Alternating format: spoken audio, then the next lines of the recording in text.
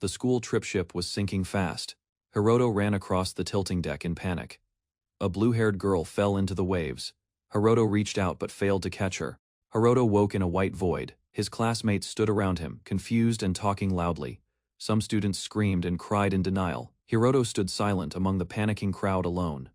Amamiya Hiroto sat down quietly by himself. He had already accepted that he was dead. The ship was sunk by a terrorist attack. All Yasaka High School students on board died. Mashida Aran cursed his luck. Shimada Izumi urged everyone around her to pull themselves together now. Students called for their teacher desperately. Hiroto noticed Narumi was there. She had died too. On the ship, Narumi was swept by waves. Hiroto grabbed her and told her to climb. Hiroto pushed Narumi up to safety successfully. The next wave struck him and threw him overboard. A voice addressed all the dead souls. Rokudoi Hijiri asked where they were, completely confused. A glowing divine figure appeared before the students.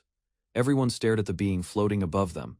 Kano Miyagi told everyone to stay quiet. Tsuchiya Kanako wondered if it was an angel guiding them. The god named Rod Corte spoke to the students. He offered each of them a new life and power. Rod Corte gave them a choice: reincarnate on Earth, losing everything, or go to another world with power. Hiroto thought quietly about the offer. A second life in another world with his memories sounded acceptable. One student chose to return to Earth's normal cycle. Rod Corte approved, and the student instantly disappeared from sight. Endo Kuya stepped forward when his name was called. Rod Corte gathered those who chose reincarnation into another world. Rod Corte granted the chosen students their special powers. Energy surged around each of them standing before him. Rod Corte declared reborn and released the power. The first student received it and felt the force hit him. Rod Corte called Minami, Asagi, Kaitu, Kanata, and Shihu and Mari next. Hiroto waited, reflecting on his difficult past life. Hiroto had lost both parents young and lived with cold, distant relatives who adopted him unwillingly. He had no friends, siblings, or anyone close. His relatives would gain insurance money after his death. Rod Corte suddenly called out the name Amamiya. Hiroto was startled, imagining a normal, happy family in another world. Hiroto stepped forward and confirmed his name. The other students nearby reacted with surprise at his response. A dark-haired student noticed Hiroto and thought his name and appearance were both strangely familiar to her. Rod Corte granted Hiroto his power. The dark-haired student was shocked. Hiroto looked exactly like her own reflection. Others received 2 or 3 light orbs each. Hiroto received 8, far more than anyone else present. One by one, the remaining students were sent away. Only Hiroto remained sitting alone before an exhausted Rod Corte. Hiroto calmly asked Rod Corte who he was. Rod Corte looked back at him with clear confusion and surprise. Rod Corte confirmed Hiroto's name and asked about its meaning. Hiroto simply said yes and sat quietly still. Rod Corte realized he had mistaken Hiroto for another Amamiya. He had given Hiroto's power and fortune away. Rod Corte admitted he could not take the power back. Hiroto would receive neither power nor fortune at all. Rod Corte told Hiroto his new life would never be blessed. Hiroto coldly asked to just be sent back to Earth. Rod Corte said the choosing period had already ended long ago. Hiroto responded with a flat, emotionless expression. Hiroto demanded to know why only he received nothing. Rod Corte revealed Hiroto's soul would become a huge, empty core. Rod Corte explained Hiroto could not perceive magic in the new world.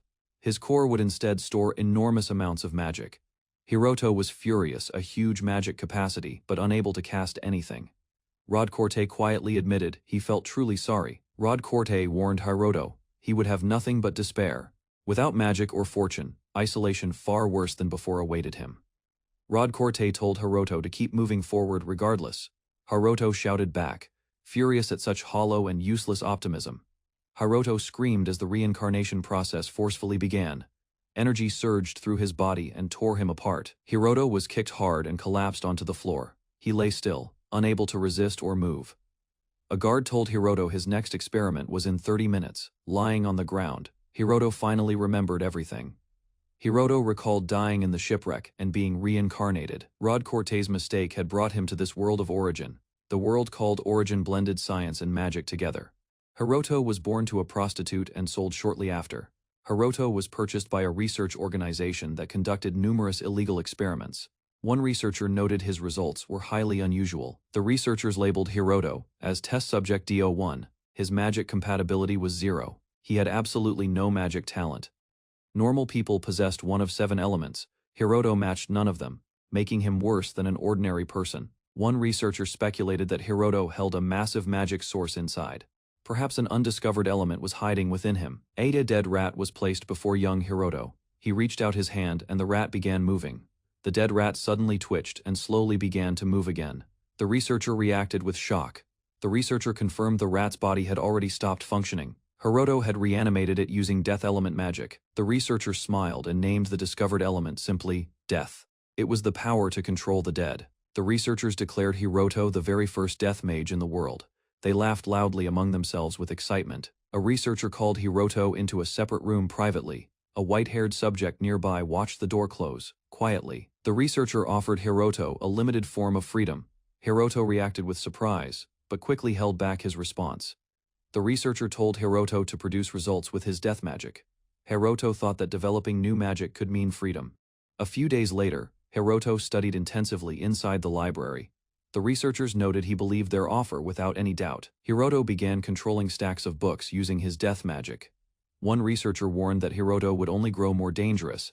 The bald researcher calmly said Hiroto was installed with a bomb. Both his sharp mind and heart made him dangerous. Hiroto's right eye was replaced with a camera. Recorders, a GPS tracker, and food restrictions kept him fully controlled. The researchers debated whether Hiroto was still a risk. The bald researcher smiled and said they were overthinking it. Hiroto was brought into an unfamiliar operating room alone. He asked where he was and about his new spell. The researcher said it was just a routine body examination. Hiroto was then restrained to the operating table. Forcefully masked surgeons stood over Hiroto with tools ready. Hiroto struggled and screamed, unable to understand what was happening to him. A surgeon approached Hiroto, with a scalpel raised above. Hiroto lay strapped down, terrified and completely unable to escape. Hiroto screamed with every part of his body and mind. His eye was wide open, filled with pure terror. Hiroto woke unable to speak or move his body. The bald researcher arrived calmly and told him it was mealtime. The operation was declared a success by the researchers. Hiroto's ability to control his body and magic was completely destroyed. Hiroto sat in a wheelchair with a bandaged head. He stared blankly forward, unable to process what had happened. The researchers celebrated full control over Hiroto's body and magic. A death mage reduced to nothing but a puppet. Hiroto remained fully conscious, but could not move at all. Trapped inside his own body, he silently screamed for help. 10 years passed with Hiroto living as their test machine. The bald researcher fed him without any care or mercy. A researcher led Hiroto to a restricted cell, where something unexpected caught his eye. Inside sat D01, the first death mage ever recorded to exist in the world. The young researcher grew excited, believing this discovery would surpass all his predecessors' achievements. Hiroto entered the cell with a hooded girl and a spirit woman standing nearby. The spirit woman recognized Hiroto immediately, greeting him warmly after his long absence from her. The spirit warned Hiroto that the researchers had performed countless painful experiments on her body. D01 quietly thanked them. Without their company, 10 years of isolation would have broken him. The spirits explained they could not reincarnate and had been trapped there since that day. D01 believed his death magic was what allowed Hiroto to finally see the spirits. The spirits apologized they could not help him escape, but assured him he was not alone. Hiroto suddenly recalled his old classmates Naris, Narumi, and the others wondering about them. D01 knew his classmates, empowered by the god, could have freed him, but none came. After a month with no results, the young researcher grew desperate, fearing he would lose his position. Frustrated and furious, the researcher struck D01 hard, calling him a useless bastard without hesitation. D01 took the punch silently while the spirit woman rushed over, checking on Hiroto with concern. The hooded girl noticed something on the restraint device and believed removing it would unleash his full power. D01's magic began overflowing violently, collapsing around him as everyone inside the cell panicked immediately. The researcher grabbed the hooded girl roughly while the spirit woman apologized they could not stop him. The senior researcher stared at the monitor. Stunned, D01's power was 10,000 times beyond any known mage. D01's magic kept surging uncontrollably, tearing through everything.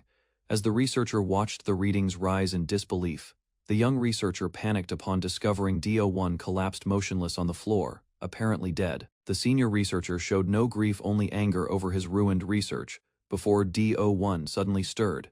D01's body had stopped functioning, yet his magic power continued rising.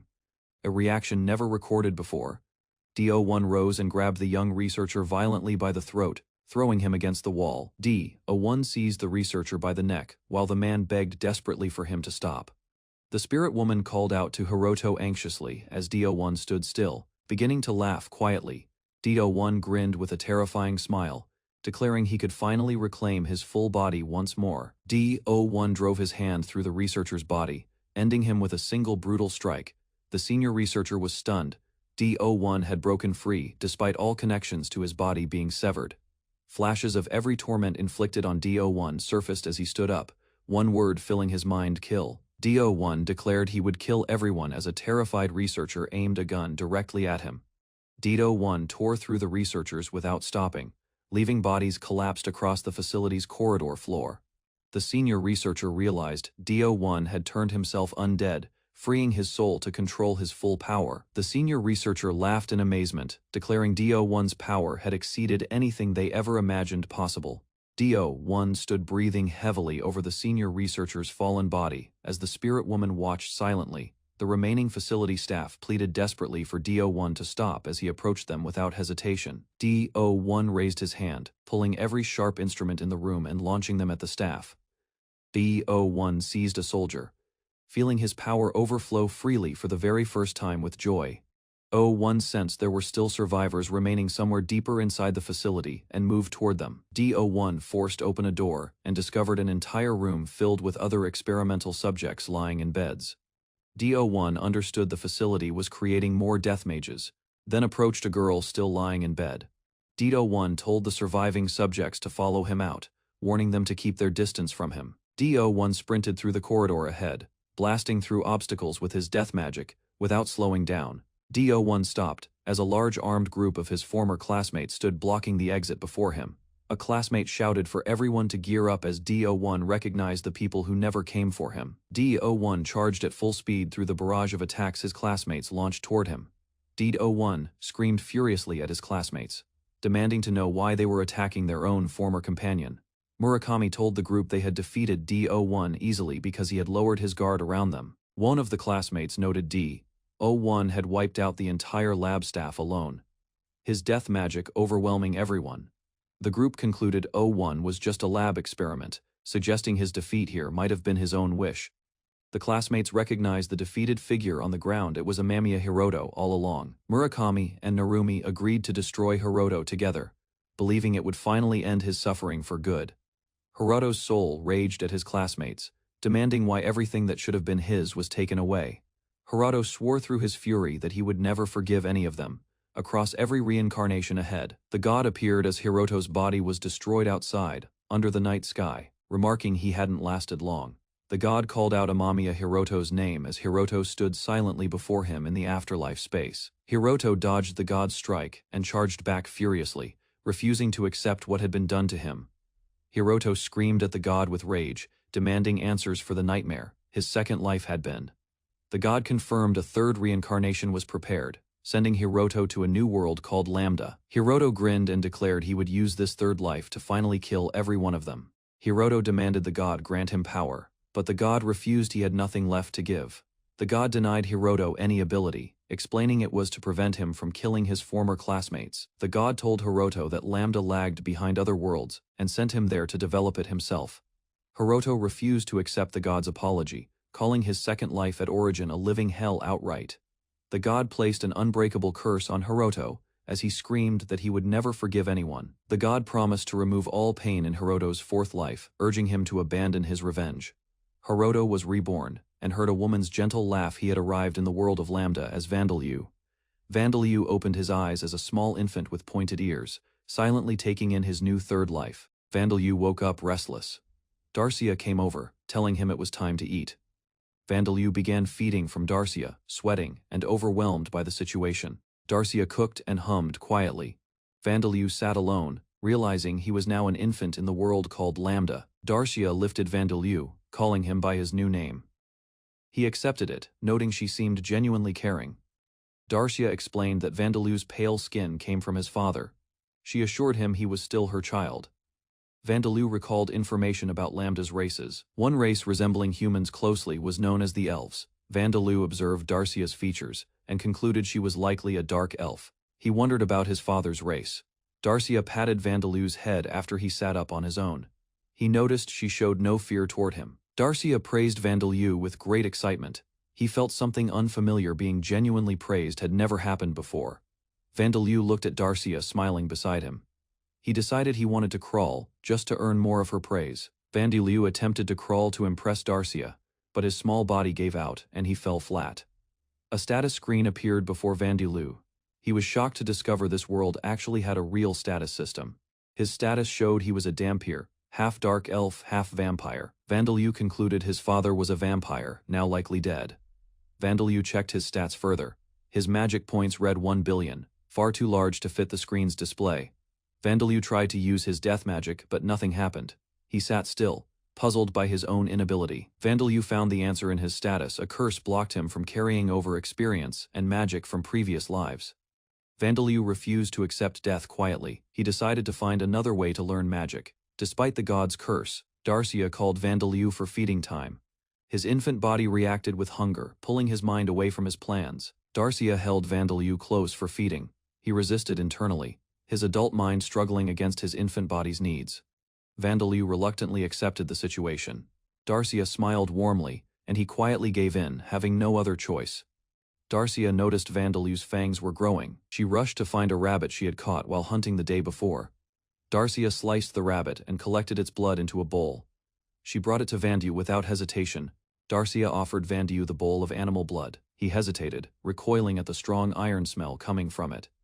Darcia looked at Vandalew with gentle, tearful eyes. Unable to refuse her gaze, he quietly agreed to drink it. Vandalew drank the blood and was completely surprised. Despite no preparation, it tasted far better than he had expected. Vandalew drank eagerly, eyes wide with shock. It was the best thing he had tasted besides Darcia's milk.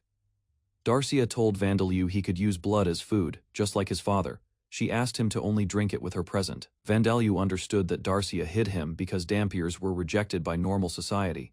He realized she never once considered abandoning him. While Darcia tried to focus, insects flew around her. She swatted at them repeatedly, growing more distracted and frustrated. A bug flew into the house. Darcia stared as it was suddenly struck down by a thin bolt of magic. Vandalew accidentally used a vampire ability called microorganism elimination, destroying the insect with a small burst of power. Darcia clapped with joy, calling Vandalew a genius for using magic at such a young age. Darcia patted his head proudly. Vandalew noted the death magic here felt different from what he had learned back in Origin. Vandalew thought about his former classmates, all reincarnated with divine powers. He knew being happy was not enough. He needed strength for revenge. Lying beside the sleeping Darcia, Vandalew thought about the god's plan for Lambda. He accepted that killing all reincarnators would not be permitted. Vandalew accepted that conflict was unavoidable. Even if he overcame the curse, the god would send others to eliminate him. Darcia began tickling Vandalew to see if he would laugh. He sat stiff and unresponsive, completely unmoved by her attempts. Darcia pointed out that Vandalew never showed any emotion since arriving. He wondered silently if that too was part of the curse. Darcia pulled Vandalew close and quietly told him she truly loved him, even if he could not yet feel it. A sound came from the door. Darcia held Vandalew tightly and stood up, her expression turning serious and guarded.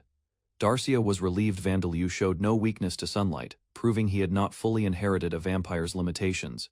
Vandalew understood that, as a Dhampir, he was still a target. Darcia smiled quietly, already thinking of a plan ahead. Darcia decided to take Vandalew outside for fresh air. He was surprised it was the first time they would leave the house. A flashback showed Hiroto alone in a dark, empty corridor, sitting with his knees pulled in, completely isolated. Another figure stood nearby, watching Hiroto from the side as he trembled quietly, curled against the cold wall. Darcia walked through the forest, carrying Vandalew into the open air surrounded by trees, light, and butterflies. Darcia held Vandalew as birds chirped above them. She smiled and noted the weather was pleasant that day. Vandalew looked around at the outside world with wide, calm eyes. A small drop fell from his face onto the ground. Darcia looked at Vandalew gently and told him everything would be all right, her voice steady and certain. Darcia told Vandalew that one day he could visit her dark elf village and live freely. Vandalew, cursed to show no emotion, felt a deep and painful urge to say he loved her back. Vandalew watched Darcia sleep beside him. He knew staying with her would put her in danger, but he could not bring himself to leave. The god offered Vandio a peaceful fourth life and freedom from all pain. Vandio refused without hesitation. Vandio gripped tightly and made his decision. He wanted only to live with Darcia until the end of this life. Darcia told Vandio to wait while she went out. She kissed him gently, then left through the door alone. Left alone, Vandio decided to use the time practicing magic. He knew Darcia sometimes slipped away to nearby villages for supplies. Vandilu grew hungry and thought about using microorganism elimination to safely drink blood. Vandilu woke up alone inside the house. Darcia had not returned. Vandilu worried Darcia was still missing. A bad feeling grew in his chest. He decided to search for her. First, he killed a nearby rabbit for preparation. Vandilu used an undead summoning death spell, pulling the rabbit's spirit back into its corpse. The undead rabbit rose and moved. Vandilu knew one rabbit alone was not enough. He raised more undead from the area, commanding each one to serve him immediately. The process drained 1 million MP from Vandilu. He bit the rabbit to recharge. His undead army moved through the forest.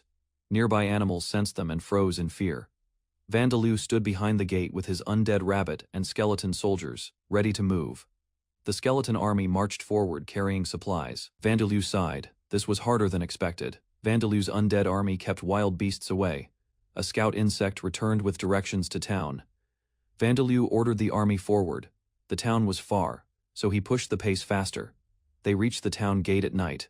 Vandilu knew bringing undead near the gate meant trouble. He ordered the skeletons to wait outside. Only Skeleton Monkey would carry him inside the town. Vandilu named his undead mount Skeleton Monkey. He rode it along the town's dark stone wall. Vandilu used his death magic on the wall bricks, forcing them open to create a passage. Vandilu and Skeleton Monkey slipped through empty back alleys, avoiding any townspeople who might see them.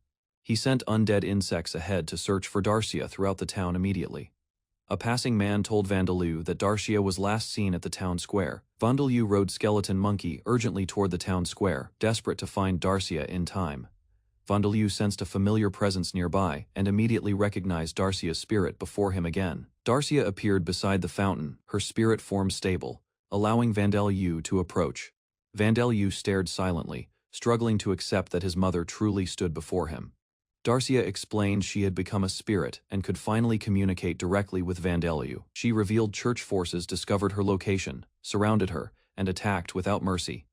Darcia urged Vandilu to escape because enemies would identify his Dhampir heritage immediately. Vandilu refused retreat, demanding the identities of those responsible for murdering Darcia cruelly. His determination intensified, and Darcia hesitated after seeing the seriousness in his eyes. Vandilu used death attribute magic, compelling Darcia's spirit to reveal hidden information. Darcia described priests, soldiers, and hired adventurers who ambushed and captured her there. Darcia narrowly blocked an arrow, struggling against the assault from the church soldiers surrounding her. Iridescent Sword approached to protect Vandilu's mother, confronting the soldiers and ordering them to stand back. Iridescent Sword prepared for combat, signaling that it was now time for a direct confrontation. Darcia described fighting with everything she had, but her arrows and magic were overpowered. The attackers demanded to know Vandilu's location while Darcia endured punishment without revealing anything. She warned Vandilu that his Dhampir identity would be discovered, urging him to escape immediately. Vandilu pressed for the names of those responsible, refusing to retreat despite the danger. Darcia hesitated as he summoned death magic, compelling her spirit to reveal all secrets. She explained that priests, soldiers, and adventurers ambushed her, capturing her after her resistance failed. The city crowd watched silently as Darcia endured the church's public punishment and continued to resist. Vandilu blamed himself for Darcia's fate, awakening a dangerous skill through overwhelming guilt. Tears filled Vandilu's eyes as he wished desperately for greater strength and power. His growing emotions strengthened mind corruption, while insects gathered nearby carrying useful information. Through the insects, Vandilu overheard nobles celebrating Darcia's execution and claiming their rewards. The conspirators discussed promotions and recognition, while Vandilu silently listened to every word inside the church. Priests debated Vandilu's fate, dismissing his suffering and separation. Head priest Gordon insisted the child remained dangerous because vampire blood flowed within him. Some questioned Vandilu's lineage, while others worried about connections to pure-blooded vampires. Gordon ordered hunters and the baronet's men to search relentlessly for Vandilu's whereabouts. As the enemies celebrated their success, Vandilu's hatred deepened and mind corruption increased. Iridescent Sword complained about D-class weakness, while discussing the Dark Elf woman's magic difficulties. Heinz felt uneasy and conflicted, unable to ignore the consequences of the recent events. Companions reminded Heinz of his leadership role and advised him to suppress pity for Darcia. Darcia's choices were dismissed as irrelevant by others. Heinz noted he received direct instructions from the baronet. Iridescent Sword encouraged Heinz to relax and eat, framing it as a way to honor her memory. Mind corruption increased to level 5 as Heinz listened to his companion's casual conversation. Adventurers celebrated their upcoming hunt, ignoring Vandaleu's presence and the moral implications of their plans. They argued over profits and advantages from capturing the Dampier child, planning to sell him. Orby and the others emphasized maximizing their gain, while avoiding sharing critical information about Vandaleu. The group plotted the Dampier hunt eagerly, unaware of Vandaleu growing stronger with each skill level gained. Vandaleu's mind corruption reached level 6 as he realized enemies planned to burn him alive. His frustration and anger surged, advancing mind corruption to level 7 with every thought of injustice. Darcia apologized, telling Vandaleu she had reached her limit as a spirit before vanishing. Vandaleu desperately reached for Darcia, wishing he could remain near her a little longer. Darcia encouraged him to grow, live and witness happiness in life, despite the tragedy. A system message indicated Vandaleu reached his maturity limit, signaling a critical change in his power. He realized he could act decisively, preparing to use every remaining bit of magic available. Vandaleu focused on finding an object capable of storing Darcia's soul, to preserve her essence. He located a piece of her bone, hoping it might successfully contain her soul. With determination, Vandaleu summoned the skeleton monkey and the power of his magic to act. Vandaleu successfully preserved Darcia's soul within her bone, though his remaining magic was exhausted completely. Leaving the town with Skeleton Monkey, Vandaleu swore every person responsible would eventually pay. Vandaleu awoke in his room and saw Darcia's spirit, realizing she remained beside him. After surviving hardships alone, Vandaleu explained his situation while Darcia listened quietly nearby. Vandaleu discovered Darcia should disappear soon, so he used death magic to preserve. Determined to save her, Vandaleu promised himself he would restore Darcia completely someday. Darcia's gentle smile strengthened Vandaleu's resolve and gave purpose to his future journey. Soon afterward, Vandaleu summoned an undead skeleton and carefully observed its condition closely. The skeleton reported faithfully, becoming one of Vandaleu's earliest trusted undead companions. Vandaleu gathered numerous undead followers and organized a meeting to discuss survival plans. Important information revealed the Baron's forces and Gordon's followers were hunting Vandaleu. Understanding the danger ahead, Vandaleu prepared strategies with Darcia and his undead army. Vandaleu analyzed the hunters nearby and noted that a few hidden their discoveries from others, revealing danger. He calculated their small numbers and considered how his undead army could confront them carefully. Vandaleu tested Skeleton Monkey's strength with hand wrestling, ensuring his undead companions could follow his commands. Despite the effort, Vandaleu struggled against Skeleton Monkey, learning the limitations of his current army members. Meanwhile, hunters led by Orby hurried through the forest, trying to reach Vandaleu before knights discovered him. Orby argued about the forest's size and difficulty, highlighting how tracking Vandaleu and Darcia would be challenging. The group debated strategy, balancing caution with speed to avoid missing any trace of their target. They discovered unusual footprints and bear tracks, realizing these were signs of something larger and unfamiliar. Closer inspection revealed the footprints were smaller than expected, hinting at creatures different from ordinary forest beasts. Hunters speculated about unknown monsters, sensing they might face extraordinary beings while tracking Vandaleu through the forest. Hunters debated over footprints and argued, rushing forward to find Vandaleu before he starved or escaped. Orby excitedly pointed out the hidden hideout, claiming they had finally located the target's secret location. The hunters examined the messy area, wondering if knights had already arrived and searched before them. Orby ran ahead recklessly, ignoring caution, determined to find Vandaleu before anyone else could intervene. Suddenly, the ground shook violently as the lead hunter slipped, tumbling forward uncontrollably through the forest. He struggled to regain balance, hitting the ground harshly, while his companions tried to react quickly. A massive earth golem emerged from the forest, towering over the hunters and blocking their path entirely. The hunters froze in terror, realizing they were facing an immense creature they could not easily fight. Vandaleu's skeleton army appeared behind the golem, showing their terrifying presence and ready to defend their leader. Seeing both the golem and the undead army, the hunters panicked and scrambled desperately to escape the danger. Hunters struggled as strange vines wrapped around them, moving on their own, completely obstructing their path forward. One hunter dropped a frying pan in shock, unable to stop the rapid spread of the vines. All three hunters were trapped tightly, bound by the animated vines, unable to free themselves from the forest. Vandeleu appeared nearby with Skeleton Monkey and Darcia, observing the hunters ensnared by his controlled death magic. Vandeleu sat atop a skeleton, calmly observing two captured men, while undead surrounded them silently. He approached closer, deciding to question the strangers carefully before learning their true intentions. Using death attribute magic, Vandeleu summoned a spirit and positioned it before the prisoners. The frightened man stared at the spirit, realizing ordinary explanations could no longer help. Satisfied with the reaction, Vandeleu prepared a method ensuring honest answers without resistance. The captives quickly revealed their purpose, admitting they searched nearby ruins for hidden coins. Afterward, an undead woman began, teaching Vandeleu important history about the world's past. She explained how 7 heroes were summoned and defeated the feared demon lord.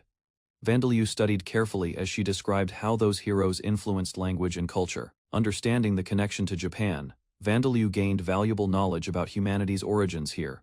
Vandeleu questioned the captives about Baronet Bestereau, seeking detailed knowledge about local leadership. The prisoner revealed Bestereau had ruled the area for 10 years, but achieved nothing remarkable. Vandeleu asked about the Knights Legion, and the man explained it consisted of 5 elite knights. The captives plotted to combine their forces, hoping to overpower Vandeleu and his undead allies. Vandeleu focused on ensuring answers were precise, ignoring distractions from the prisoners' frantic scheming. The captives disclosed that head priest Gordon and the Holy Knights had recently arrived in the region. They explained that the visitors sought the Dampier child and his mother for an important request. Vandeleu observed the prisoners' reactions as they revealed a warrant had been issued for him and Darcia. The captives admitted Gordon's knights were among the elite, warning that the priest was a famous vampire slayer.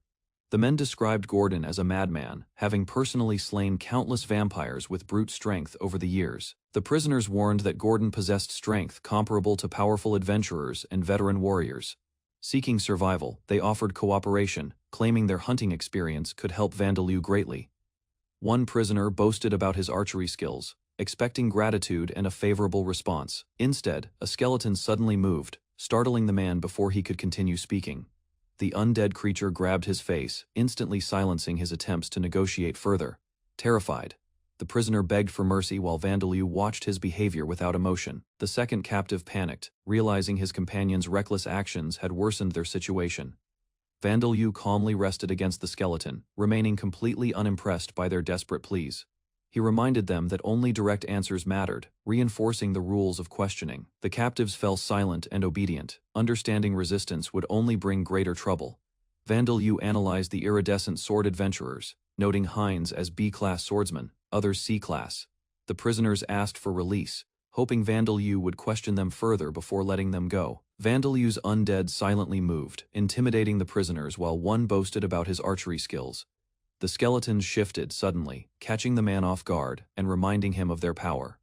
Vandeleu's undead grabbed him, preventing any further lies or attempts to deceive. The prisoners begged desperately for mercy, offering themselves as useful allies in future conflicts. Vandeleu considered the enemies, recognizing Heinz and Gordon as his current toughest threats. He demanded the truth about their lives and connections, questioning morality and responsibility. Vandeleu declared their fate, ensuring no escape from consequences for harming Darcia and her child. 2 months later, head priest Gordon searched the forest, finding only goblins. Puzzled by vanished threats, Gordon's subordinates reported isolating the forest for 2 months, causing local unrest among villagers. One officer emphasized that protecting the people's safety remained the utmost priority for their mission. They debated continuing the search, noting vampires were still attacking innocents and exhausting their energy. Gordon decided to leave Evvigia the day after tomorrow, acknowledging there was no alternative course of action. As sunrise approached, Gordon and his men scanned the forest, frustrated that the Dampier had vanished entirely. Vandeleu stood beneath sunlight for the first time, appreciating warmth while his undead companion watched nearby. After months learning, Vandeleu realized he could finally speak clearly and assess situations independently. 2 months earlier, Darcia worried their forest refuge remained dangerous, despite temporary safety there. Vandeleu explained his Dampier identity prevented entering human settlements, forcing careful long-term planning everywhere. Meanwhile, human regions hunted vampires relentlessly, influenced by Alda's followers and widespread prejudice. Darcia questioned survival prospects, but Vandeleu argued hiding alone would never guarantee safety. Though uncertain, Vandeleu formed a practical idea that could secure their future position. He summoned golems, ordering them to excavate caves and conceal entrances from outsiders. The plan attracted unexpected allies who respected Vandieu and requested cooperation for protection. Soon spirits gathered around Vandieu, becoming loyal followers as his growing community expanded. Vandieu became overwhelmed when enthusiastic spirits crowded around him, showing excessive affection and loyalty. While allies panicked, Vandieu tested abilities, accidentally creating disturbances that startled everyone nearby. Inside the cave, Vandieu assigned golems important tasks supporting tunnels and preventing collapses. The obedient golems followed instructions perfectly, maintaining structures tirelessly while skeletons observed proudly. Vandieu ordered ventilation passages constructed, ensuring fresh air reached deeper underground sections safely. Several days passed, and the excavation expanded significantly as golems continued relentless labor. Half a month later, Vandieu believed conditions were stable enough for comfortable isolation. Unexpected shortages and flooding created repeated dangers, forcing Vandieu to struggle for survival. After enduring hardships, Vandieu finally emerged outside, grateful simply to witness daylight again. Remaining cautious, Vandieu explored nearby areas slowly, preparing carefully before future adventures began. Vandieu confronted the iridescent sword party, warning them to survive until he could act decisively. His loyal skeletons remained near, observing cautiously, prepared for instructions as sunlight filtered through the trees. Vandieu declared the beginning of rigorous training, determined to improve his followers' abilities. Despite personal limitations, skeletons and undead gathered in attention, ready to enhance combat strength through structured exercises and practice. Vandieu recognized he could not improve personally due to divine curse, prioritizing his followers' growth instead. He initiated selection among his undead, deciding which individuals to train first for combat readiness. Vandieu considered the practical challenges of training creatures with no heart, muscles, or internal organs. Running exercises and strength drills proved largely ineffective, requiring adaptation to their unique skeletal physiology. He experimented with martial arts and weapon handling, teaching archery and combat basics to obedient skeletons. Despite unusual circumstances, Vandieu patiently trained his followers, preparing them as a competent fighting force. Vandieu realized ordinary training failed, then remembered experience points might strengthen undead followers indirectly. He wondered how undead earned experience, comparing them with craftsmen, farmers, and skilled warriors. Before finding answers, Vandieu encountered a goblin and carefully observed the unfamiliar monster species. Recognizing immediate danger, Vandieu ordered his undead followers to engage the goblin without hesitation. The skeletons surrounded their target and attacked together while Vandieu analyzed possible outcomes quietly. After victory, Vandieu ensured the goblin remained restrained, avoiding risks that threatened his safety. System messages appeared as skeletons gained levels, proving successful combat increased their strength. Unexpectedly, Vandieu also leveled up, despite divine curses supposedly preventing personal advancement entirely. Watching celebrating skeletons, Vandieu suspected some earned experience transferred through their connection somehow. He concluded the curse contained loopholes, allowing indirect growth through loyal undead subordinates. Vandieu reflected on the divine curse, realizing the god caused his inability to gain abilities naturally. He considered ways to bypass the jobless curse, contemplating creative methods to gain advantage.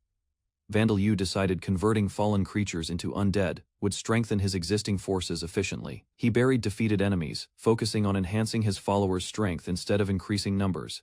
Vandieu instructed his strongest undead to train, selecting Skeleton Man, Vulture, Monkey Bear, and Wolf. Skeletons practiced diligently under his guidance, following Vandieu's careful supervision and structured combat drills. Darcia appeared, observing proudly as Vandieu's undead army improved their coordination and abilities. Vandieu celebrated his first birthday quietly, acknowledging the growth of his undead companions and support network. He played lightly with a skeleton companion, enjoying rare peaceful moments with his loyal followers. Vandieu expressed gratitude toward Darcia and his followers for their guidance and ongoing support.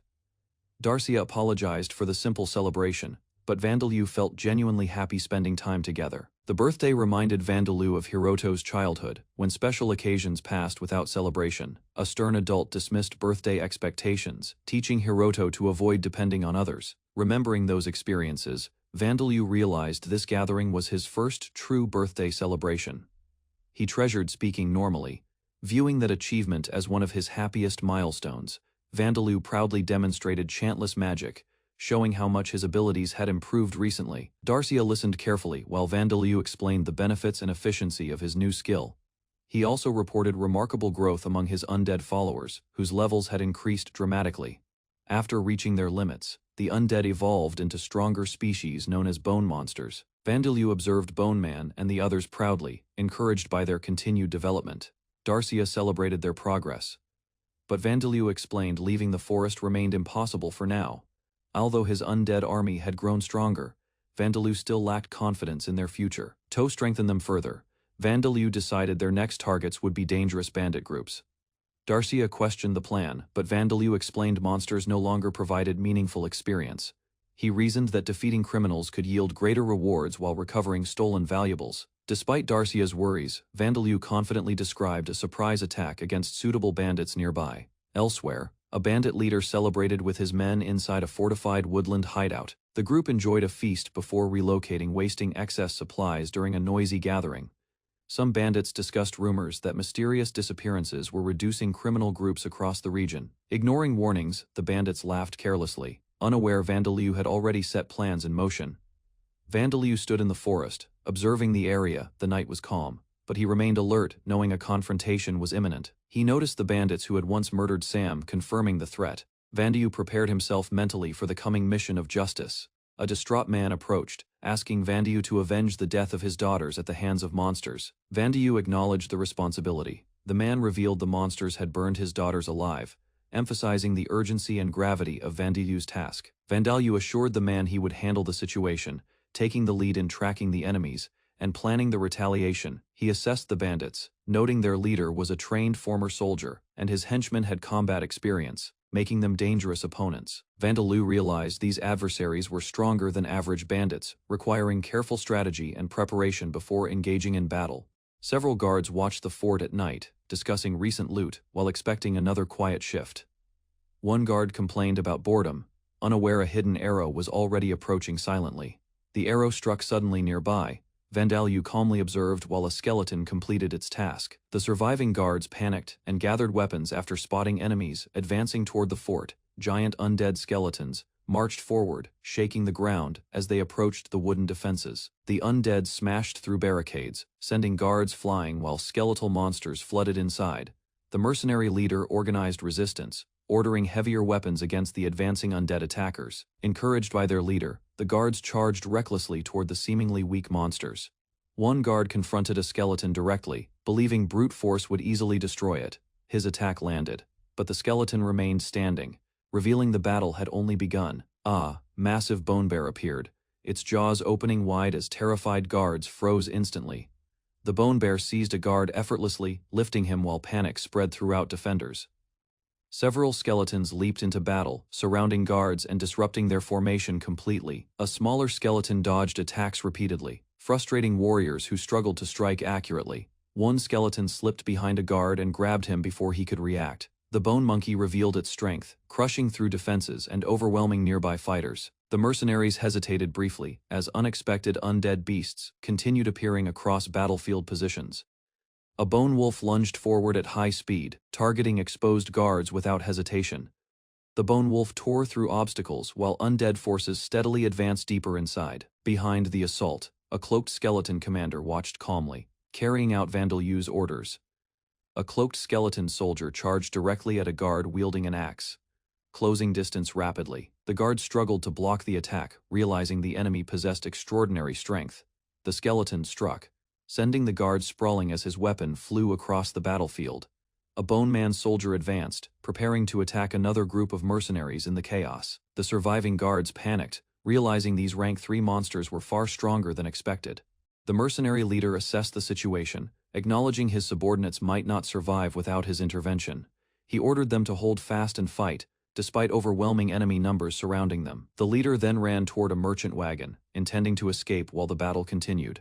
From the shadows, Vandeleu raised his hand, commanding a spell to manipulate the battlefield. The ground split open under the enemy, preparing to rise against the attacking undead forces. The mercenary leader suddenly noticed Vandeleu standing calmly behind the advancing undead army. Realization struck him as he understood Vandeleu was controlling every undead on battlefield. Nearby captives trembled in fear, while the leader quickly formed a desperate idea. His men suggested selling the captured girls, hoping to gain favor and survive. One mercenary prepared to kill the captives, attempting to erase troublesome witnesses forever. Vandeleu remained silent while dark spirits gathered beside him, awaiting his command. The bone bear stepped forward protectively, forcing the frightened leader into surrender, desperate to survive. The leader offered his service and loyalty to Vandeleu. Vandeleu rejected the proposal, judging the cowardly leader completely unworthy of trust. With a simple order, Vandeleu commanded the bone bear to execute him immediately. Vandeleu dismissed the leader's excuses and reminded him of the innocent victims he murdered. Afterward, Vandeleu admitted speaking with humans still felt unfamiliar and emotionally exhausting. The remaining mercenaries abandoned the battle, fleeing desperately from the relentless undead pursuit. A bone vulture chased the escaping survivors, preventing them from regrouping or resisting. Vandeleu encouraged the bone vulture, believing experience would eventually strengthen its abilities. With the battle finished, Vandeleu searched the area carefully for any survivors. Using life detection, Vandeleu discovered signs of human life beneath a small shed. A captured merchant spirit explained someone valuable had recently been hidden there. The ghost revealed the captive possessed enormous ransom value, making the discovery important. Vandeleu entered the underground passage and found someone waiting inside a prison cell. Vandeleu illuminated the cell with spirit flames and calmly examined the frightened captive merchant. The merchant panicked at first, mistaking Vandeleu for a ghost in darkness. Vandeleu freed the captive but struggled against thoughts of eliminating potential witnesses permanently. Remembering past suffering, Vandeleu rejected murder and chose a different path instead. He spared the merchant, believing future enemies deserved punishment without false claims of justice. Leaving the hideout, the merchant witnessed undead gathering among countless defeated bandits. Vandeleu quietly approached and warned the merchant to remain silent about everything seen. He explained that dangerous people would target anyone revealing his existence or abilities. Inside the bandit's storehouse, Darcia's spirit helped Vandeleu inspect valuable supplies and loot. The merchant prepared his horse and noticed a young girl nearby unexpectedly waiting. Vandeleu led his undead companions through the forest, preparing for the next task with careful thought. He observed their behavior, ensuring the skeletons, bone beasts, and bone vultures followed his commands properly. Vandeleu returned the kidnapped merchant's belongings, confirming the bandits were eliminated and peace temporarily restored. He contemplated the danger of using force, refusing to harm innocent humans despite the chaos around him. The Dhampir child reflected on his actions, feeling relief that the innocent bystander survived the deadly attack. Vandeleu guided the remaining survivors, planning to distribute the loot efficiently while keeping control of the situation. He assigned tasks to Sam, the human ally, trusting him to handle the wagon and supplies responsibly. Sam shared his expertise with carriages and horses, proving a valuable addition to Vandeleu's group. Vandeleu prepared the cursed carriage, ensuring it functioned properly, ready to transport the rescued merchants safely. With the wagon ready, Vandeleu and the others set off, leaving the forest behind and moving toward their next destination. Vandeleu boarded the cursed carriage while undead companions gathered around, preparing for departure together. As the journey began, Sam happily controlled the carriage and demonstrated its unusual abilities.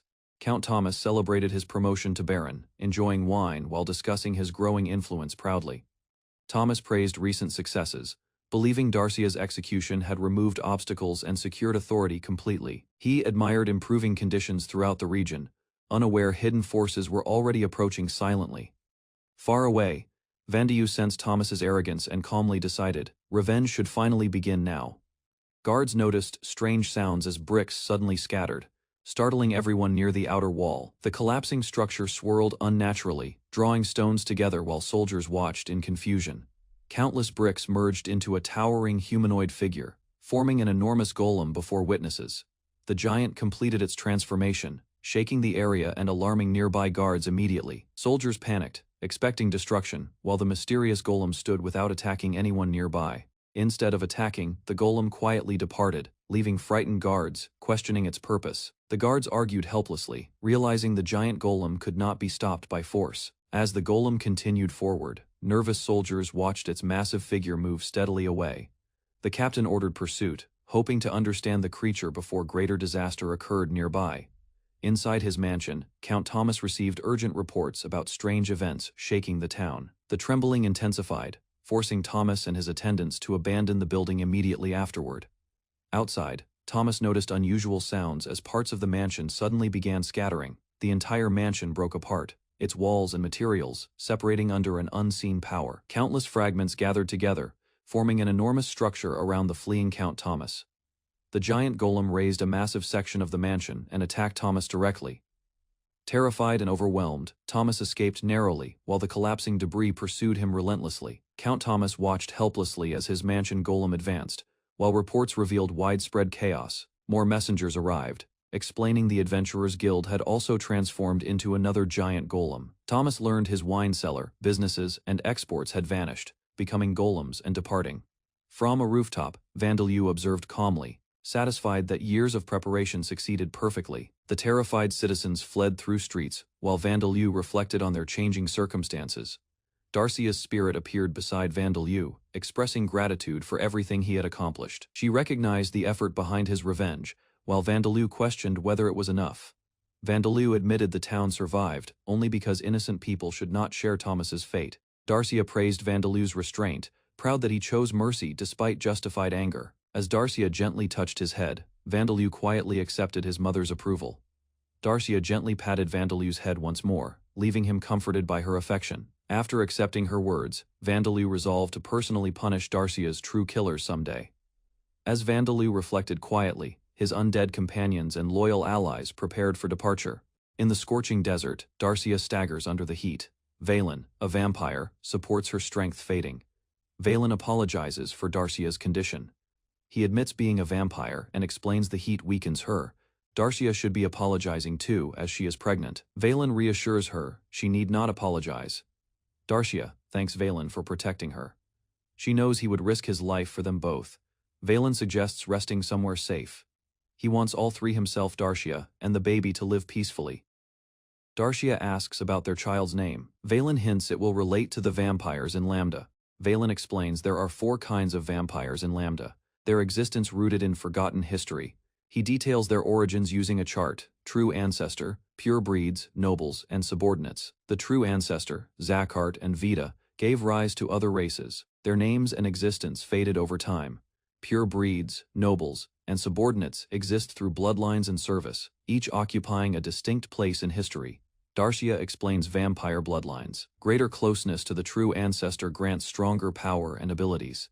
Vandalue learns his father was a subordinate vampire. Despite that status, he began human-born. Darcia proudly describes Valen's unusual sunlight resistance. His rare trait exceeded expectations among vampires. Valen inherited human qualities from his father. Those traits earned recognition from vampire superiors. Darcia recalls how Valen first met her.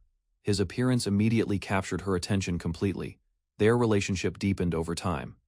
Soon, Darcia carried a new life within her womb. Many vampires opposed mixed-blood children.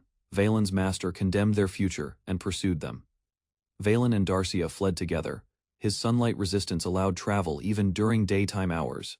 Despite hardship and pregnancy, Darcia felt safe. Valen's presence eased fear throughout their journey. As they discussed their unborn child, Valen eagerly considered names for either possibility ahead. Valen suggests combining half of their names. Darcia considers screaming the child's name at birth. They finally meet their baby, Vandalue. Darcia smiles warmly as they hold their child. Darcia explains the origin of Vandalue's name. The child responds positively, showing early understanding. Vandalue reflects on his mother's memories breaking down. He ponders how many times she told the story. His mother's soul is fragile. Vandalue plans a new body to preserve and complete her essence. A goblin interrupts. But Vandalue quickly resolves it alone, demonstrating his growing strength and skill. Vandalue kills a goblin efficiently. He aims to reach rank 3 before ascending the mountain range. Vandalue plans for everyone's growth. He targets a safe area with no normal humans for training. He considers the Orbaum Kingdom. Darcia reassures him, though challenges from beasts and giants may exist. Vandalue resolves to leave and continue forward. Darcia supports him, agreeing they must pursue safety together. Vandalue rests during daylight travel. While waiting, he notices an unfamiliar spirit approaching their wagon. The spirit introduces himself indirectly. He offers secret information, drawing Vandalue's cautious attention immediately. The spirit reveals he was an mid-empire spy. He finally shares unfinished information. After speaking freely, the spirit feels relieved. His lingering regrets begin fading away peacefully. Darcia notices Vandalue's strange behavior.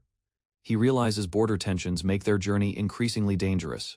Approaching the border becomes risky. Monsters like them would likely face suspicion and attacks. Vandalue changes the route southeast. He decides avoiding the border offers greater safety overall. Their destination contains countless monsters and mountains. Few adventurers return after entering that region. Darcia accepts Vandaleu's decision. Remaining hidden from humans seems safer than risking exposure elsewhere. The wagon enters Devil's Nest. Suddenly it stops, leaving Vandaleu and Darcia alert and concerned. Vandaleu arrived at an old stone gate, curious about the mysterious structure in front of him. He wondered if it was a ruin. He soon realized the gate led to a dungeon, a naturally created den where monsters resided, because the land above was polluted with magic. Inside the dungeon, Vandaleu noticed it was unusually quiet compared to the Devil's Nest. Many monsters existed here, but they were weaker than those in the main nest. The group debated whether to stop or proceed. Despite lower-level monsters, the area remained dangerous. They weighed the risks of advancing carefully.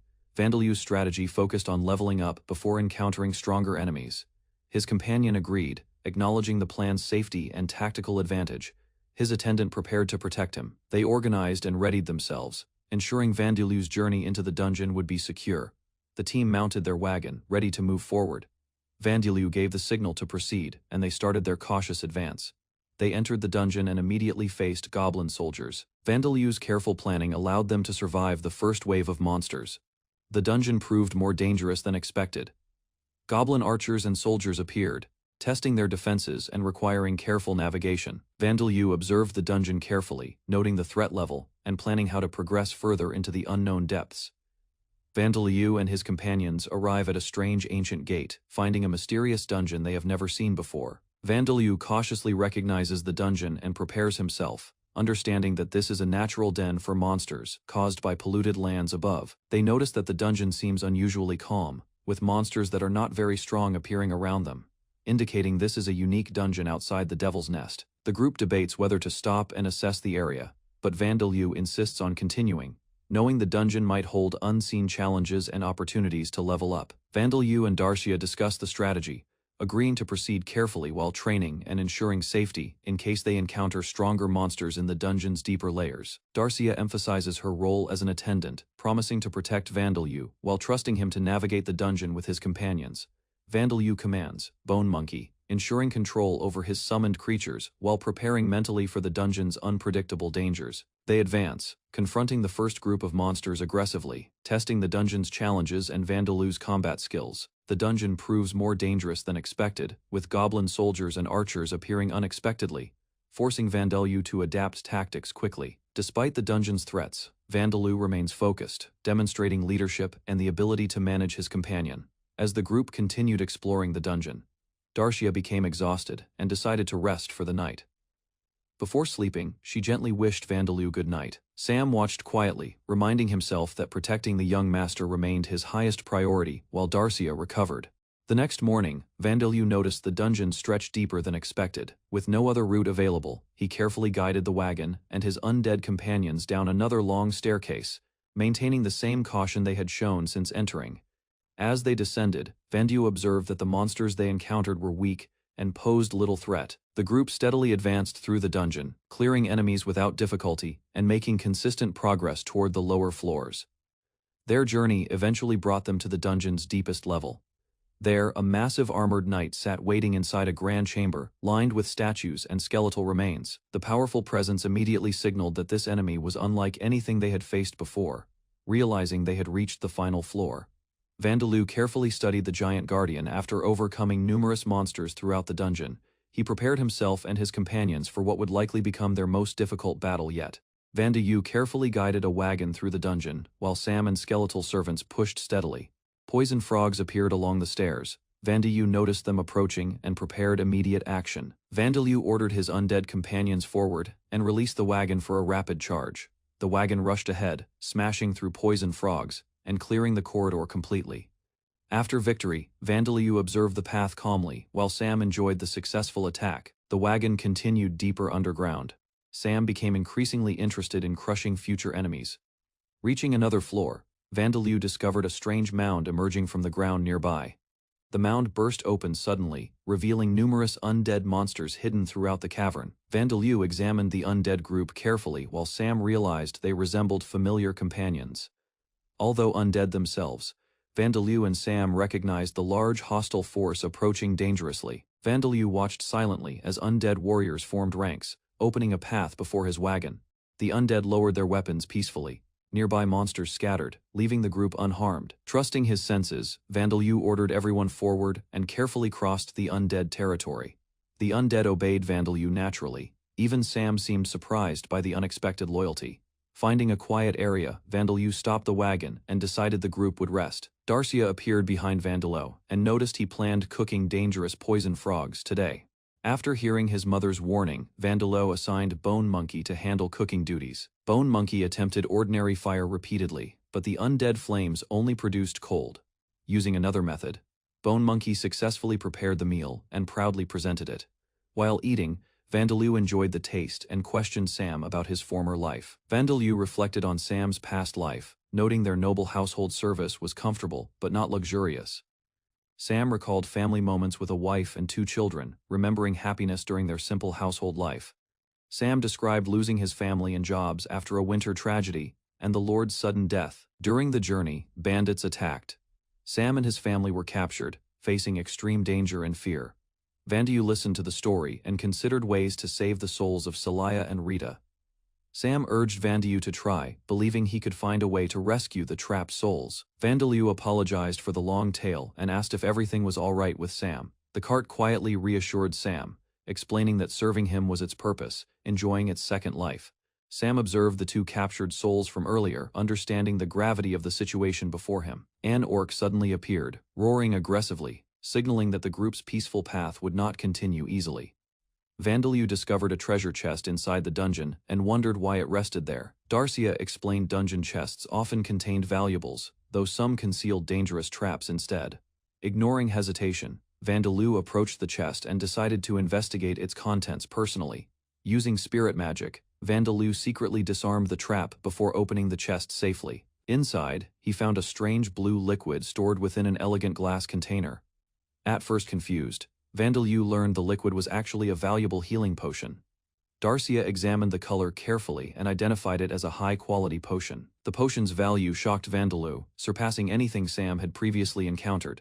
Darcia explained the potion healed wounds, restored stamina, and cured certain illnesses effectively.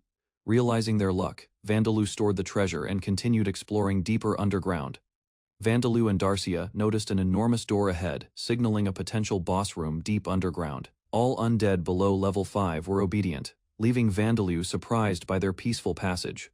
Sam suggested retreating, but Vandeleu instructed Bonebear to proceed cautiously and continue their expedition. The huge door creaked open slowly, revealing an ominous presence within the room beyond. Vandeleu discovered living armors animated by spirits, their metallic bodies moving aggressively toward him. Darcia identified the strongest armor as an even greater threat, demanding careful strategy to avoid conflict. Vandeleu calmly walked forward, ignoring the pursuing enemies, demonstrating confidence in his plan. The armors and undead followed relentlessly, preparing to confront Vandeleu and his allies in combat. Vandeleu continued to advance with purpose, anticipating the challenge and testing the enemy's strength. The largest skeleton general appeared, an imposing level 5 monster standing as the ultimate dungeon boss. Vandeleu approached the massive armored figure, holding a double-headed axe, skeletal remains scattered around. Vandeleu cautiously accepted the weapon, realizing he had tamed the dungeon boss without fighting it. Bone Man presented an axe and shield collected from bandits, trusting Vandeleu to use them wisely. Vandeleu summoned a magical power, destroying the remaining enemies with a swift, concentrated energy attack efficiently. The dungeon trembled as Vandeleu's power overwhelmed the enemies, leaving the area safe and clear of danger. Vandeleu noticed his newly strengthened undead troops had significantly increased in power, surprising even the allies nearby. Observing the results, Vandeleu planned to experiment with different undead, considering their affinity with death-based magic. He began forming strategies, thinking it might be advantageous to convert some undead into living armors for support. Vandeleu inspected his growing army, realizing these newly empowered allies could wield weapons effectively in upcoming battles. The young master decided to use his daughters to animate new living armors, expanding his controlled forces strategically. Vandeleu prepared Celaya and Rita for transformation, considering them simple maids yet capable of assistance. He instructed them to wait for suitable armor while he began planning their adaptation into living constructs. Vandeleu explored the dungeon further, discovering hidden treasures among multiple chests scattered across the room's dark interior. He found a piece of metal armor shaped like a bra, noticing magical properties embedded within the item. Examining the items more closely, Vandeleu realized these were magic-infused armor pieces, designed for women, decorative yet functional. He carried the armor carefully, preparing to transform Celia and Rita into living armors capable of both defense and movement. Using his magic, Vandeleu cast the transformation spell, guiding Celia and Rita as they began to take humanoid armored forms. The maids started rising, armor forming their shapes, showing partial transformation with mystical light enveloping their bodies. Vandeleu confirmed they could not yet communicate but would learn over time, their abilities growing with rank increases. Despite the unusual bikini-style design, Vandeleu accepted the armor, prioritizing function and magical enhancement over conventional appearances. Vandeleu appeared towering, armored, radiating immense death magic energy that intimidated all approaching adventurers in the dungeon corridor. The skull-faced figure glared with piercing eyes, its aura resonating terror and destructive force throughout the surrounding battlefield silently. Adventurers scattered as Vandeleu swung the massive sword, cutting through the air with lethal precision, scattering enemies violently around him. One adventurer realized the creature's level had increased suddenly, panic rising while chaos erupted, leaving wounded and fallen comrades everywhere. The group attempted coordination, raising weapons together, striving to concentrate attacks efficiently against Vandeleu's overwhelming defensive power relentlessly. A determined fighter leapt forward, slashing with all strength, sparks flying, but Vandeleu absorbed attacks without hesitation or visible damage. Heavy blows collided against the enemy's armor, reverberating throughout the dungeon as opponents fell back, struggling to maintain their focus. Eventually, the tide turned as coordinated strikes and relentless effort weakened Vandeleu, the massive figure beginning to falter, armor cracking under impact. Finally, the enemy collapsed completely, defeated, while the exhausted adventurers gasped for breath, recovering from the intense and punishing fight. Vandeleu's presence faded, leaving silence and damaged surroundings. The team regrouped, realizing the dungeon's high-level treasures awaited after surviving relentless challenges. The adventurers examined the room cautiously, realizing there were no magical items or treasures anywhere despite expectations. Frustration rose as the party leader confirmed nothing remained. Every corner inspected, leaving emptiness and silent disappointment all around. Vandeleu and companions stared in disbelief, struggling to understand how an entire dungeon could yield absolutely no valuable loot. They speculated that someone might have cleared the area before them, carefully avoiding the dungeon boss while taking all items. After a tense pause, one adventurer concluded that the dungeon may never have contained treasure, only deadly monsters for challenge. Anger erupted as the group vented, shouting frustration at the god-forsaken dungeon that tested their endurance without reward. The party moved onward, mounting their horses, while one sneezed from dust, briefly distracting companions and easing the tense atmosphere. Another party member pondered silently, suspecting illusions or minor mischief, dismissing strange feelings as simple imagination during exploration. They observed fallen skeletons and discarded weapons, noting odd choices in gear. Realizing beginners struggled with the awkward heavy halberds, Vandeleu reflected, wondering if leaving the dungeon untouched was acceptable. Standing back and analyzing the abandoned battlefield with careful judgment, Vandeleu watched the animated armor warriors practice relentlessly, advising flexibility, though their stubborn determination ignored alternative approaches. Sam explained their efforts positively, believing the warriors sought greater strength, while Vandeleu worried about inefficiency. Seeing their persistence, Vandeleu decided direct guidance was necessary and invited Rita and Saria closer. The two warriors approached curiously, surrounding Vandeleu while awaiting instructions, uncertain why their master suddenly intervened. Vandeleu released a surge of death magic, attempting to strengthen them immediately through magical energy transfer. After the spell ended, both warriors examined themselves carefully, but no visible changes appeared whatsoever. The experiment failed, prompting questions from companions as Vandeleu analyzed why empowering monsters proved unexpectedly difficult. Considering the outcome calmly, Vandeleu concluded hidden requirements likely existed before further evolution could occur. The armored warriors exchanged confused looks, uncertain why their master appeared thoughtful after the failed attempt. Vandeleu ordered training to continue, deciding another enhancement attempt would wait until their levels increased significantly. Back at camp, Vandeleu decided to begin a new project, gathering walnuts collected during previous travels. He explained his idea calmly, planning walnut sauce while Sam listened curiously beside the wagon. An earth golem assisted preparation, roasting walnuts carefully, while Darcia demonstrated efficient cooking techniques nearby. Using magic and inherited abilities, Vandeleu removed shells smoothly, impressing Darcia with his growing skills. While eating together, Darcia asked about Vandaleu's future goals, encouraging him to think seriously. After consideration, Vandaleu declared he wanted influence, achievements, and noble status to secure protection. Darcia questioned whether power alone could satisfy him, gently challenging his practical but defensive ambitions. She wondered what Vandaleu would pursue once every enemy disappeared, and danger no longer existed. The unexpected question left Vandaleu silent, forcing him to reconsider goals beyond survival and security.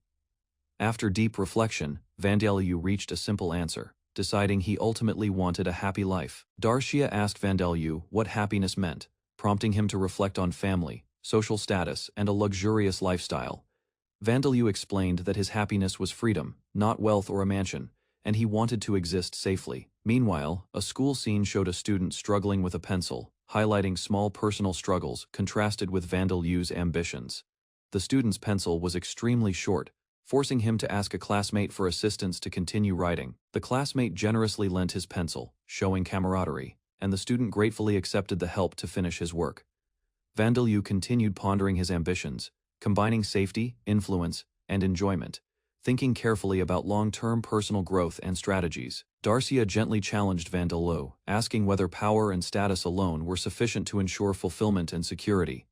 Vandaleu realized that protecting himself was not enough. He must consider a future where enemies no longer existed. He contemplated deeply while quietly eating, reflecting on goals, safety, and happiness, considering what to pursue beyond power. Finally, Vandaleu concluded simply, his ultimate goal was a happy life, valuing personal peace above all material ambitions. The teacher discovered the decorated pencil and demanded an explanation, suspicious of the unusual item immediately. The student hurriedly explained the pencil came from a friend, but the teacher dismissed the claim. Without listening further, the teacher snapped the pencil apart, believing it was merely a toy distraction. The student lunged forward desperately, shocked by the destruction, while the teacher continued his harsh lecture. Grabbing the student, the teacher criticized his attitude and questioned how he would survive adulthood responsibly. Unable to explain properly, the student apologized repeatedly, while the teacher searched for additional hidden possessions. Back in the present, Darcia praised Vandaleu's successful walnut sauce, recognizing the effort he invested.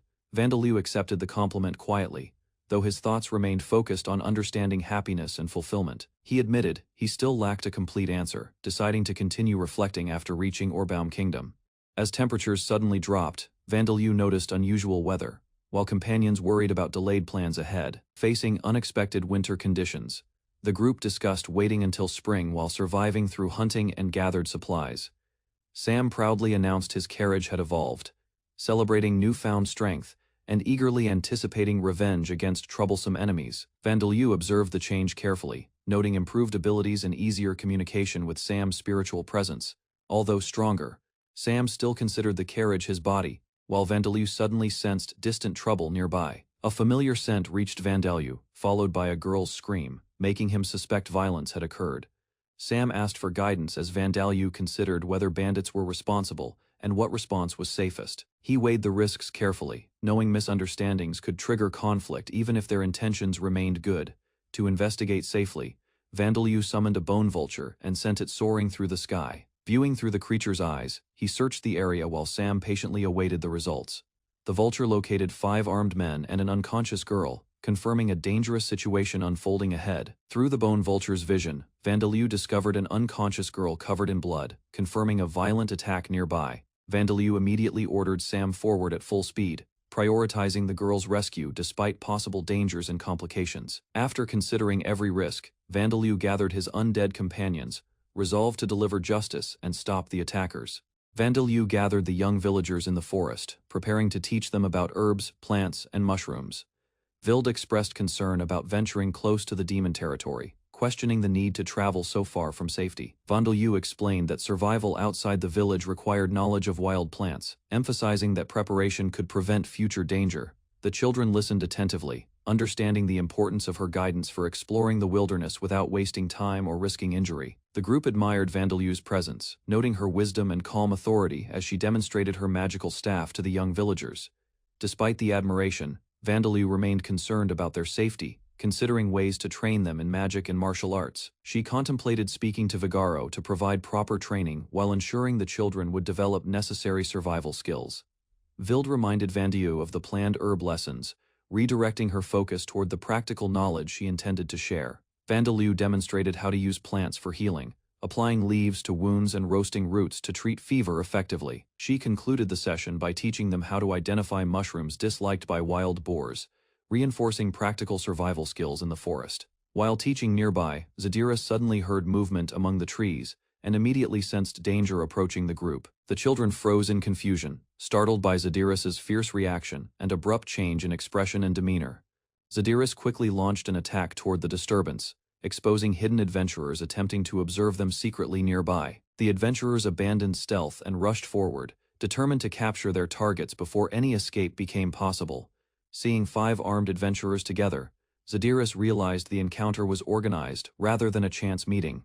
She concluded the group had planned this operation beforehand and had been tracking their movements carefully. Dark energy gathered around Zadiras as she prepared powerful magic, understanding peaceful negotiations would not happen. The adventurers recognized spellcasting and hurried forward, throwing a large net to restrain their intended targets.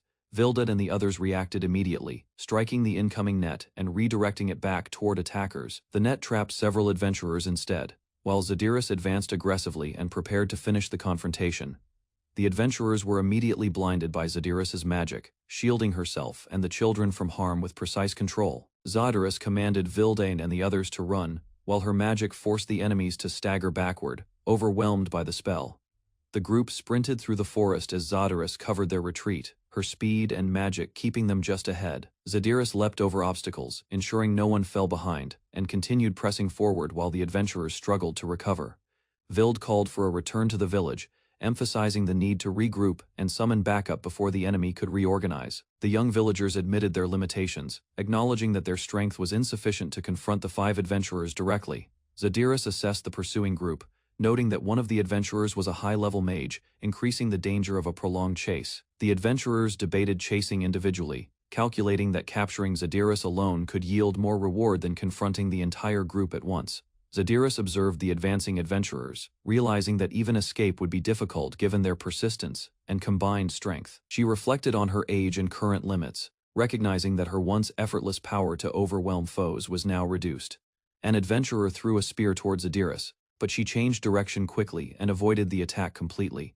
While escaping downhill, Zadira suddenly noticed unstable ground beneath her feet and realized danger too late. She lost balance on the steep slope and tumbled repeatedly, rolling uncontrollably deeper into unfamiliar terrain below. After the fall ended, Zadiras lay exhausted on the ground.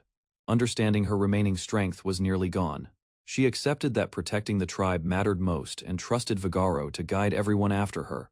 Thoughts of Vild and the younger villagers brought comfort, convincing her they would survive and mature safely. The pursuing adventurers eventually reached her location and surrounded the injured Zadiras. Seeing no resistance left, Zadiras reflected calmly that continuing the struggle would only increase casualties and suffering for her people. One adventurer approached carefully, examining the weakened elder while confirming she could no longer escape. As Zadiras sat motionless, the adventurer admired her appearance, viewing her as valuable prey instead. The adventurers discussed selling Zadiras for profit, treating her capture as valuable merchandise rather than a person.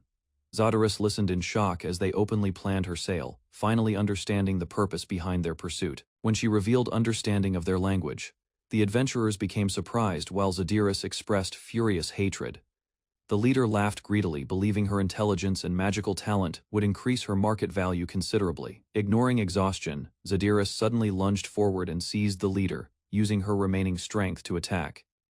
The others reacted quickly, drawing weapons and attempting to stop her before serious damage could occur. A blade pierced Zadiras during the struggle, causing severe pain and forcing her weakened body backward. The injury triggered overwhelming agony, and Zadiras screamed as the enchanted weapon intensified her suffering further. The adventurers restrained her carefully, warning one another not to damage their captive beyond recovery.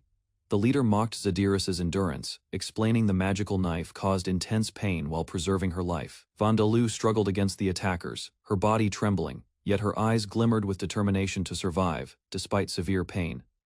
The captors restrained her tightly, taunting as they attempted to control her, but she resisted every command, refusing to submit easily. Nearby, an ally observed cautiously, warning of approaching threats, aware that creatures in the area could complicate the situation further. The aggressors continued their assault, pressing her to the ground, testing her endurance as she fought to endure every brutal strike. Even as the torment intensified, Vandaloo showed signs of defiance, her spirit refusing to break under their relentless pressure. Suddenly, reinforcements intervened, arrows flying through the air, forcing both sides to pause, and the captors re-evaluated their attack strategy. The enemies realized their danger, noting that the attacks were not originating from the expected forest, creating confusion and panic. From the distance, a cart approached, carrying unusual figures, some skeletal, signaling that undead allies had arrived, shifting the battle's momentum. The soldiers struggled to react, identifying archers among the undead, but hesitation gave the attackers limited advantage as chaos spread. With precise coordination, the undead launched strikes, forcing enemies into defensive positions, while Vandaloo prepared to regain control of the confrontation. Vandaloo watched calmly as Bone Man's arrows struck accurately, judging they posed little danger to Adventurker. Using a magic-absorbing field, Vandaloo gathered hostile mana, preventing enemy spells from reaching their intended targets. The enemy mage noticed a spreading darkness surrounding him, and immediately realized something unusual was disrupting magic. Confusion grew as the darkness expanded further, isolating the mage while weakening his awareness of surroundings. Mark and the others became nervous, sensing their situation worsening, while Vandaloo's forces steadily gained control. From the carriage, Vandaloo advanced directly toward them, forcing the frightened adventurers to consider retreat immediately. The undead horses charged forward without hesitation, overwhelming enemy morale and crushing their remaining confidence completely. Several adventurers were thrown aside during the charge, unable to withstand the carriage's unstoppable momentum. One surviving elf observed the outcome with satisfaction, as Vandaloo's strategy shattered the enemy formation entirely. Vandaloo's skeletal scouts burst from rooftops, surrounding human adventurers and exposing the village's hidden defensive weaknesses today. Suddenly, Vandaloo's enemies raised shields as a skeletal warrior lunged forward, forcing the frontline defenders backward with panic spreading. From above, additional undead descended onto buildings, trapping escape routes and leaving the defenders increasingly cornered and vulnerable. A cloaked skeleton commander led coordinated attacks through narrow streets, driving terrified soldiers into desperate formations for survival. One knight confronted the commander directly, yet the undead attacker ignored defenses and pressed forward relentlessly without hesitation. Realizing the assault seemed organized, the knight questioned why powerful monsters operated beyond demon territories at all today. He launched a quick strike, hoping to stop the commander, before more undead forces overwhelmed the village completely. The blow landed, but the skeleton endured while nearby allies searched desperately for useful support magic spells quickly. A mage admitted every spell drained away mysteriously, preventing effective casting and weakening resistance against undead advances badly. Vandaloo explained the magic-absorbing field limited their options while undead troops advanced steadily despite injuries and losses. The surviving human soldiers faced hopelessness without magic support, realizing Vandaloo's forces controlled every approach decisively against them. A skeletal warrior wielded a massive halberd, attacking relentlessly while human opponents scrambled to defend against the overwhelming assault. The human commander stared in disbelief at the weapon, swinging through the air with impossible precision, unsure how to react. Observing carefully, he noted the skeleton lacked a body and head, making its combat style strangely limited, yet unpredictable. The commander searched desperately for weaknesses in the weapon's motion, unsure where to strike while staying alive amid danger. Abandoning hesitation, he lunged with a sword, aiming at the skeleton before it could reach him, hoping for an opening. His strike shattered the skeleton's frame immediately, leaving the attacker's pieces scattered across the battlefield, without resistance or recovery. The human looked at the defeated construct in shock, realizing its threat was neutralized by precision and sheer courage. Suddenly, a furious man rode in with horses, screaming accusations at Vandaloo for harming his daughter. Approaching the battlefield angrily, Vandaloo calmly declared the battle cleaned, leaving the human soldiers and their leader defeated while the undead remained unchallenged. After the battle, Vandaloo accepted an apology from a follower, assuring him injuries would heal within days soon. Examining the battlefield, Vandaloo noticed Bone Monkey and other undead suffered damage, revealing important lessons ahead still. One follower worried stronger enemies like Heinz could appear later, making future victories far more difficult than. Remembering previous dangers, Vandaloo agreed future battles should involve ambushes and better preparation instead of direct confrontations. Nearby, a severely weakened, dark-skinned woman lay motionless, while Vandaloo observed her condition with growing concern quietly. A strange sword remained embedded within her body, yet Vandaloo realized she was not actually dying there. The woman endured constant agony despite surviving, while Vandaloo prepared a death attribute technique to assist her. Vandeleu assured her he would handle the wounds, approaching carefully while studying the source of her suffering. He explained death magic normally could not heal, but a special object discovered earlier changed possibilities greatly. Ignoring her fear, Vandeleu prepared to remove the sword, believing the magical pain would disappear afterward. Vandeleu pulled the sword free and immediately applied a special potion, causing the woman intense pain briefly. The wound rapidly closed before everyone's eyes, proving the potion possessed extraordinary healing properties beyond expectations alone. Vandeleu calmly praised the potion's usefulness, while his companions silently realized its true value exceeded imagination greatly. The recovered dark elf cautiously sat upright as Vandeleu introduced himself, hoping to ease her fears. Still shaken by trauma, she ignored Vandeleu's offer of comfort and remained tense. Despite her recovery, Vandeleu reflected on her circumstances and decided female companions would likely help her regain trust gradually afterward. His followers enthusiastically supported the idea, though Vandeleu doubted they fully understood the delicate situation involved. Facing the frightened woman, Vandeleu felt awkward, realizing even 3 lifetimes had not prepared him sufficiently. Overwhelmed by relief and safety, the dark elf suddenly embraced Vandeleu, while tears streamed from her eyes. Vandeleu froze from surprise as she continued crying against him, uncertain how to respond to comfort. The dark elf hugged Vandeleu tightly, accidentally hurting him while refusing to release her grip from relief. Vandeleu endured the crushing embrace, comparing it to past suffering, while secretly wishing for assistance immediately there. The dark elf expressed heartfelt gratitude, calling Vandeleu her savior after he rescued and healed her completely. As their wagon approached the village, she remained close beside Vandeleu while thanking him repeatedly throughout. Vandeleu realized the knife's prolonged torture explained her dependence and unusually strong grip after gaining freedom. The dark elf confessed her fear of humans, explaining they captured people and sold them into slavery. Vandeleu calmly explained ghouls were related to vampires, easing some misunderstandings she carried from earlier experiences. Learning about ghoul ancestry and their connection to goddess Vita, the dark elf felt increasingly reassured. She explained ghouls rarely appeared outside their territory because hostile groups often targeted vulnerable female travelers there. Wanting to comfort her honestly, Vandeleu admitted he found the dark elf very attractive, despite everything. Vandeleu warned the dark elf to stay cautious in the future, noticing how her group wasn't targeted. Instead, the dark elf's heartbeat quickened, sensing an unfamiliar excitement, while she realized Vandeleu's gaze felt strangely compelling. She questioned why enemies would target her specifically, considering warning other women in her village about dangers. The dark elf revealed she was the 290-year-old elder of the ghoul tribe, Zadirus, surprising Vandeleu deeply. She explained ghoul lifespans, showing Vandeleu why humans cannot discern their ages, despite appearances remaining youthful. Vandeleu learned the village women's appearances stay constant, giving him a slight sense of disappointment in normality. She asked him to keep her earlier tears a secret, emphasizing how serious she considered the matter.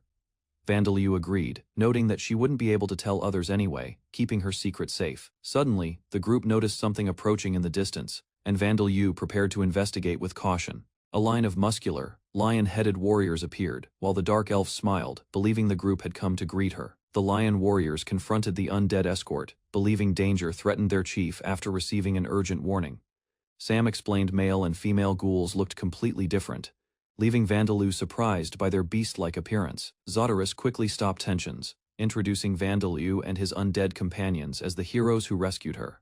The warriors stared at Vandeleu in disbelief, struggling to accept that undead obeyed such a small child. A towering warrior named Vigaro stepped forward, declaring his duty required protecting Zadirus whenever danger appeared. Zadirus reminded Vigaro she remained village chief, though he insisted future protection would become his responsibility. Their argument continued playfully, as other warriors mocked Vigaro, exposing the tribe's familiar and friendly bonds. Vigaro asked about Vandeleu's future treatment, and Zadirus promised honored hospitality for their respected guests. One warrior reluctantly accepted the arrangement, though thoughts of food still distracted him from diplomacy.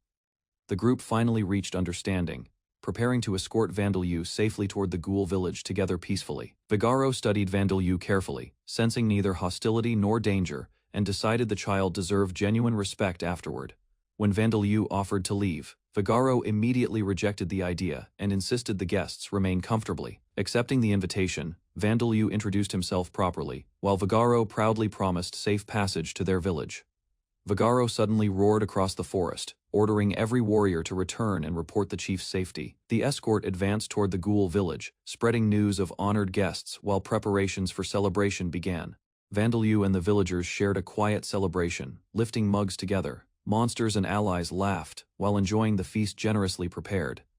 The campfire illuminated the night as everyone danced and rejoiced. Spirits, undead, and human allies mingled, showing unity and newfound peace. Vandelyu observed the joy around him, noticing familiar faces among the villagers.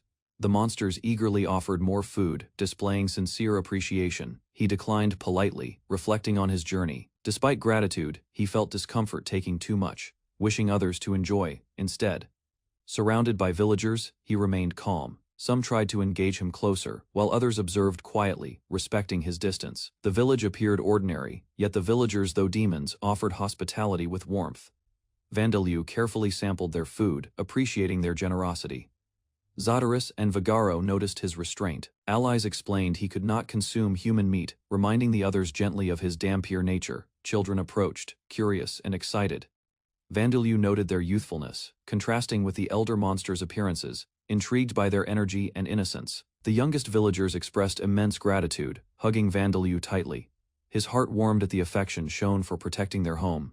The night ended with smiles and gratitude. Vandelyu silently vowed to continue safeguarding the village, ensuring peace for allies and villagers alike. The young ghoul girls surrounded Vandelyu excitedly, admiring his appearance. Their attention overwhelmed him, yet he remained calm. Several villagers treated Vandelyu affectionately during the celebration. Others laughed nearby, believing the savior was enjoying himself. Vild introduced herself proudly and expressed gratitude.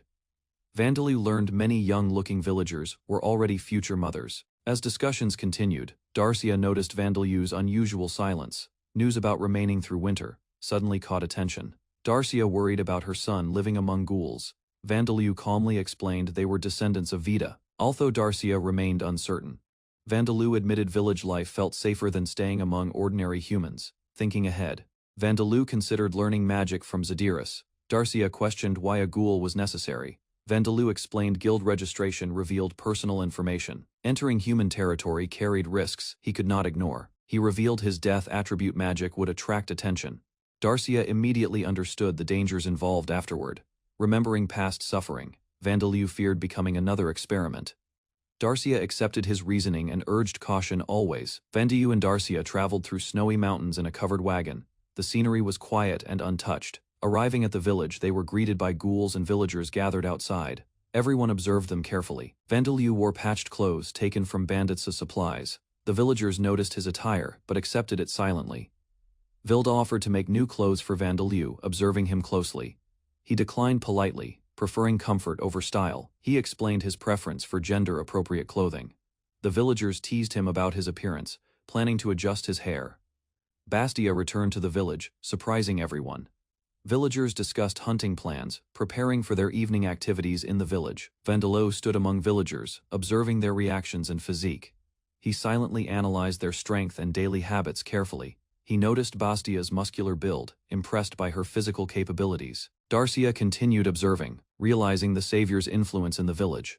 Villagers acknowledged Vandelyu's strength and role as the chief's savior. His presence reassured them and earned immediate respect. Darcia formally thanked Vandelyu for saving her mother. Vandelyu responded humbly, reflecting on the gratitude and trust shown. Bastia prepared the meal carefully, slicing meat while Vandelyu observed.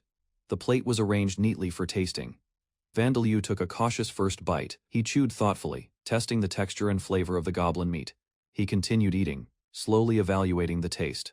Darcia watched him, curious whether he found it acceptable or unpalatable. Vandelyu analyzed the meat's aroma and flavor. It was neither spicy nor bitter, and its quality seemed unusual. Trying to reassure Darcia, he forced a small smile, saying the meat was really delicious, masking his true opinion. Darcia asked about his past meals. Vandelyu admitted. It was better than previous experiences, maintaining politeness despite the taste. Darcia gently patted him, explaining he was only 1 year old and would eventually enjoy better food. Vandelyu questioned why people ate goblin meat.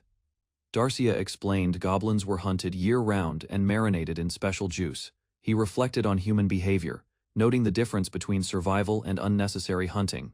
Darcia explained Gob's preservation methods. Vandelyu confirmed humans often did not understand survival logic. He realized Gob Gob was unique, and the villagers were careful with its preparation. Bastia explained tribal customs while preparing food. Despite her strength, household duties still determined a woman's status. She described how male authority shaped village life. Female ghouls were expected to learn magic early. Bastia revealed her weak magical talent, despite combat skill. She believed motherhood would provide more training opportunities, determined to improve herself. Bastia continued pursuing strength. She viewed greater power as the path toward success. Vandaloo questioned her reasoning. Bastia admitted she admired strong individuals and wanted to become stronger herself. Bastia reflected on her age and missed opportunities. She believed her chances for adventure were disappearing quickly. Vandaloo disagreed with her doubts. He considered Bastia young, capable, and far more impressive than she realized. His unexpected praise surprised Bastia deeply. For the first time, she seemed relieved and genuinely encouraged. The discussion shifted awkwardly when Vandaloo mentioned being too young for children. Bastia struggled to process it. After recovering from surprise, Bastia listened carefully. Vandaloo explained himself, while she reconsidered her assumptions completely. Bastia misunderstood Vandaloo's words and suggested unusual magical solutions. Vandaloo immediately rejected the idea with embarrassment. Zadaris quickly apologized for her daughter's misunderstanding. The awkward discussion ended, allowing everyone to calm down. While walking outside, Vandaloo discussed ghoul customs with Zadaris. Both were surprised by each other's knowledge. Zadaris explained ghoul reproduction difficulties. Vandaloo compared their customs with human relationships and family structures. Curious about family connections, Vandaloo asked about fathers.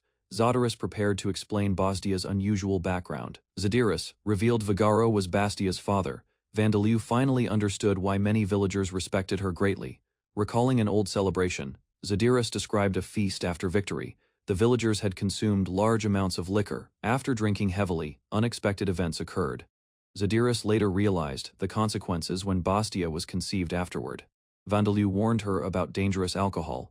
Zadaris accepted the advice, acknowledging the lesson from experience. With the story finished, Zadaris returned to the original topic. She focused once again on teaching magic. A lone-covered wagon moves quietly through a snowy mountain pass under a cloudy sky. The adventurers arrive in a small, rustic village, observing circular and rectangular huts. Vildel notices the boy's patched clothes, commenting on his makeshift appearance and modest attire. She offers to craft new clothes for him, displaying excitement and creativity in her suggestion. The boy declines politely, preferring garments suited to his true gender, maintaining his personal preference. Vild suggests styling his hair, claiming it would look cute with a girl's cut. The boy reflects on his appearance, looking at himself and reacting subtly to the suggestion. Other villagers comment on his unique look, playfully observing his expressions and reactions. He is surrounded by curious villagers, absorbing attention while feeling slightly embarrassed and overwhelmed. The boy's humility contrasts with the villagers' admiration, ending the sequence with a quiet, reflective mood. Vandaloo observed the lion's warriors gathered around him, marking the completion of months of grueling training. He stood quietly, reflecting on the time past, realizing the villagers' growth and strength had far exceeded expectations. The lion warriors praised Vandaloo's death magic, which preserved their food, improving their health and allowing their bodies to strengthen. Vandaloo nodded, acknowledging their progress while quietly maintaining his calm, measured demeanor, showing no outward emotion. His attention shifted toward Bastia, noticing her muscular form and determination, aware of the bond growing between teacher and student. The warriors discussed how Vandaloo, though appearing like a child, carried wisdom and discipline beyond his apparent age, earning their respect. They speculated he might remain in their village throughout spring, continuing training to further refine his powerful death magic abilities. Vandaloo remained silent, absorbing their conversations and observing each warrior's posture, thinking strategically about their future growth. Bastia laughed softly at Vandaloo's serious demeanor, her amusement lightening the tension and reminding him of companionship within the group. The warriors agreed silently that they wished Vandaloo to stay, respecting his choice, while understanding his decision would shape their village's destiny. Vandaloo and Bastia observed the battlefield, realizing that even their combined strength could not directly stop the advancing enemies. The warriors braced themselves, tension rising as the enemy forces drew nearer, preparing to face an overwhelming confrontation. Vandaloo noted the struggle among the enemy ranks, calculating which targets could be eliminated without endangering his disciples. He judged their positions carefully, ensuring his students would learn strategy and combat, rather than simply winning by brute force. The warriors engaged, executing swift attacks with precision, utilizing combined halberd and naginata techniques to cut through their foes. Rita and Saria coordinated their movements, covering their allies' flanks while striking swiftly, ensuring no enemy could exploit gaps. From a distance, Vandelu's spirit observed, satisfied with his disciples' progress, knowing they were learning through action despite past deaths. The soldiers pressed on, their synchronized attacks demonstrating discipline and training, honed under Vandelu's careful guidance and oversight. Chief Kobold Rank 3 challenged the disciples, a formidable opponent testing their skills and forcing them to adapt quickly. The clash escalated, weapons colliding as the students responded with agility, marking a turning point in their development under Vandelu's leadership. Rita and Saria advanced together, surrounding two kobold warriors while coordinating their movements to prevent any escape. Saria spun her polearm through the air, forcing the kobolds backward while Rita followed with relentless pressure. Their attack landed cleanly, piercing a kobold's defenses and creating an opening before the enemy could recover. The wounded kobold staggered backward as Rita and Saria maintained formation, refusing to give their opponent space. Bastia crushed another enemy's attack, her overwhelming strength drawing attention from nearby warriors across the battlefield. One lion warrior shouted encouragement, recognizing the opportunity created by the disciples' coordinated assault against enemies. Vigaro observed the battlefield calmly, believing victory was near as the kobold forces steadily lost morale. A sudden howl echoed through the forest, freezing several warriors as they sensed unexpected reinforcements approaching. Vandelu immediately noticed the change, turning his attention toward the distant source of the threatening howl. The reinforcements emerged from the trees, led by Jian Kobold King Rank 5, a far stronger opponent. The battlefield grew tense, silence falling as all warriors anticipated the next enemy movement with cautious attention. Vandelu realized the enemy's strength, deciding to support his disciples with magic rather than risk direct confrontation. He knew some disciples might struggle to escape without his guidance, assessing the dangers from the approaching reinforcements. Rising with resolve, Vandelu mentally prepared, rallying his inner strength and focusing on leading his allies effectively. The disciples readied their weapons, following his strategy while maintaining formation to counter multiple threats simultaneously. Rita and Saria advanced confidently, using speed and coordination to disrupt the enemy lines before they could organize attacks. Bastia and Vigaro flanked the approaching enemies, their presence strengthening the group's morale and defensive position on the field. Vandelu observed closely, noting weaknesses and adjusting their tactics, ensuring his disciples remained protected while gaining experience. The reinforcements pressed forward, but the Lion's warriors maintained formation, their combined skill compensating for the enemy's numerical advantage. Vandelu remained calm, ready to intervene directly if needed, coordinating magic and strategy to turn the battle in their favor. Vandelu's undead beasts entered the battlefield, sprinting through the forest as fresh reinforcements answered his silent command. One skeletal beast crashed into a kobold warrior, knocking him down before he could rejoin allies. A giant undead creature descended upon another kobold, overwhelming him instantly with terrifying strength and speed. The fallen kobold trembled helplessly while nearby warriors realized the battle was changing beyond their expectations. Vandelu calmly watched from the carriage, while allies reorganized positions and prepared for the next phase. Using death magic, Vandelu summoned additional undead forces, ordering them to rise and enter combat immediately. The ground stirred violently as undead creatures emerged, startling kobold soldiers who had not anticipated necromancy. Powerful gusts swept across the battlefield, disrupting enemy formations and slowing their attempt to regroup. The lion warriors watched the spectacle with mixed emotions, impressed by Vandelu's ruthless yet effective methods. A distracted kobold commander suddenly found himself under attack. Realizing Vandelu's forces were controlling the battlefield, the kobold king launched a fierce attack, forcing Vigaro to react instantly as the massive axe swept forward. Vigaro countered with Rock Slasher, meeting the strike head-on as both warriors tested each other's strength. Despite the pressure, Vigaro mocked his opponent, hiding concern while carefully watching every movement and opening. The Kobold King roared furiously, his body swelling with power as stones and debris shook around him. Sensing danger, Vigaro realized his opponent was pushing beyond normal limits and risking his own body. The enraged king charged again, smashing into Vigaro with overwhelming force and relentless aggression. Watching from afar, Vandelu analyzed the battle and concluded that Vigaro could not win physically alone. Remembering a lesson, Vandelu prepared a simple but effective technique that could bypass raw physical strength. He demonstrated the spell to Bastia, explaining how condensed magic could strike regardless of armor or muscle. Vandelu formed a glowing sphere in his hands, preparing the non-elemental magic orb for immediate use. Wolf Warrior swings massive axe, teeth bared, muscles tense, charging through battlefield. Motion lines exaggerate ferocity. Chaos and energy surround him fiercely. Leaping wolf in mid-air attack. Spear thrust forward. Dramatic perspective. Emphasizes power. Speed lines convey momentum. Action dominates dynamic battle scene intensely. Close-up of spear impact. Blood splatters. Opponent recoils violently. Sharp lines and shading convey brutal precision and overwhelming force in combat sequence. Wolves fall under assault. Blood sprays. Ally warriors charge. Chaotic battlefield. Sense of devastation and momentum captured through dramatic motion lines and composition. Lion warrior commands fiercely. Enraged expression. Enemies retreat. Background shows ongoing conflict. Tension and dominance emphasized.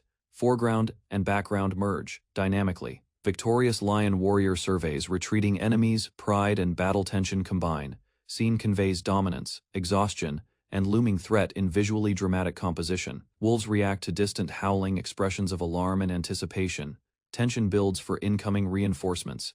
Atmosphere foreshadows. Escalating danger. Subtle background detail. Heightens drama. Young mage concentrates, forming glowing magical sphere, surrounded by wolves. Contrast between delicate magic and feral strength creates striking, suspenseful visual narrative. Vandiyu's group hunted in the forest when a large beastman struck down a kobold, beginning the chase nearby. A beastman warrior carried Vandiyu proudly while spotting fleeing prey, believing the hunt would provide abundant food. The kobolds scattered through the woods as beastmen and undead allies rushed forward, determined to catch them.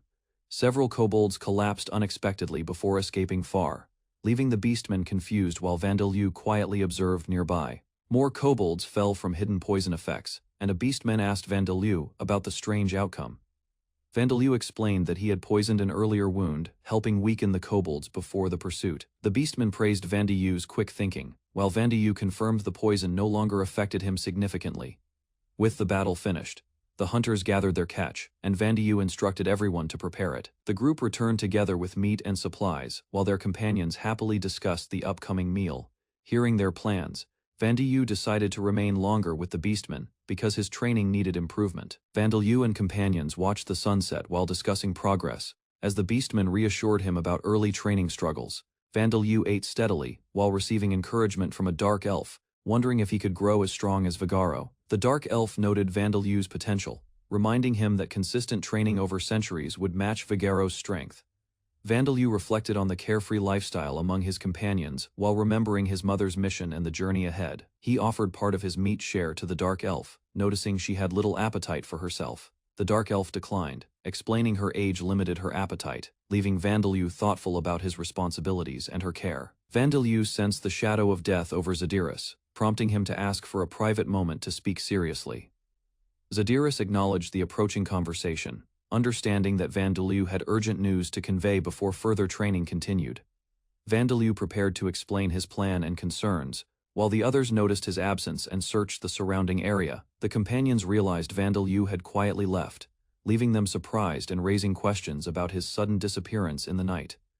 Vandiyu faced Zadiris, contemplating how to explain her impending death and whether she would trust his power to prolong her life. Zadiris asked Vandiyu to speak first about his magic training, signaling she wanted honesty before any treatment began. She admitted plainly that Vandiyu lacked natural talent for magic, preparing him for guidance while emphasizing the need for effort. Vandiyu acknowledged his slow progress, realizing his death magic gave him advantages ordinary people could not achieve alone. Zadiris clarified that his instincts and insight compensated for his lack of innate talent, reassuring him about future potential. Vandiyu reflected on his earth knowledge, understanding that his current methods were a continuation of past learning applied in this world. Zadiris decided to teach Vandiyu all her skills, preparing to guide him with her experience, despite his youth. Vandiyu realized Zadiris had known her time of death, requesting a little more time before the life-prolonging treatment. Zadiris trusted Vandiyu to perform the procedure, confident in his abilities, and willing to follow his plan. Vandiyu instructed Zadiris to lie down for the treatment, beginning the process to extend her life and ensure her safety. Vandiyu explained to Zadiris that he would use his death magic to make her young again, surprising her deeply. He transformed his hand into a spectral form to examine her body, warning her the process might be slightly painful. Vandiyu detected that Zadiris's organs were weakening due to age, though otherwise healthy, as he traced her blood veins. He prepared to rewind her body's aging using death magic, aware that normal potions could not repair age-related decline. The energy demand from the procedure was immense, leaving Vandew exhausted while Zadiris felt the magical effects intensely. Outside, a beastman companion noticed unusual activity, realizing that Vandew was performing a powerful and extraordinary treatment. Vandew manipulated magical energy, causing a visible shift in his aura, astounding Zadiris with the potency of his death magic. After extensive effort, Vandew paused, exhausted, while Zadiris rested, slowly adjusting to the effects of her rejuvenation. Zadiris held Vandew close as she slept, showing her trust and recovery while he silently reflected on the procedure. The beastman watched the scene in awe, astonished by the magic he had just witnessed and the miraculous rejuvenation. Vandew told Zadiris he would stay temporarily to request her help in mastering non-elemental magic. He proposed a new idea, using his rejuvenation magic on her every day after training to maintain her youth. Zadiris agreed, noting the previous day's treatment had already made her 10 years younger and revitalized her body. Vandew explained the purpose: constantly using rejuvenation magic would stimulate his own magical growth efficiently. Zadiris realized he intended to push his mana to its limits, maximizing magic training while carefully managing his energy. Vandew confirmed his enormous magic pool allowed him to endure extended training and repeated use of rejuvenation magic. Zadiris agreed to help, trusting Vandew's plan and accepting daily rejuvenation treatments as part of his training routine. The group continued practicing, with Vandew focusing intensely while Zadiris lay down and received the rejuvenation magic repeatedly. Zadiris enjoyed the effects, feeling revitalized and noticing her body's youthfulness increasing as Vandew maintained the treatment. Other companions watched, impressed and astonished by the results of Vandew's death magic, amazed at the visible rejuvenation. Zadiris confirmed she was glad Vandew would stay, agreeing to assist him with non-elemental magic for the time being. He proposed using rejuvenation magic on her daily after training, and Zadiris accepted, trusting his plan and intent. Vandew explained that repeated use of rejuvenation magic would stimulate his own magical growth efficiently over time. Zadiris understood his goal, to push his mana to its limits while maintaining careful control of the magic. She agreed to assist, allowing Vandew to continue training while monitoring her, making the process a daily routine. The group trained together, with Zadiris receiving the treatment and Vandew focusing, demonstrating intense magical energy control. Vandew mastered the procedure, and Zadiris felt revitalized, visibly younger and more energetic after consistent magical rejuvenation. Companions watched in awe, realizing the extraordinary effect of Vandew's death magic and the visible rejuvenation of Zadiris. Later, the group discussed how Zadiris now looked younger and cuter, astonished by the change in Vandew's abilities. Vandew explained his progress, revealing he had finally mastered level 1 magic, beginning the next stage of his training journey. After training ended, Zadiris carried Vandew home despite his protests, treating him like a much younger child, walking together. They discussed the rejuvenation training, and Zadiris admitted she never expected to become so young. Vandew thanked her for helping increase his magical power, while Zadiris remained cautious about continuing the treatments. The two parted for daily tasks, with Vandew heading to assist Bilda and the village women. While helping prepare food, Vandew reminded everyone not to overwork themselves and listened carefully to their concerns. Vandew became interested in the manufacturing process, studying the work closely while Bilda watched his enthusiasm. During their discussion, Vandew innocently recalled Bilda's promise about naming a future child after him someday. Bilda laughed awkwardly at the memory, leaving Vandew confused while accepting her explanation without suspicion. The conversation shifted toward the village's declining birth rate, and Vandew struggled to understand the adults' reactions. As the women continued discussing relationships and children, Vandew remained puzzled by meanings hidden behind their words. Vandew asked Bastia to accompany him privately, surprising everyone and causing the nearby women to react excitedly. The others immediately teased Bastia, but Vandew explained he wanted to discuss an important matter with her. Inside a hut, Bastia listened curiously, while Vandew asked why the village women endured losing children. Bastia explained that among ghouls, childbirth was dangerous, and losing children had long been considered common. Although he understood her explanation, Vandew felt uneasy because no children had been born since arriving. He reflected on the village's long history, realizing the declining birth rate had become a serious problem. Determined to help, Vandew asked Bastia whether his death magic could be used to solve the issue. Vandew considered solutions for the ghoul tribe's child issue while continuing his rigorous training sessions. Darcia reacted with shock upon learning There might be a method to help ghoul reproduction without risky abductions. Vandeleu explained his approach avoided abductions, relying on careful observation and research in a dangerous adventurer-populated region. He resolved to work diligently while keeping sensitive information about infertility treatments secret from other villagers. Vandeleu examined ghoul physiology, noting their short lifespans hindered successful conception and required precise timing for fertilization. He realized that applying his death magic could extend the lifespan of gametes, allowing proper reproduction. Darcia eagerly agreed to daily follow-up procedures, while Vandeleu cautioned the process remained difficult despite potential improvements. The pair celebrated partial success but recognized the need for additional solutions to prevent miscarriages in ghoul women. Vandeleu began using magic to prolong spermatozoa and ovule lifespans, gradually enabling successful pregnancies starting with build day. As winter arrived, the village experienced a quiet transformation, with new life growing among the ghoul population under Vandeleu's guidance. Bastia shared that the village celebrated Bilday's pregnancy, expressing joy that everyone benefited from Vandeleu's guidance. Vandeleu used magic to stabilize pregnancies, preventing miscarriages that had previously claimed most ghoul fetuses. He planned to craft a magic item ensuring full effects, helping Bilda and her friends safely conceive. Darcia struggled with mastering alchemy for the magic item, recognizing it was more complex than learning ordinary spells. She considered using her magic now to aid conception but worried if she could naturally conceive at her age. Vandeleu explained it was impossible for him to impregnate anyone currently, so she should find another method or partner. Darcia clarified she only wished Vandeleu to be her second partner as a reward for dedication, not necessarily the first. She expressed patience, willing to wait until Vandeleu could safely participate in magical testing and partner decisions. Darcia considered future generations, imagining her great-grandchild being connected to Vandeleu's lineage and contributing to the village's growth. Confident in her regained youth, she reassured Vandeleu she could still bear children safely, inspiring hope and pride among villagers. The party noticed movement in the forest, preparing themselves as danger approached from the tree line silently. Shadows emerged, revealing goblins and other creatures advancing, forcing the group to ready weapons quickly for battle. Vandeleu and companions observed a goblin and a kobold unexpectedly cooperating, suggesting a higher-class demon beast might be controlling them. One of the warriors panicked at the possibility of encountering a king-level monster, realizing extreme danger awaited immediately. The group braced themselves for combat, knowing they must act decisively before the unseen threat could overwhelm them. Vandeleu prepared defensive spells, while allies positioned themselves strategically to intercept the advancing goblin army in the forest clearing.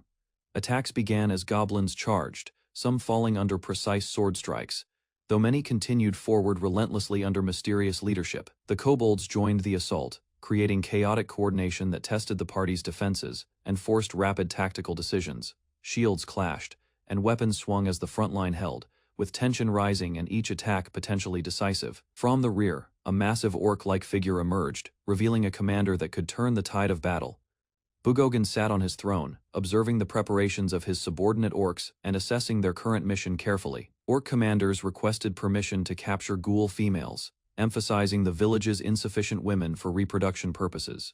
Bugogan instructed them not to leave survivors in attacks and to avoid revealing the existence of the ghouls. His subordinates acknowledged, ensuring careful coordination to prevent unnecessary casualties while maintaining secrecy about their true motives. The commanders discussed the ghouls' military strength, noting the threat posed by the village's mage and strategizing accordingly. Bugogan questioned whether the ghoul mage had already died, analyzing the magical resistance observed in previous encounters. The orcs realized the ghoul mage remained alive, unexpectedly surviving due to unknown factors, leaving Bugogan puzzled by her resilience. Bugogan considered the possibility that the ghoul souls were behaving strangely, indicating unknown magical phenomena affecting the village.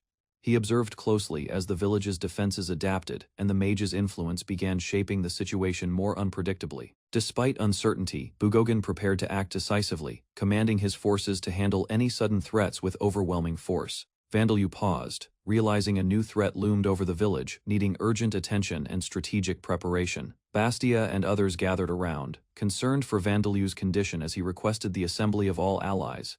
He revealed intelligence about an impending large-scale orc attack targeting the village, emphasizing immediate defensive measures. Vandeleu explained the attackers viewed the village as an obstacle, preparing methodically to maximize their military advantage.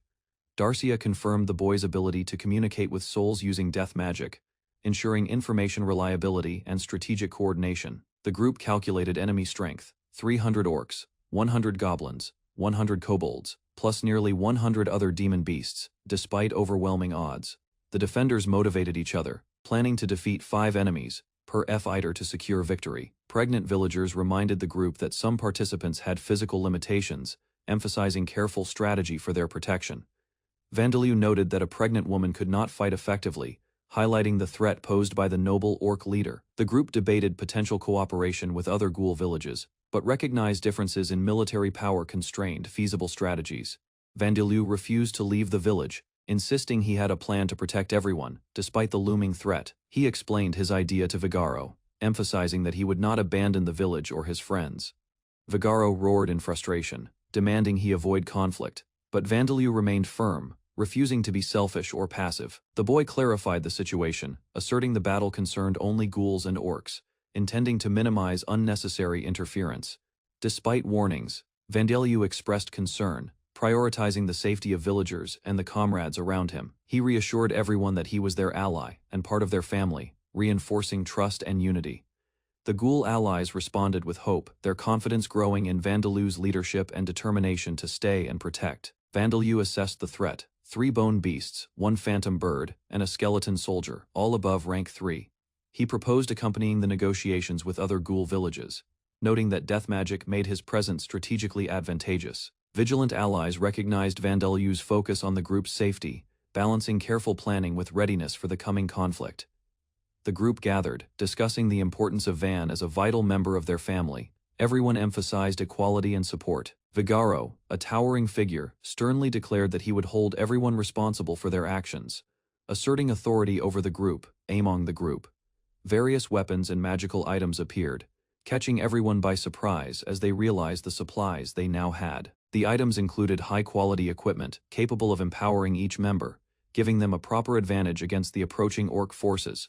Vigaro received a battle axe from previous conflicts, while most of the other items were designated as gifts to strengthen their defense. Grateful, the group accepted the gifts, acknowledging the careful preparation and thought put into arming them adequately. A new plan formed, and attention turned toward leadership decisions. Considering who could lead effectively against the common enemy, Van was chosen to lead the group, receiving acknowledgement from the next chief and the support of everyone present. The group formally recognized Van's role, solidifying their unity and commitment to work together in the upcoming battle. Finally, the discussion ended with strategy and reassurances, preparing Van to face the threat as a responsible and capable leader. After being proposed as the future king of the ghouls, Van considered the responsibility carefully. He explained that his clan's strengthening ability could enhance the abilities of those connected to him. Bastia and the others reassured him through their actions. They viewed his ability as a way to secure a better future for the tribe. To them, a leader was someone who created prosperity and protected everyone under his care. Van finally accepted the situation. While he never expected his efforts to solve the village's problems would lead to becoming king, he acknowledged the role placed before him. The entire village celebrated the decision. Warriors and villagers gathered around Van, cheering for the coronation of their new ghoul king. Despite the excitement, Van remained focused on the coming battle. Later, Van spoke with his mother. She understood his concern for the ghouls and knew he intended to fight alongside them. Rather than objecting, she accepted his decision. His mother encouraged him to do his best and help those who depended on him.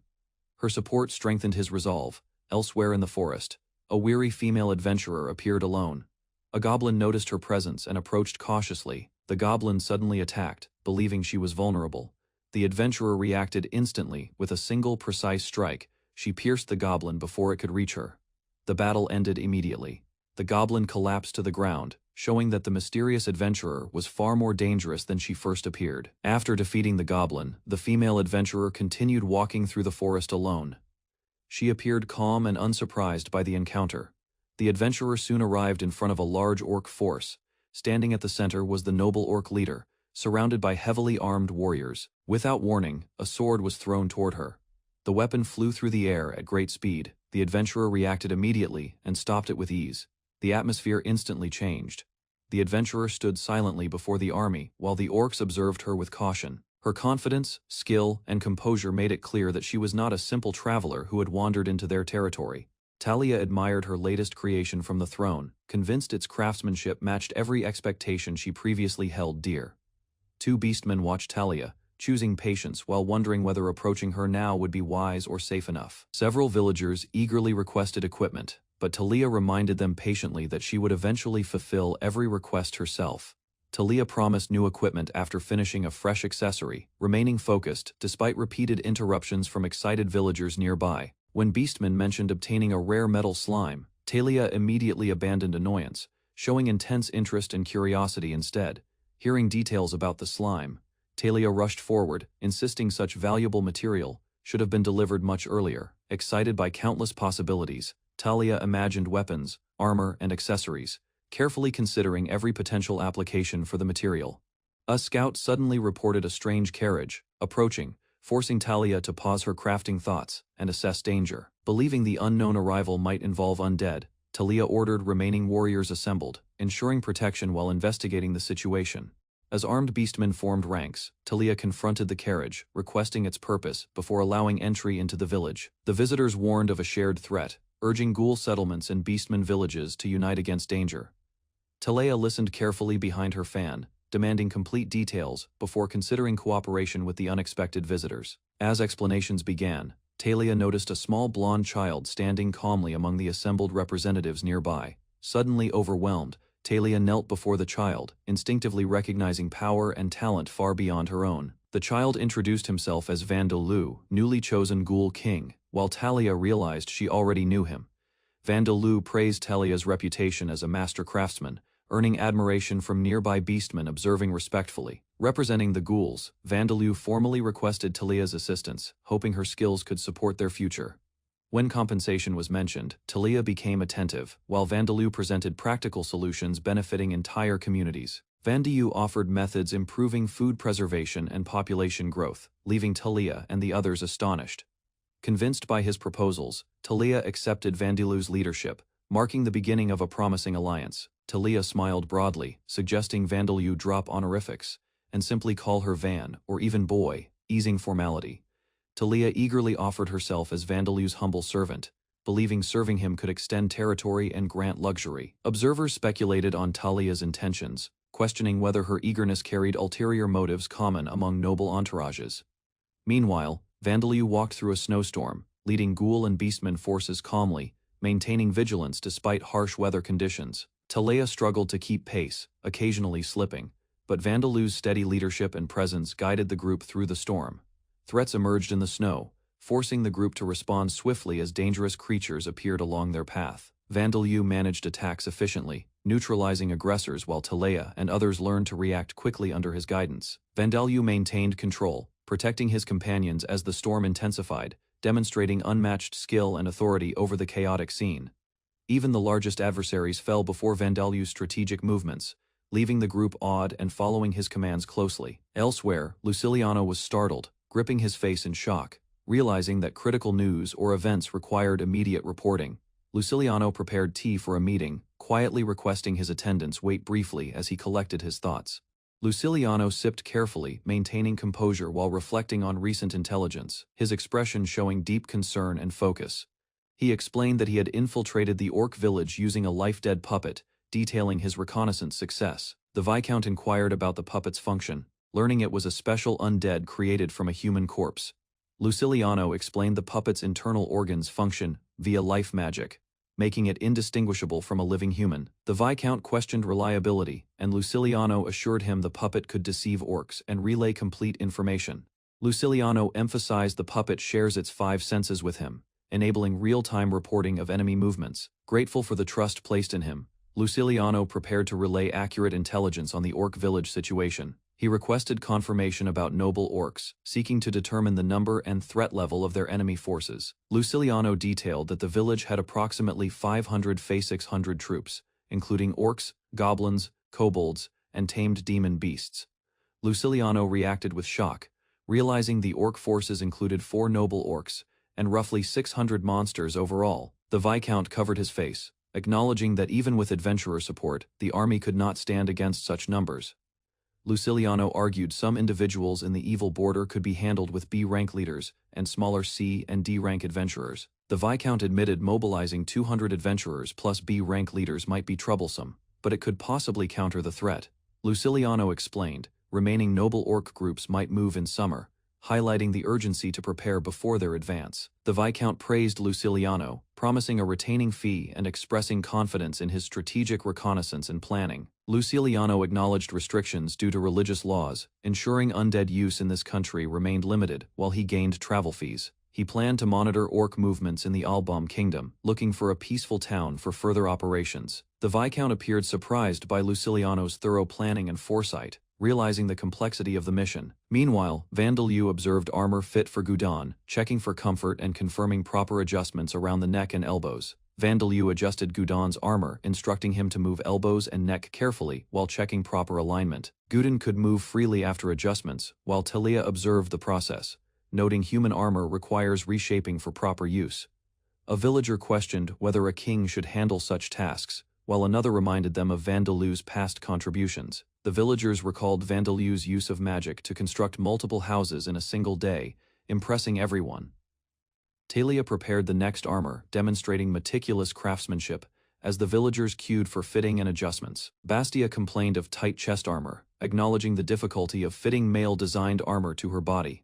Talia teased Bastia about wearing armor better suited to her, while Vandaleu observed quietly beside them. Villagers reacted in surprise as they realized Bastia witnessed Talia and Vandaleu hugging inside the carriage. Confused, the villagers discussed the encounter, noting it often ends the same way whenever the two meet. Talia explained, she only wishes to refine her skills crafting weapons and use her charm, calming curiosity and concern. Suddenly, Talia panicked, thinking Van would impregnate her, while Vandaleu attempted to clarify the misunderstanding calmly. Bastia noticed Talia becoming increasingly familiar with Vandaleu. She pointed it out, causing Talia to react defensively and become embarrassed. The discussion shifted toward age and maturity. Talia reflected on her long life, while Bastia questioned her behavior. Bastia then commented on Talia's appearance. The remark caught Talia off guard, leaving her briefly confused. The conversation became more competitive as Bastia compared herself with Talia. Nearby warriors watched the exchange unfold. Neither woman wanted to yield. Each insisted her own strengths were superior, turning the discussion into an argument. Unsure how to handle the situation, Vandaleu sought Zadirus's advice. Zadirus viewed the argument as unnecessary and excessive. After the distraction ended, Vandaleu gathered everyone together. Attention shifted toward planning the battle against the noble orcs. The leaders reviewed their forces. Although ghouls from several villages had assembled, they remained heavily outnumbered by enemies. Vandaleu acknowledged the disadvantage. While Talia's equipment improved their quality, superior gear alone would not secure victory. The meeting continued, as ideas were proposed. One warrior suggested creating golems, but Vandaleu explained suitable materials were scarce. Vandaleu rejected plans relying on larger numbers. Instead, he proposed attacking first and surprising the orc forces. Bastia explained the enemy village possessed weak defenses. She also hoped captured prisoners could still be rescued. Vandaleu agreed with the rescue objective. Saving captives became an important part of the coming operation. To support the plan, Vandaleu revealed a detailed map created using information gathered through undead scouts. The warriors studied the map closely. However, many struggled to understand the symbols and markings. Vandaleu realized most ghouls had never used maps before.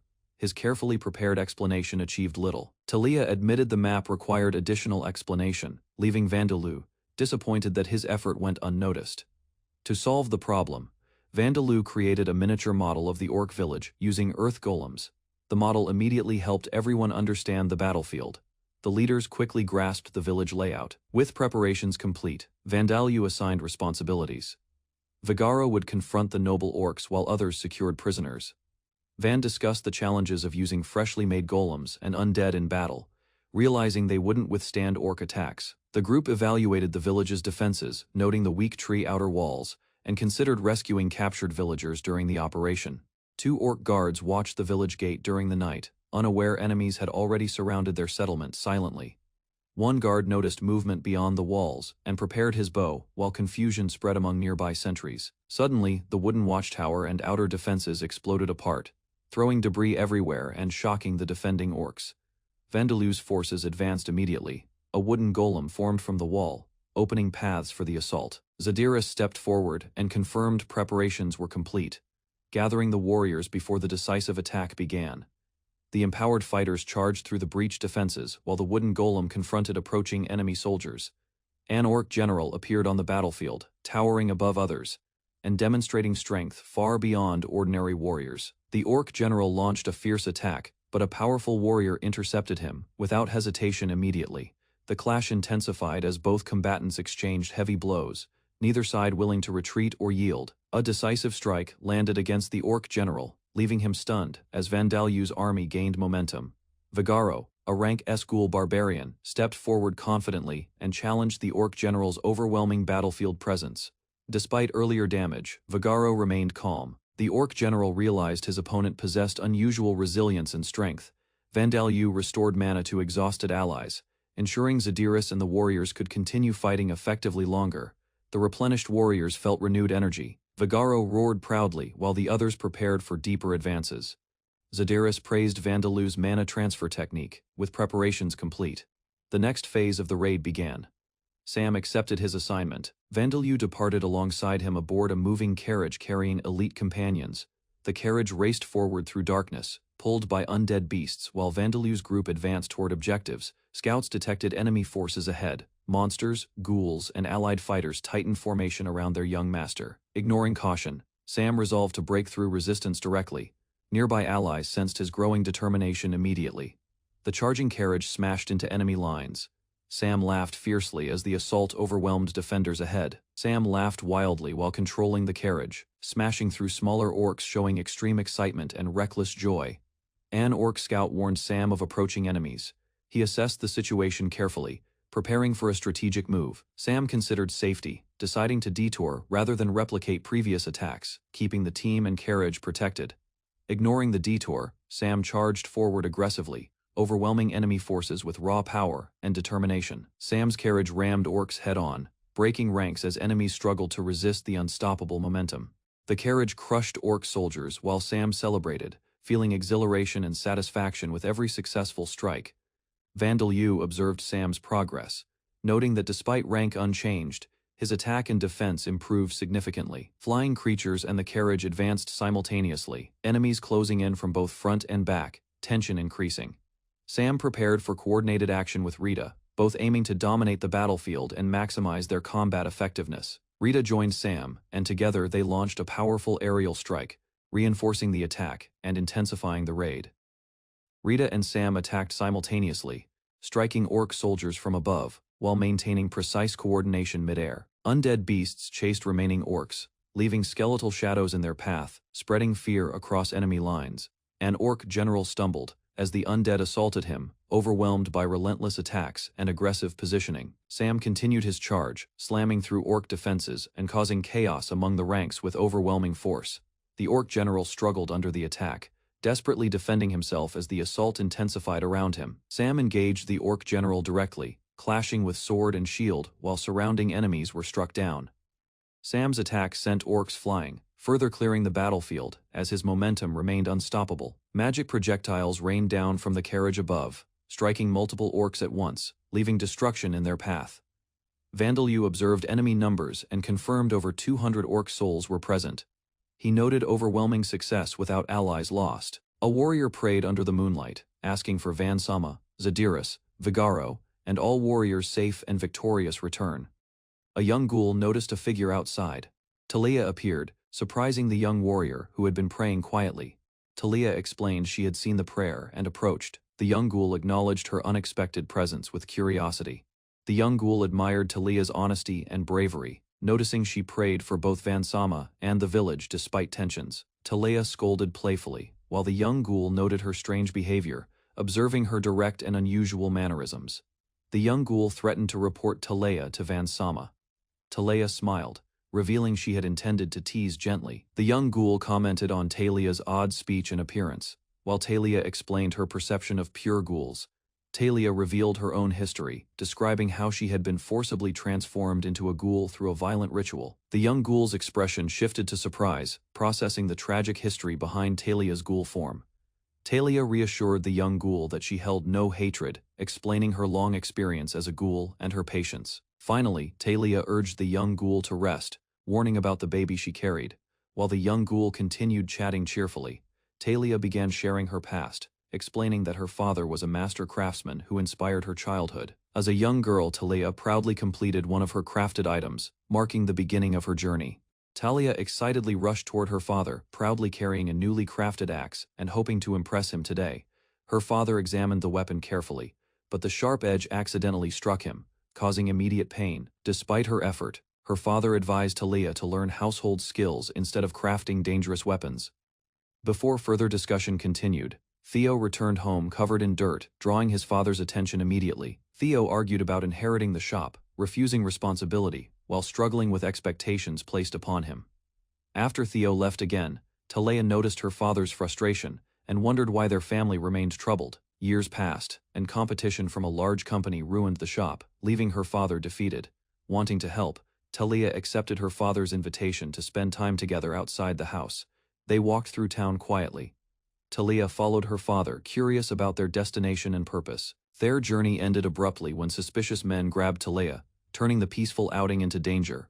The merchants praised Talia's beauty and value, offering money while she desperately begged her father for help. Her father accepted the offer, believing the payment could restore his ruined shop and livelihood again. He explained that only Theo could inherit the business, while Talia's talent overshadowed her brother completely. Talia cried in disbelief. Her father revealed that her exceptional abilities had become a burden instead. Refusing despair, Talia resolved to survive independently and searched for opportunities beyond her hometown's limits. She entered a brothel, disguising herself with confidence and presenting a cheerful image to customers there. Over time, Talia adapted well. Her charm and effort attracted customers, earning attention from coworkers. One dangerous customer crossed the line. Talia reacted fiercely and wounded him before escaping immediately. Guards and pursuers searched the streets. Talia fled through the city, determined to avoid capture. Running through the rain-soaked streets, Talia laughed wildly, embracing freedom. Despite the uncertain future ahead, remembering painful advice, Talia left everything behind and traveled alone, searching for a distant place forever. Deep within unfamiliar lands, Talia suddenly encountered powerful beastmen, whose intimidating presence stopped her movement. The beastmen surrounded her completely. Fear spread through Talia as escape routes disappeared from every direction. Instead of attacking, the beastmen demonstrated a strange black liquid, drawing Talia's cautious attention immediately. One beastman plunged a sword into the liquid, astonishing Talia as the substance reacted strangely. The warriors tested the mysterious material themselves, observing its effects while remaining unexpectedly calm throughout. Before Talia understood anything, a beastman grabbed her arm and dragged her toward the substance. A screaming victim nearby sank into the black liquid, making Talia realize the danger too late. Terrified and injured, Talia struggled desperately as immense pain spread across her body without stopping. The black liquid swallowed everything beneath it, while Talia's belongings floated helplessly upon the surface. Talia regained consciousness inside a village hut and found the beastman leader calmly watching over her. Looking at her changed body, Talia realized the ritual succeeded and transformed her into something different. The beastman explained she had become a ghoul. Terrified, Talia demanded answers and backed away nervously. He revealed the village lacked women and transformed her specifically to help increase their population. The truth shattered Talia completely.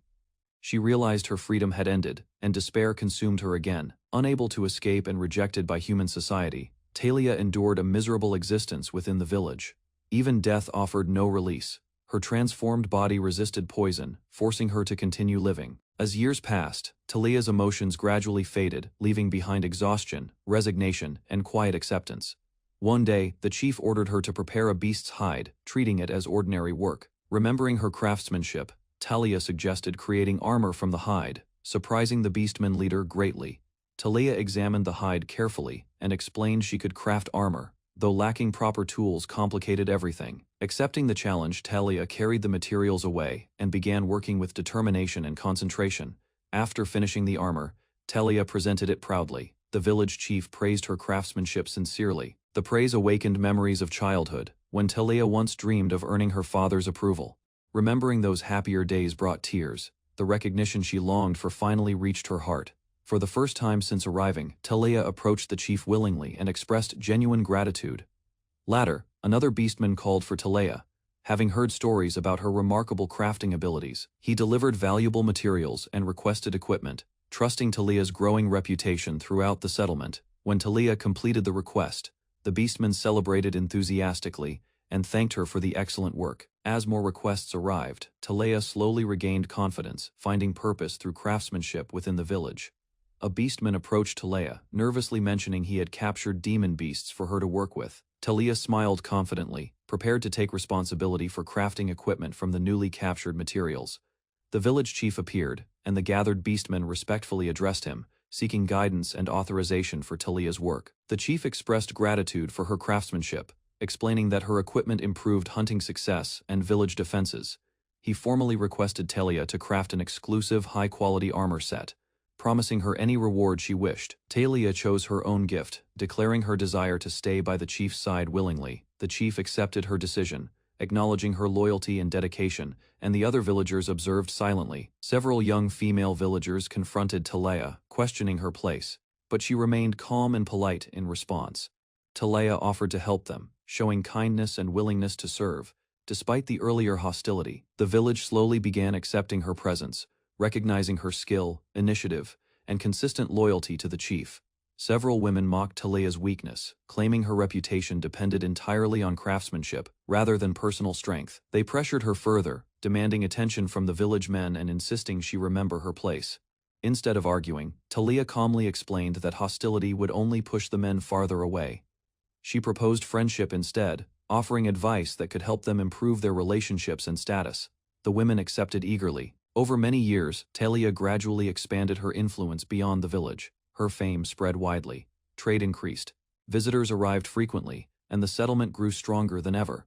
Eventually, Talia rose from the weakest ghoul to become the respected leader of the entire village. After hearing this story, a young listener stared silently, struggling to process everything Talia revealed.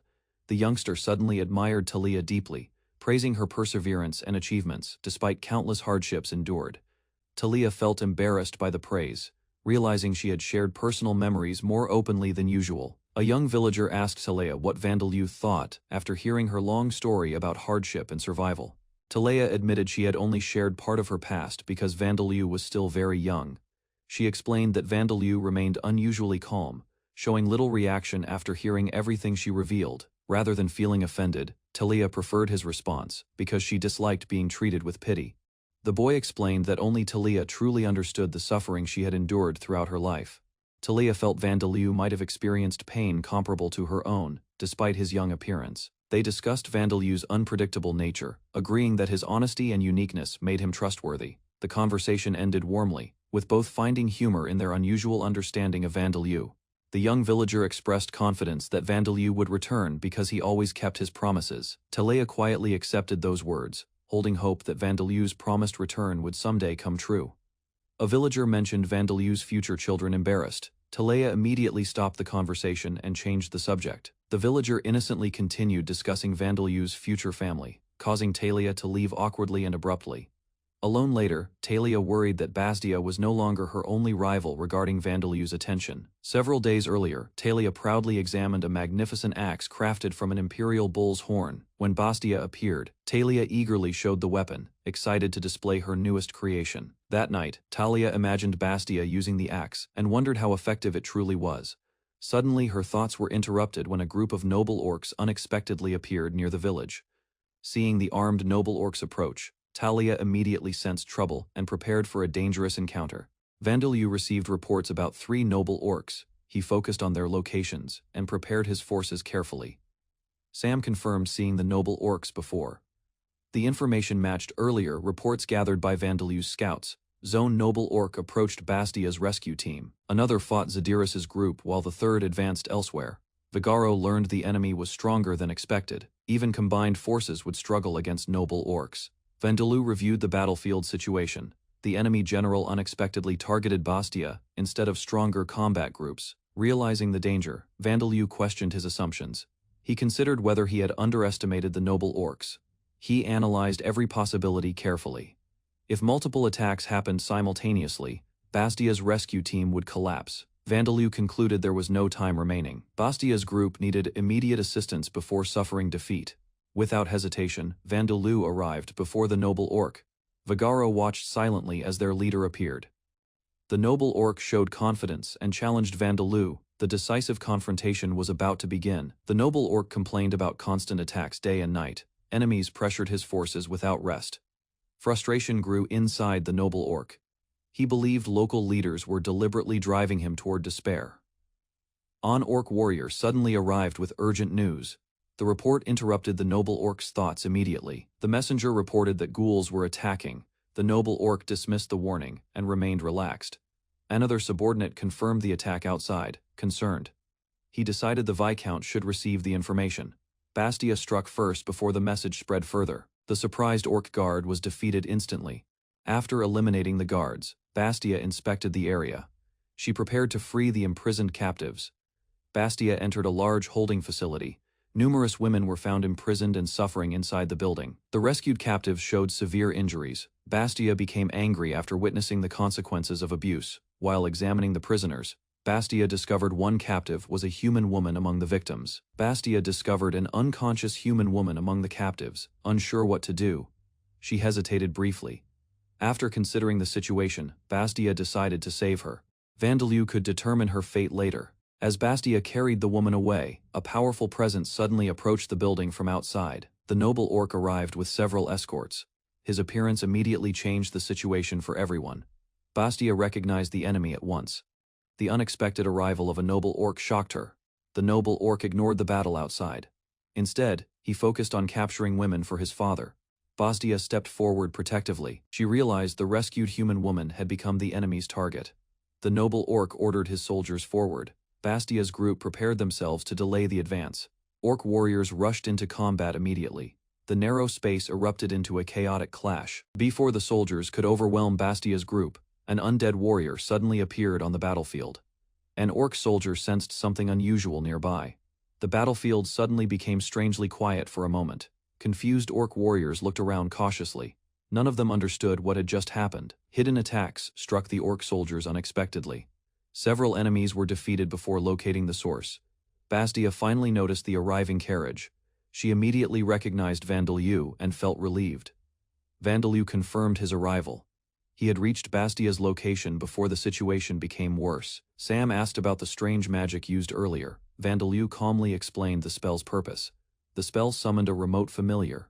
Through it, Vandalue observed distant events across the battlefield. He explained that destroying the familiar released a killing aura. The effect confused nearby enemies. While listening, Bastia suddenly spotted danger. An enemy approached Vandalue from behind without warning. Sam reacted immediately and turned around. The group prepared themselves as another attack began. The noble orc focused on Vandalue's group. His attention shifted completely toward the new threat. Vandalue assigned the remaining orcs to Rita, Saria, and others. He chose Bastia as his partner. Bastia was shocked by the order. Despite her doubts, she accepted Vandalue's decision immediately. Vandalue encouraged Bastia to believe in herself. He insisted she could not win without confidence. He reminded Bastia of an important promise. Vandalue assured her that she would survive. The noble orc charged forward aggressively. Bastia reluctantly prepared herself for the coming battle. Facing the enormous enemy directly, Bastia lost confidence. She believed victory was completely impossible. The noble orc struck before she could react. Bastia suffered a direct hit during the exchange. For a brief moment, Bastia stood frozen. The unexpected attack left her shocked and confused. Refusing to fall, Bastia forced herself forward. She launched a counterattack despite her injuries. Bastia faced the noble orc directly. His attacks continued, yet none of them reached her. The noble orc became frustrated. Every strike missed, despite his overwhelming strength and speed. Bastia moved through each attack effortlessly. Her body reacted before the enemy could connect. Unable to understand the situation, the noble orc questioned why his attacks kept failing. Even Bastia felt confused at first. Somehow she avoided every attack aimed at her, watching calmly. Vandalue observed the battle. Bastia continued moving according to an unseen guidance. Bastia finally understood the reason. Vandalue's support allowed her to read danger instinctively. With renewed confidence, Bastia launched an aggressive counterattack against the noble orc. She realized the enemy's attack paths beforehand. As long as she avoided them, survival was certain. Bastia concluded that the noble orc's skill was incredible, but her own strength exceeded his. Bastia's attacks landed repeatedly. The noble orc finally began suffering visible damage from her strikes. Refusing to retreat, the noble orc attempted to escape. Bastia immediately chased after him. A powerful attack struck the noble orc directly. The enemy crashed heavily onto the ground. Looking at the fallen opponent, Bastia realized something incredible. She had actually won the battle. Bastia admitted she never expected victory. Defeating a noble orc felt almost unreal. Vandalue arrived and confirmed her success. Bastia immediately became concerned about Vagaro's situation. Meanwhile, Vagaro ordered Vandalue to help Bastia. He already understood Vandalue's intentions. Vagaro recognized the larger strategy. Vandalue wanted everyone to survive the conflict without losses. Vandalue quickly analyzed the remaining battlefield. Rescuing Bastia meant facing another noble orc alone. Sam pointed out the risks involved.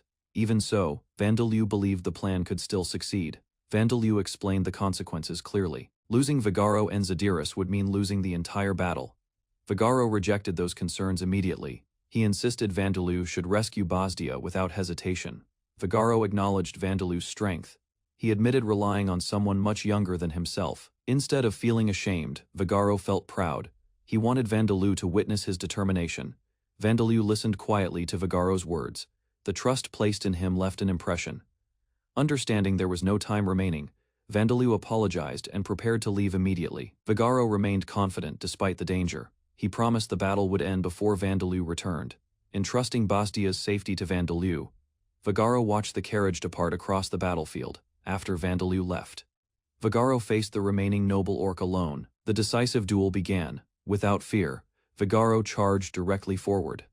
The noble orc answered with equal aggression and force. Gufadgarn led the beastmen forward, while an armored orc commander advanced beside him beneath the moonlit sky. Both warriors charged across the battlefield, determined to defeat the other before their gathered forces intervened. The orc commander swung his massive axe first, attempting to overwhelm Gufadgarn with raw strength immediately. Gufadgarn narrowly avoided the strike, and realized his opponent possessed surprising speed, despite heavy armor. The orc followed with another attack, forcing Gufadgarn backward while maintaining relentless pressure during combat. Observing carefully, Gufadgarn recognized closing distance recklessly would expose him to dangerous counterattacks from above. He focused his senses and searched for an opening while studying the orc's movements closely. Gufadgarn unleashed Whip-Axe, extending his weapon's reach and launching a sudden attack from afar. The orc commander raised his shield quickly, blocking the strike before it could reach him. Gufadgarn maintained distance and continued attacking strategically, using superior reach to gradually control the battle. The orc commander ignored Gufadgarn's attacks and advanced directly, shocking him with extraordinary endurance and determination. A powerful strike connected suddenly, leaving Gufadgarn stunned as blood spilled and his balance collapsed. Gufadgarn crashed onto the ground, unconscious, while the victorious orc stood firmly across the battlefield. From afar, Zadiris noticed Vagaro's condition and urgently called his name across the battlefield. Vagaro regained awareness briefly, but the orc commander dismissed him as merely another defeated ghoul warrior confident in victory. The orc commander raised his weapon and prepared to deliver the finishing blow. Zadiris attempted a distraction, yet the commander immediately recognized the tactic and remained focused. The commander stepped forward confidently while nearby warriors watched. Impressed by his overwhelming combat ability, Zadiris assessed the worsening situation and realized Vandalue and Vagaro were absent from their formation. Outnumbered and lacking support, the group considered retreating while searching for a way to survive. Zadiris realized retreat would no longer prevent losses because the noble orcs had already surrounded them completely. Suddenly, an undead fly landed nearby, and Zadiris recognized it as Vandalue's familiar messenger immediately. After receiving the message, Zadiris stared ahead silently, while the orc commander watched suspiciously. Moments later, several powerful bone undead arrived, standing before the group as unexpected reinforcements. Zadiris understood Vandalue had observed everything from afar and dispatched undead assistants to support them. She quickly gathered everyone's attention, preparing to relay Vandalue's instructions before the battle resumed. Zadiris informed the army that Vandalue and Vagaro could not rescue them personally right now. Instead, she declared they would defeat the noble orcs themselves and ordered everyone to prepare. Many warriors doubted victory, while the orc commander reacted with amusement toward their confidence. Zadiris encouraged the army, telling mages to strengthen warriors and exploit the enemy's overconfidence. Bastia encouraged the ghouls fiercely, demanding they prove their strength and punish the noble orcs. Inspired by her words, the warriors roared together and charged forward toward the advancing enemy. The noble orc commander noticed the female fighters and arrogantly viewed them as future trophies. An arrow suddenly struck a charging ghoul warrior, disrupting the momentum of their advance. Zadiris immediately warned everyone that the enemy commander was an archer and extremely dangerous. The commander calmly fired another arrow while mocking their efforts to avoid his attacks. A protective air shield appeared, stopping the incoming projectile before it could wound anyone. The commander observed the magical barrier carefully and concluded it could not last forever. Zadiris repeatedly maintained air shield, intercepting arrows while protecting the warriors behind her. Reports arrived from the battlefield, revealing heavy orc casualties, causing the commander to reconsider. The commander became alarmed when magical attacks continued relentlessly, far beyond what he expected possible. Zadiris revealed that Vandaloo supplied mana remotely, allowing their forces to maintain constant pressure. Frustrated, the commander decided to abandon ranged exchanges and seek another method to break through. Before he could act, a skeletal beast lunged forward and seized one of his allies. More undead creatures attacked aggressively, forcing the commander to react as his formation weakened. An undead strike injured his face, causing panic as he realized the threat was growing. Surrounded by skeletal monsters, the commander desperately tried to protect himself from every direction. Additional undead reinforcements overwhelmed his guards, leaving him increasingly isolated on the battlefield. Recognizing the danger, the commander abandoned the fight and attempted to escape from the area. Zadiris immediately pursued him, launching a powerful large airblade toward the fleeing commander. Zadiris's large airblade struck successfully, sending the fleeing commander crashing violently into the ground. Breathing heavily, Zadiris admitted her fear, but felt satisfied seeing the arrogant commander defeated. She reminded everyone to remain cautious while quietly informing Vandaloo that she was unharmed. Far away, the unconscious Vigaro suddenly sensed something and began regaining awareness during the battle. The commander attempted a surprise attack, but Vigaro recovered in time and confronted him directly. Vigaro lunged forward fiercely, slamming into the commander and driving him backward with force. The commander screamed as Vigaro's claws tore into him, leaving deep wounds across his body. Both warriors exchanged brutal blows before collapsing apart. Exhausted from their desperate struggle, Vigaro's weapons slipped from his grasp, while the commander struggled painfully to remain standing. Badly injured and shaken, the commander glanced toward distant tents and considered another retreat route. The commander noticed Vigaro rising again and immediately realized his supposedly defeated opponent remained dangerous. Vigaro unleashed three-pronged whip axe, launching multiple attacks that struck from different directions simultaneously. The commander blocked desperately, but fragments and impacts battered his armor from every side. Vigaro pressed forward relentlessly, landing another crushing blow that drove the commander backward, bleeding heavily. The wounded commander stumbled away while Vigaro stood firm, refusing to let his enemy escape. Vigaro roared proudly, assuring Vandaloo that his family remained strong despite the difficult battle. Elsewhere, Vandaloo confirmed through his undead familiars that Zadiris and Vigaro had achieved victory. Overjoyed, Bastia celebrated enthusiastically and lifted Vandaloo while announcing the defeat of the noble orcs. Their celebration stopped suddenly when reports revealed the enemy commander was still alive somewhere nearby. At that moment, another powerful noble orc emerged dramatically, signaling that the conflict was not over. The newly arrived noble orc released overwhelming killing intent, immediately drawing everyone's attention and concern. Vandaloo sensed the enemy's true strength and realized this opponent far surpassed previous noble orcs. After considering several options, Vandaloo concluded confronting the enemy would still result in casualties. Determined to act personally, Vandaloo thanked his allies and prepared to leave for battle. Ignoring everyone's surprise, Vandaloo flew directly toward the battlefield and stopped before the noble orc. Under the night sky, Vandaloo faced the powerful noble orc alone, beginning a decisive confrontation. Vandaloo floated above the battlefield, while a heavily armored boar warrior noticed him and stared in confusion. The boar warrior roared and charged forward, determined to crush the small opponent before him immediately. Massive spikes erupted from the ground toward Vandaloo, but he calmly avoided the incoming attack effortlessly. Vandaloo remained protected inside a magical barrier, while shattered debris drifted around the surrounding battlefield. The boar warrior swung his enormous weapon repeatedly, yet every strike failed to reach Vandaloo.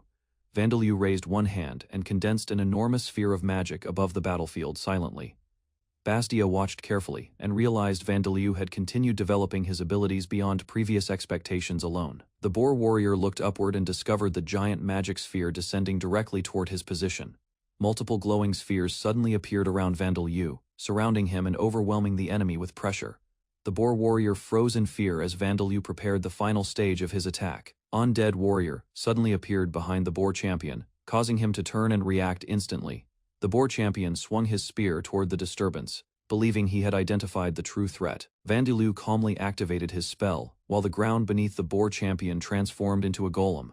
The boar champion immediately countered, driving his foot downward and shattering the newly formed golem completely. Observers watched in disbelief as the boar champion destroyed the golem through pure physical strength alone. Several illusions surrounded the battlefield, while Vandeleur continued concentrating, carefully preparing his next magical attack. Vandeleur raised both hands higher and stabilized the enormous magical construct forming above his position. The giant sphere surged forward under Vandeleur's control, descending rapidly toward the charging boar champion. The boar champion roared and rushed straight ahead, refusing to retreat despite the overwhelming danger. As the massive magic sphere engulfed the battlefield, the boar champion faced Vandeleur's attack head-on. The boar champion planted his feet firmly and met the descending magic sphere with overwhelming determination. His spear collided against the enormous magical force, creating violent shockwaves that echoed across the battlefield. Refusing defeat, the boar champion pushed forward and split through the attack with relentless strength alone.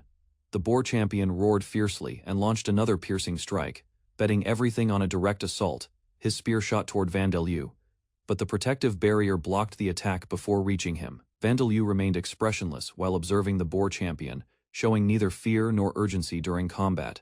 The two opponents faced each other silently as tension filled the battlefield after repeated exchanges. Vandeleur analyzed the situation carefully, realizing the boar champion possessed strength beyond his expectations. The boar champion struggled to understand Vandeleur, whose calm attitude made every attack feel ineffective.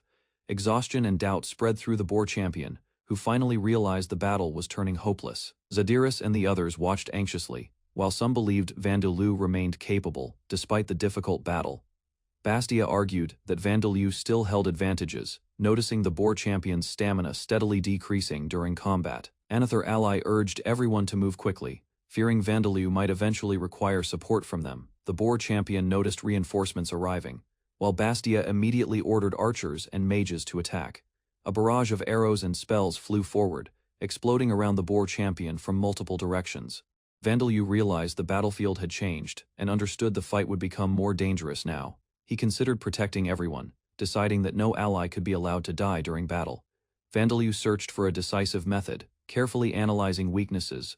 The boar champion could not defend. The boar champion roared fiercely and prepared a final offensive before enemy reinforcements overwhelmed him. As the champion attacked, dark energy pierced Vandeleur's body, revealing a dangerous, unexpected counterattack. Bastia watched in shock as dark blood burst from Vandeleur's body. After the unexpected strike landed, the gathered allies froze in horror, realizing Vandeleur had suffered a direct and serious injury. The boar champion laughed triumphantly while Vandeleur hung helplessly before him, wounded by the attack. Believing victory was near, the boar champion mocked Vandeleur and celebrated his successful counterattack recklessly. Vandeleur crashed onto the ground and rolled away as the boar champion advanced toward him. Despite his injuries, Vandeleur avoided another attack and created distance from the approaching enemy immediately.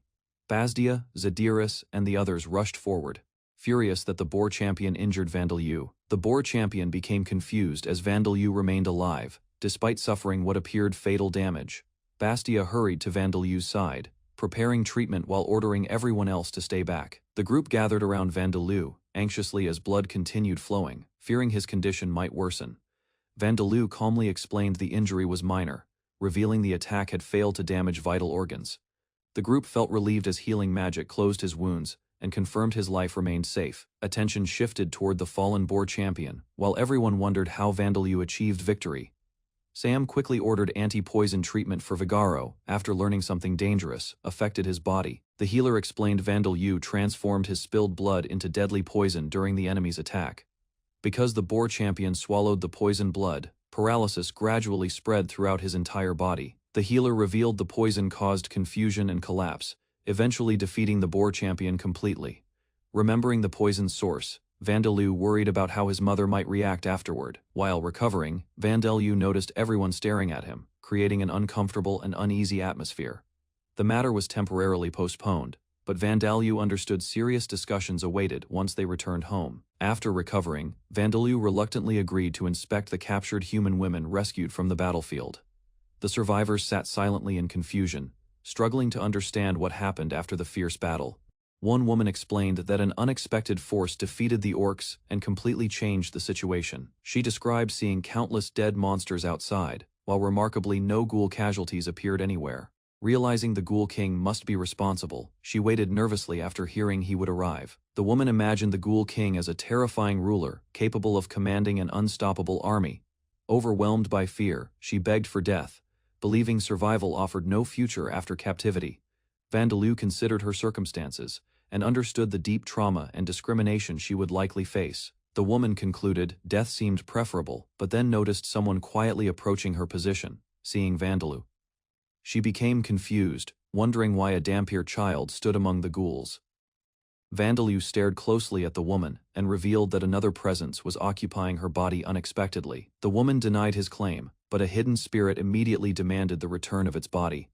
Hearing Vandaloo expose the truth, both the woman and the possessing spirit reacted in shock. Vandaloo noticed a wandering spirit beside an adventurer. The shocked man realized Vandaloo could see ghosts clearly. The adventurer attempted escaping, but his spirit remained trapped inside the borrowed body under Vandaloo's control. Vandaloo questioned the intruder directly. Unable to leave, the spirit faced him and answered reluctantly. The spirit revealed he was an adventurer gathering information about the orc village using possession. Vandaloo learned the adventurer worked for a viscount connected to Minister Palpapek's military operations nearby. Further questioning exposed plans for an army campaign intended to eliminate the orcs completely soon. Vandaloo considered the situation carefully, wondering whether destroying the noble orcs might alter decisions. The adventurer explained humans would simply target ghouls next, continuing extermination plans without hesitation afterward. Realizing the adventurer lacked authority, Vandaloo decided threats were pointless and sought useful information instead. Vandaloo asked about the possessed woman's death. Terrified, the adventurer denied involvement and confessed possession. Vandaloo forced the adventurer's spirit out. The woman regained control and demanded ownership of her body. After listening carefully, Vandaloo spared the adventurer, but warned him never to repeat such actions. The spirit departed safely. Vandaloo confirmed the woman remained alive, because mana still sustained her. The woman asked about returning fully to life. Vandaloo explained resurrection was beyond his abilities. Instead, Vandaloo revealed a new life already growing inside her, and offered another solution. He promised the child would resemble a human greatly, though complete humanity remained impossible. Encouraged by his explanation, the woman decided to reincarnate herself through the unborn child later. Sam questioned Vandaloo's unusual experiment. Vandaloo admitted curiosity motivated the entire attempt. Sam suspected Vandaloo planned something similar for Darcia. Vandaloo denied that specific assumption immediately. Vandaloo explained compatibility was rare, yet the successful result inspired several future possibilities for research. Vandaloo explained he would support the woman's future life. Sam worried about his responsibilities despite age. Soon afterward, Vandaloo returned home and faced complaints about confronting a rival leader alone recklessly. Zadiris, Bastia, and the others scolded him for rushing into danger without informing anyone beforehand. The angry group surrounded Vandaloo, demanding he never repeat such a dangerous decision again. Realizing their concern was genuine, Vandaloo quietly apologized, while everyone continued expressing their worries. After calming down, Zadiris admitted they understood his intentions and apologized for lacking strength themselves. Bastia blamed herself as well, believing their weaknesses forced Vandaloo into difficult situations repeatedly. Confused by their self-criticism, Vandaloo questioned why they were apologizing instead of remaining angry. Trying to lighten the mood, Vandaloo jokingly suggested they might resume scolding him immediately afterward. Vandaloo admitted previous punishments were harsher. Their caring concern felt unfamiliar, leaving him deeply moved. Darcia comforted Vandaloo gently. He insisted she never needed to apologize for worrying about him. Zadiris and Bastia became shocked after hearing his past experiences and questioned what kind of upbringing existed. Bastia realized Vandaloo's reaction came from painful memories and not simple fear of being scolded. Misunderstanding the topic, the others mentioned Darcia. Vandaloo quickly clarified he meant something completely different. Vandaloo explained his feelings about Darcia seriously and requested everyone, including Vigaro, hear everything. At that moment, Vigaro arrived unexpectedly. His enormous new appearance immediately surprised everyone present.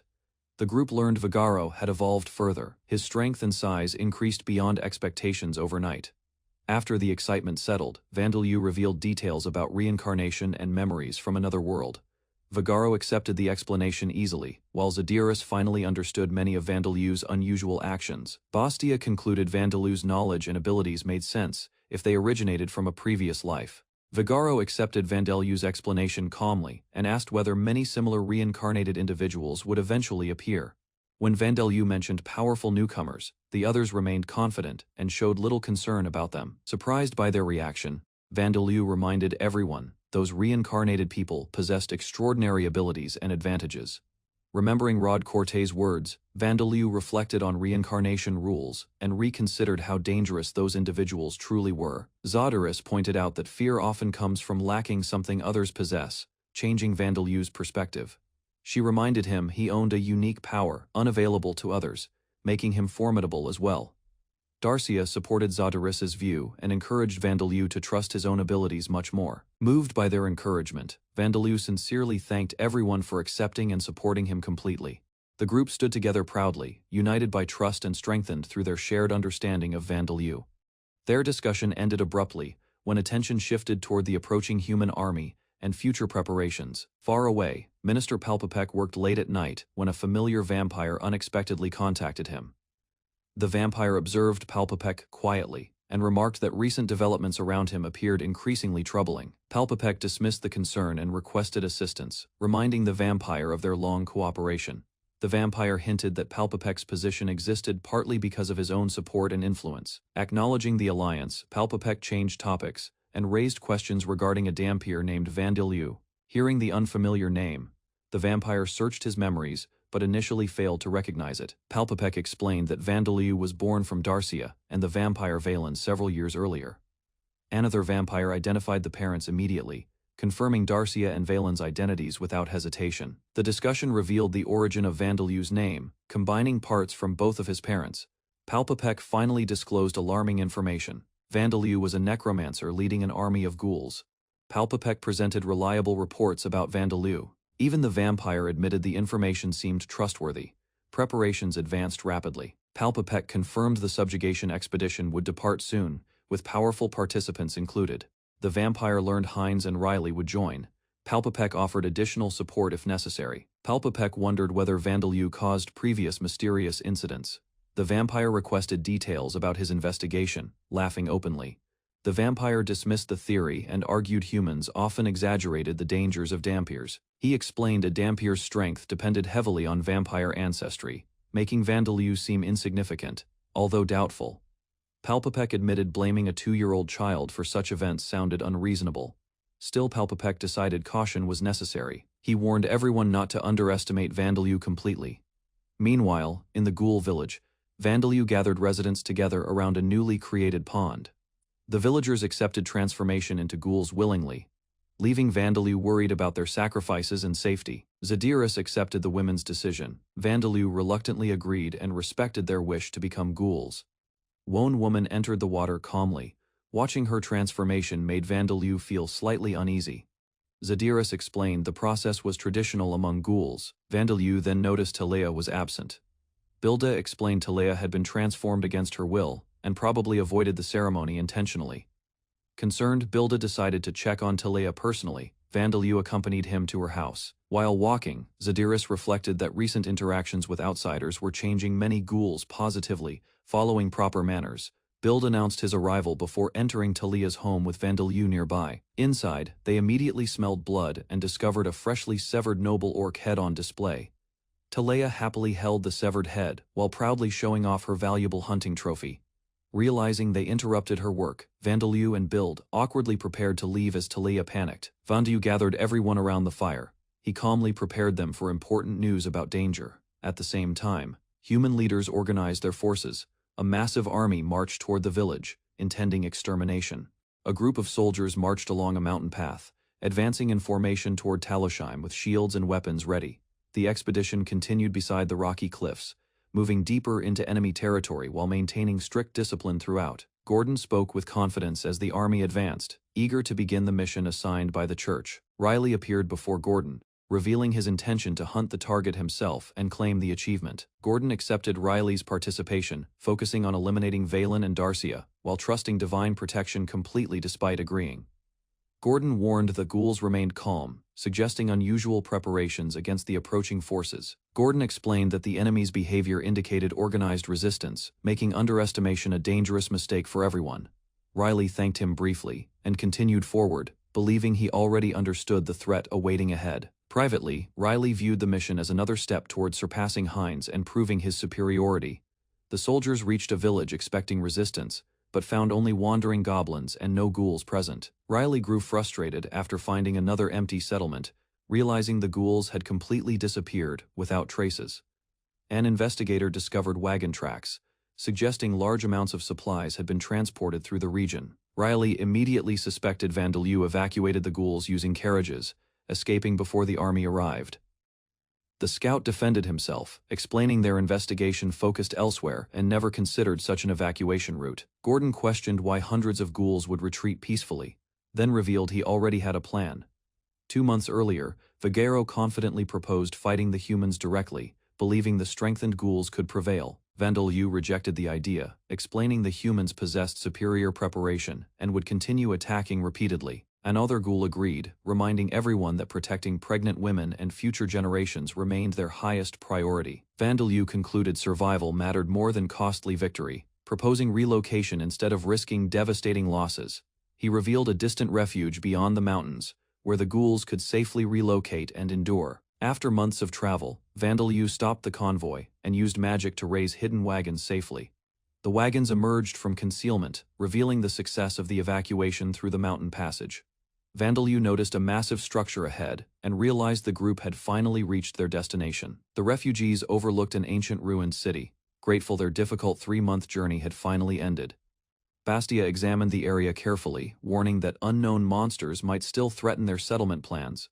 Figaro organized camp preparations while Vandeleu decided to investigate the ruins before moving everyone inside. Relieved by their progress, Vandeleu reflected that the migration had been smoother than expected overall. Terea struggled with exhaustion from the journey, while Vandeleu reassured her their destination was near. Embarrassed by her fatigue, Terea apologized, but Vandeleu understood the hardships everyone had endured. After checking the surroundings, Vandeleu confirmed the area appeared safe and suitable for settlement. Vandeleu reassured everyone that the unborn children would remain healthy, despite the exhausting migration journey. Terea joked that their gathering resembled a family, causing playful reactions among the surrounding ghouls. Katia arrived and teased Terea about her age, prompting an immediate and energetic denial. Terea questioned Katia's decision, wondering whether she truly accepted living as a ghoul now. Katia explained that life among the ghouls felt better than her previous suffering and isolation. Vandeleu quietly listened before stating that everyone within their group should be considered family. Suddenly, something flew toward Vandeleu, interrupting the peaceful discussion among the gathered companions. Several children rushed over excitedly, presenting a strange bone they had discovered during exploration. The thrown object struck Vandeleu accidentally, prompting concern from adults and immediate scolding for Braga. Watching the children with their families, Vandeleu reflected on how the community had grown together. Vandeleu examined the children and realized they had evolved into entirely new monster variants unexpectedly. Everyone discussed possible causes, suspecting Vandeleu's mana influenced the unborn children before their births. The growing number of energetic children filled the settlement, making the community livelier than ever. Darcia smiled proudly, telling Vandeleu that their expanding family continued growing stronger with time. Elsewhere, a messenger requested assistance against Vandeleu, but the adventurer refused the dangerous mission. The adventurer explained that Hines had already departed for another assignment and could not help. Frustrated by repeated failures, the messenger questioned whether Vandeleu's escape truly created such concern. The adventurer remained calm, while the messenger stormed away, refusing further discussion on the matter. Flying through the night, the messenger repeatedly worried that the situation was becoming increasingly troublesome. Overwhelmed by anxiety and setbacks, he finally admitted the entire operation was heading badly wrong. After securing the settlement, Vandeleu decided it was finally time to investigate the mysterious Devil's Nest. Before leaving, Vandeleu entrusted the refugees' safety to Bastia and the others remaining behind. Inside the city, Vandeleu noticed enormous buildings and strangely oversized doors, unlike anything previously encountered. Excited by the discovery, Vandeleu hurried through the streets while his companions watched curiously. Katia teased another companion during the exploration, creating a light-hearted atmosphere within the abandoned city. Vandeleu admitted he was excited about living there and uncovering the secrets hidden throughout. Katia jokingly warned him about ghosts, but Vandeleu remained unconcerned by such possibilities. Suddenly, Vandeleu sensed approaching enemies from a nearby structure and alerted everyone immediately. To everyone's shock, several dinosaur-like creatures emerged from the streets and charged toward them.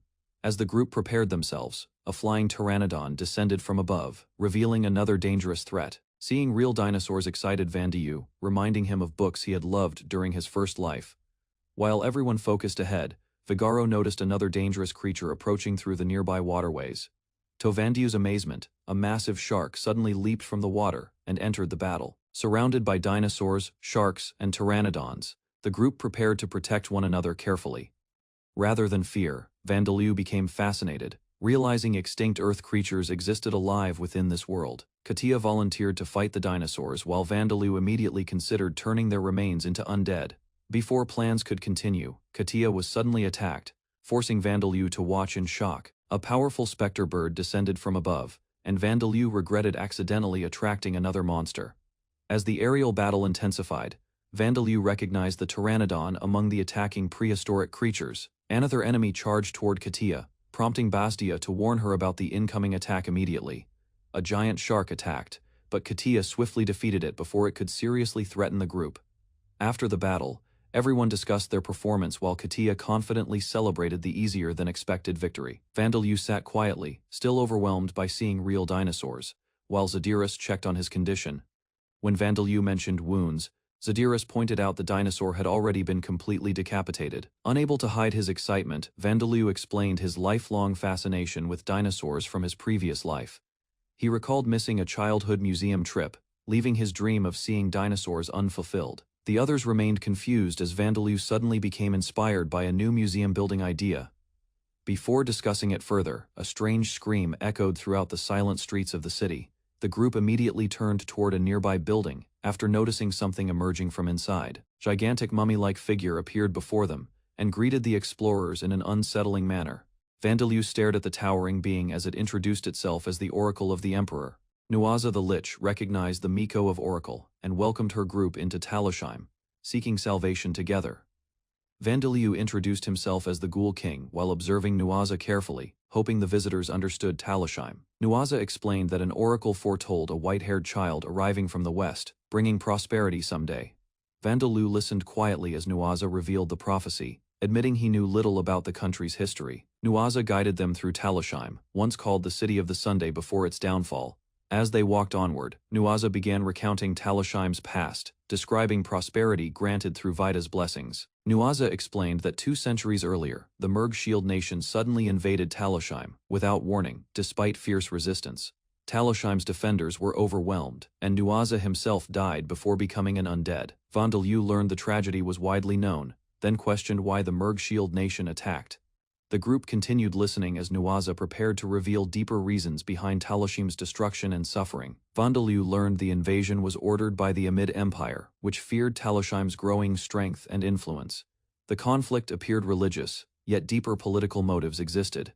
Vandiyu listened while Nuaza demanded the full truth. Although victorious, the Merg Shield nation suffered heavy casualties, losing heroes, resources, supplies, and stability afterward. Nuaza corrected one detail, explaining Talishheim's treasures escaped with the princess before the kingdom collapsed completely. The princess reached Orbaum safely, preserving valuable assets while Vandiyu considered the consequences for Merg Shield.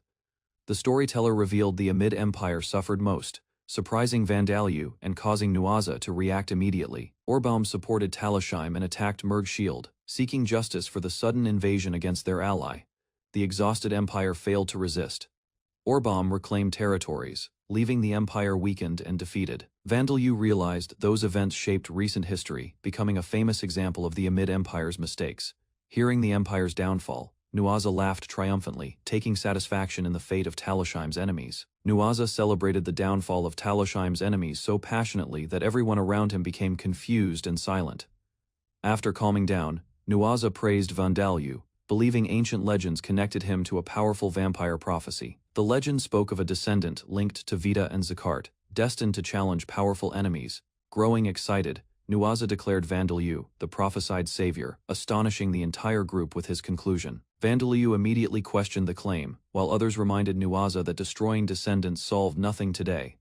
A spirit resembling Darcia appeared, supporting a kinder view and encouraging Vandiyu to consider individuals. Darcia explained that not everyone from Merg Shield was evil, leaving Vandiyu thoughtful and uncertain. Nuaza accepted the reminder, acknowledging that hatred should not automatically extend toward later generations' descendants. The tension eased as Nuaza abandoned extreme ideas and focused instead on the oracle's meaning.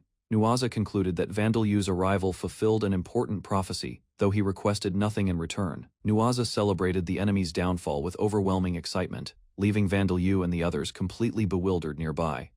Recovering himself, Nuaza declared Vandalyu resembled a legendary vampire foretold through ancient traditions and prophecies. He recounted a dying prediction about Vita and Zakart's descendant, returning to oppose powerful enemies someday. Convinced by the prophecy, Nuaza dramatically proclaimed Vandalyu the long-awaited savior destined to return again. Vandalyu questioned Nuaza's conclusion, while Sam and others reminded everyone not to judge descendants unfairly. Darcia appeared and gently supported that view, encouraging Vandalyu to think carefully before condemning others. She explained that many people in Merg's shield were innocent, causing Vandalyu to reconsider matters. Nuaza listened quietly as Darcia continued, stressing that hatred should never automatically pass through generations. Accepting her words, Nuaza agreed they should stop focusing on descendants and old grudges alone.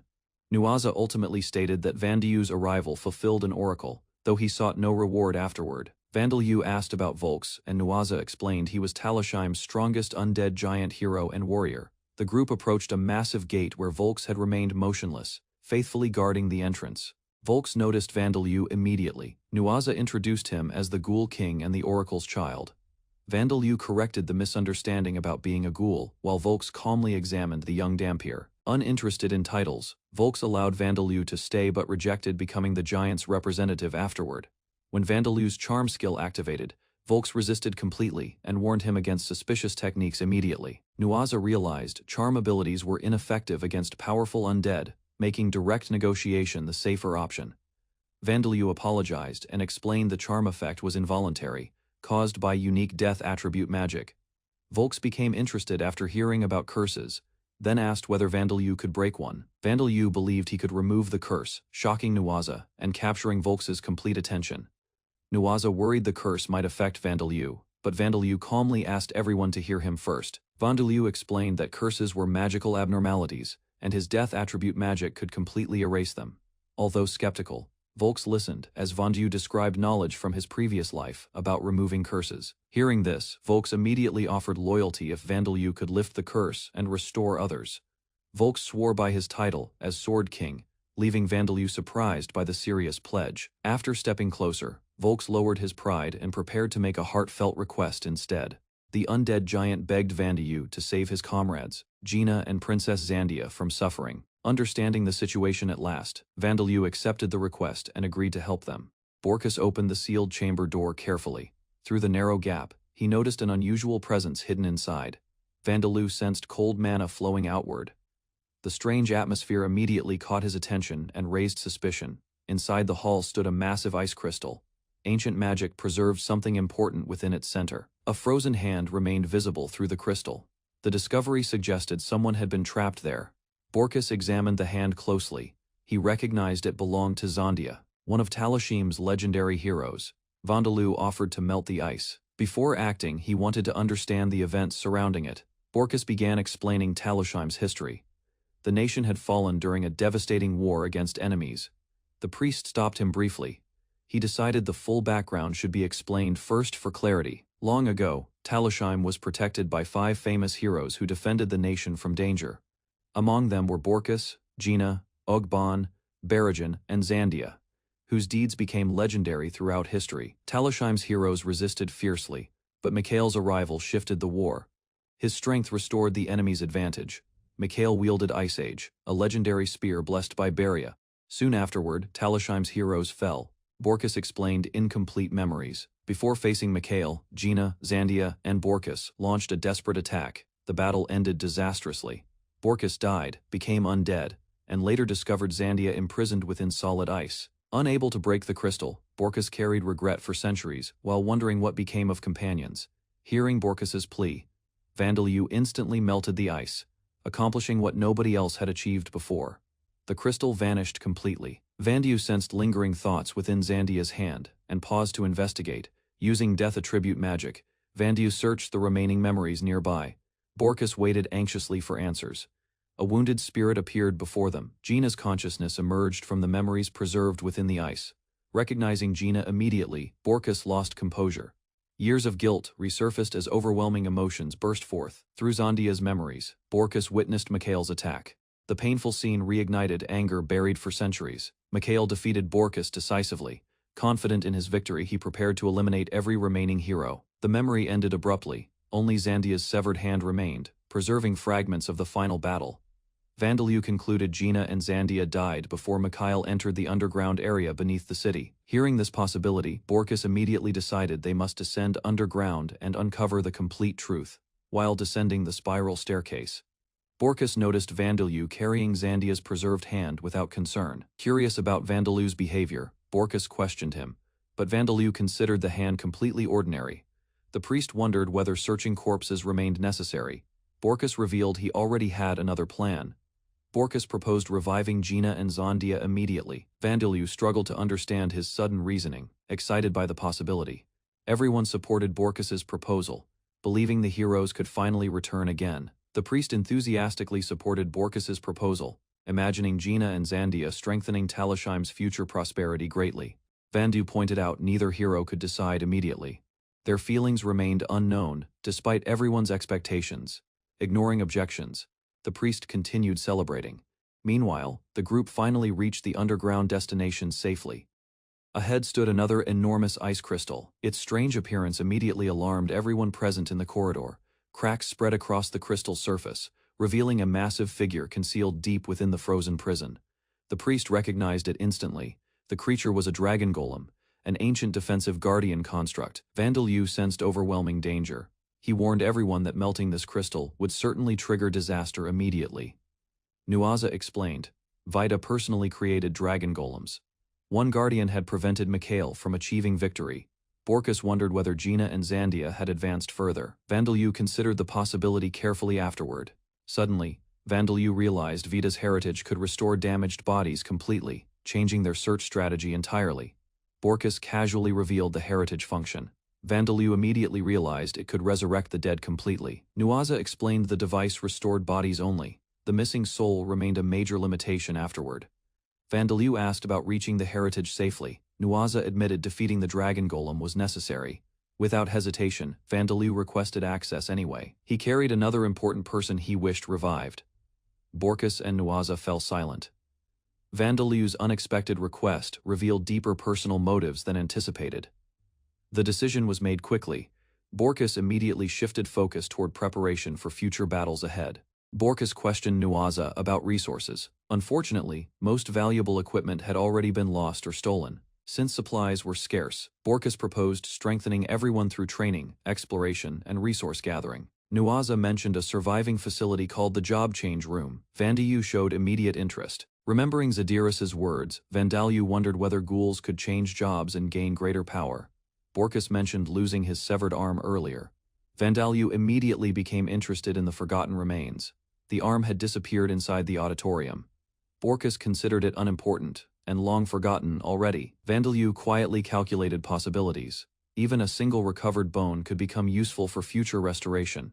Before anyone objected, Vandalyu produced a giant skeletal arm and presented it to Borkus. Borkus recoiled in disgust. The unexpected gift looked disturbing despite Vandalyu's sincere intentions and effort. Vandalyu apologized for failing to heal Borkus completely. Borkus insisted his current condition remained manageable. Trying to lighten the mood, Borkus joked about appearances. Nuaza unexpectedly agreed with his reasoning. After discussing future plans, Vandalyu departed. New discoveries had exceeded everything he expected today. While walking home, Vandalyu organized his thoughts. He eagerly planned how to explain everything. Returning to his companions, Vandalyu gathered everyone together and announced important news about Talishheim's future. Back at the village, chaos erupted unexpectedly. Bilda suddenly entered labor, shocking everyone nearby immediately. Hearing the commotion, Vandalyu looked outside calmly. The peaceful day changed without any warning whatsoever. As Bilda's labor began unexpectedly, Vandalyu stayed nearby while worried family members and attendants carefully monitored her condition. The household became anxious as the delivery progressed, while supporters encouraged Vandalyu to remain confident and composed. Asked to assist directly, Vandalyu nervously held Bilda's hand while she focused on delivering her child safely. Although inexperienced with childbirth, Vandaloo stayed beside Bildo after she expressed complete trust in his presence. Seeing Bilda smile despite exhaustion, Vandaloo sensed something unusual and immediately focused on the unborn child.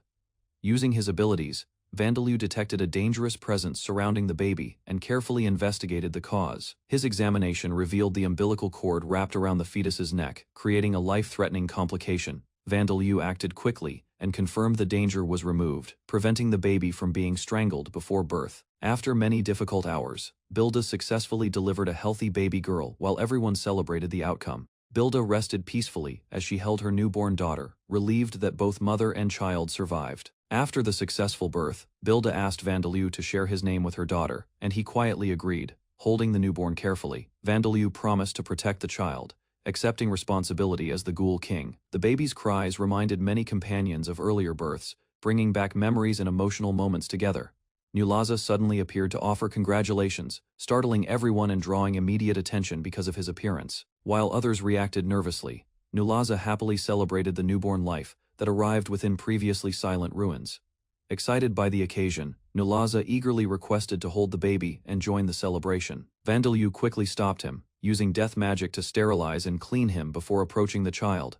Understanding the precautions, Nulaza accepted the situation while everyone continued focusing on the newborn's safety. As night arrived, the village celebrated the successful birth with food, drinks, and joyful gathering. Later, Vandaloo was ordered to rest from work, receiving recognition for helping save mother and daughter. Concerned for Vandaloo's well-being, Bastia and Zadiris urged him to rest instead of constantly overworking himself. Zadiris became serious and warned that ignoring proper rest could eventually return her to reincarnation. Taking their advice seriously, Vandaloo began wondering what activities actually counted as meaningful rest. While thinking inside a bath, Vandaloo was interrupted when an anxious companion checked on him. Asked about hobbies beyond sleeping and eating, Vandaloo struggled to answer and sought suggestions instead. One companion suggested human entertainment, including reading, board games, theater performances, and various leisure activities. After considering those ideas, Vandaloo still found it difficult to decide how to spend time. Another suggestion involved singing and shrine activities, though Vandaloo doubted whether those were amusements. Searching for possibilities, Vandaloo discovered shelves filled with books and became interested in reading. While browsing Adventure Guild materials, Vandaloo reflected on school life and his unusual Dampier future. While reading through books, Vandaloo unintentionally spent the entire day studying before finally falling asleep. The next morning, Vandaloo searched for another activity and noticed undead creatures moving around nearby. Watching bone monkeys spar together, he found their training surprisingly entertaining despite its unusual appearance. Vandaloo then approached a skeleton warrior who remained alone while other undead trained together elsewhere. After observing carefully, Vandaloo realized the skeleton seemed troubled about being left behind by companions. Rita and Saria explained that the others had grown stronger, eventually surpassing the older skeleton. Wanting to encourage him, Vandaloo praised the skeleton's achievements and recognized his remarkable growth. The skeleton admitted he still wished to become stronger, inspiring Vandaloo to consider new possibilities. Remembering information from his books, Vandaloo proposed strengthening the skeleton through an experimental method. He planned to gather human warrior spirits from the battlefield and merge them into the skeleton. Vandaloo gathered spirits and attempted the experiment, but the first transformation appeared to fail completely. Everyone waited silently until the skeleton suddenly changed, showing unexpected signs that the process succeeded. The evolved skeleton knight regained memories from his human life and thanked Vandaloo for helping him. He remembered living peacefully with his wife and newborn child, before tragedy suddenly struck his family.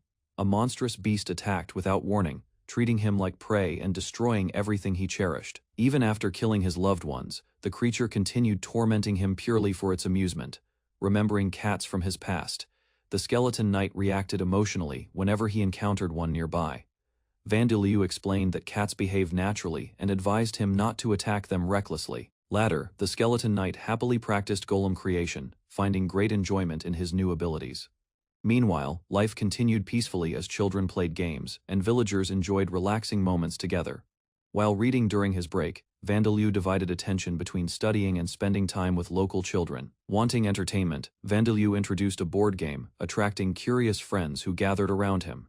Soon everyone became absorbed in competition, treating the game seriously, despite its simple rules. When evening arrived, Vandaloo was invited somewhere special and asked to remove his blindfold. Opening his eyes, he discovered a large gathering prepared by companions, celebrating his 3rd birthday. Friends, monsters, undead, and allies from across the settlement assembled to congratulate Vandaloo together. One companion presented dinosaur skeletons, explaining she collected them after hunting dangerous creatures elsewhere. Another surprise followed when a living triceratops was brought forward as a special birthday gift. Darcia's spirit appeared and warmly expressed happiness at seeing Vandaloo grow another year older. Thanking everyone and his mother, Vandaloo accepted their feelings before the celebration continued peacefully. Elsewhere, influential nobles and vampire leaders gathered around a table to discuss important future matters. As the meeting officially began, the first agenda focused on dealing with the Dhampir, Vandaloo. Berkine warned that Vandaloo's alliance with a Vita vampire ancestor could threaten their faction's future stability. Ternesia angrily demanded immediate execution, while Berkine remained calm and decided to give another opportunity instead. Berkine ordered the prisoner to be brought forward, choosing to judge his loyalty before punishment arrived. The guards revealed Serkrant Ozba, a severely injured subordinate whose condition shocked everyone inside the chamber. Berkine questioned Serkrant about ignoring reports concerning the Dhampir, demanding accountability for recent failures there. Barely alive, Serkrant suffered terrible wounds while terrified witnesses watched his body deteriorate before them helplessly. Berkine observed that Serkrant appeared genuinely repentant and still wished to complete his assigned mission. Ternesia mocked his determination, believing a nearly dead servant possessed no useful value anymore whatsoever. Ignoring Serkrant's condition, Ternesia demanded answers regarding Gubamon's whereabouts and responsibility for ongoing problems. The attendants reported Gubamon missing again, while Berkine proposed replacing him with another trusted subordinate. Ternesia questioned Berkine's choice, while he suggested sending one of his trusted lovers to assist. Berkine selected Eleonora for the mission, believing her abilities suited the dangerous assignment ahead perfectly. Eleonora calmly accepted the order, while Ternesia showed clear dissatisfaction with Berkine's decision immediately. Berkine instructed Eleonora to accompany Serkrant, investigate Vandaloo, and recover Borkus's remains from Talishheim. Eleonora departed the meeting hall, carrying Berkine's orders, while others quietly watched her leave behind. Elsewhere, Kachia's companions abandoned her group, believing she lacked strength for future dungeon challenges. Kachia suddenly awoke from a troubling dream, confused by vivid memories lingering within her mind. Meanwhile, Vandaloo visited Talishheim's job change room, studying possibilities for improving abilities through occupations. Unexpectedly, new job options appeared before Vandaloo. Despite Rodcourt's curse supposedly limiting his growth, Vandaloo analyzed the curse carefully and realized its restrictions contained loopholes he could exploit successfully. Vandaloo stopped worrying about Rodcourt and focused instead on choosing the most beneficial new job available. After consideration, Vandaloo selected Death Attribute Mage, prioritizing combat effectiveness and future battles beneath Talishheim. The job change granted multiple skill increases and new abilities, surprising Vandaloo with immediate improvements. Vandaloo realized the job change provided benefits beyond expectations, strengthening previously difficult skills considerably. 4 months passed as Talishheim's residents trained, gathered resources, and steadily rebuilt their growing city. Darcia watched Vandaloo return from training and asked about his progress in physical combat practice. Vandaloo proudly explained his achievements, while Darcia listened carefully and prepared another important question. Memediga suddenly volunteered to wash Vandaloo, surprising him with her enthusiasm and affectionate behavior completely. Other girls gathered nearby as Memediga insisted on helping, creating an awkward situation for Vandaloo. Memediga proudly claimed adulthood, but Vandaloo reminded her she remained younger despite her abilities. Vandaloo explained that Memediga, Braga, and others matured quickly, making him feel left behind recently. Darcia reassured Vandaloo that he still had room to grow and should not worry excessively. Encouraged by her words, Vandaloo headed toward Doran Aquatic Cavern to continue dungeon training seriously. During exploration, Kachia nearly fell victim to a sudden aquatic monster attack from behind unexpectedly. Braga reacted immediately, defeating the monster with a swift strike and protecting Kachia from danger. Vandaloo praised Braga's improvement, noting his stealth abilities could make him a capable assassin. The group advanced deeper into the cavern, and finally arrived at the dungeon's boss floor. Instead of the expected boss, a gigantic island turtle appeared, revealing itself as a hidden boss. The rare encounter excited everyone, while Vandaloo considered it valuable preparation for future battles ahead. As smaller turtles rushed forward, Vandaloo assigned targets and the group immediately began fighting. The group attacked together, but the hidden boss's shell resisted magic and ordinary attacks with ease. Ignoring concerns, Vandeyu activated enhanced strength and charged directly toward the enormous hidden boss recklessly. Using Spear Hand, Vandeyu struck the turtle's shell, and actually managed to damage it slightly. Inspired by Vandelyu's example, Kachiya rushed forward and attempted her own impossible attack immediately. Kachiya's rush attack connected successfully, surprising everyone as the hidden boss briefly staggered backward. The turtle launched dangerous counterattacks, forcing Vandelyu to create barriers and protect his companions. Vandelyu noticed Kachiya remained trapped near the enemy, creating a serious and urgent situation. After injuring his arm, Vandelyu realized escape was difficult and blamed himself for Kachiya's danger. Determined to save her, Vandelyu grabbed Kachiya and carried her away from the hidden boss. While retreating at full speed, Vandelyu suddenly noticed an unexpected change occurring behind the turtle. Vandelyu discovered the turtle had not collapsed and used a sand golem to keep distance safely. The hidden boss finally fell, though Vandelyu admitted the battle provided poor preparation for future challenges. After victory, Kachiya suddenly burst into tears, leaving Vandelyu confused by her emotional reaction. Kachiya apologized and explained how her growth slowed despite constant effort during her adventuring years. Unable to improve further, Kachiya lost hope and believed dying as an adventurer seemed preferable. Even during despair, Kachiya still carried dreams and wished for a future beyond disappointment. Becoming a ghoul granted Kachiya new strength, restoring her confidence and determination to improve again. Kachiya declared she could grow stronger once more and looked ahead with renewed motivation. Vigaro reminded Vandelyu that kindness alone was insufficient, especially after Kachiya endangered everyone during battle. Vandelyu sympathized with Kachiya, recalling similar struggles from Earth when effort failed to bring results. Vandelyu admitted he still felt impatient, remembering how others always seemed stronger and more talented. Confused by Vandelyu's composure, Kachiya asked how he remained calm despite those difficult feelings. Vandelyu explained that careful choices and strategy could overcome stronger opponents, despite differences in ability. He accepted being weaker than others because he relied on unique strengths and trusted companions. Vandelyu suggested Kachiya consider magic instead of swords, believing ghouls possessed strong magical potential. After jokingly considering becoming a maid, Kachiya quickly regained confidence and accepted a new direction.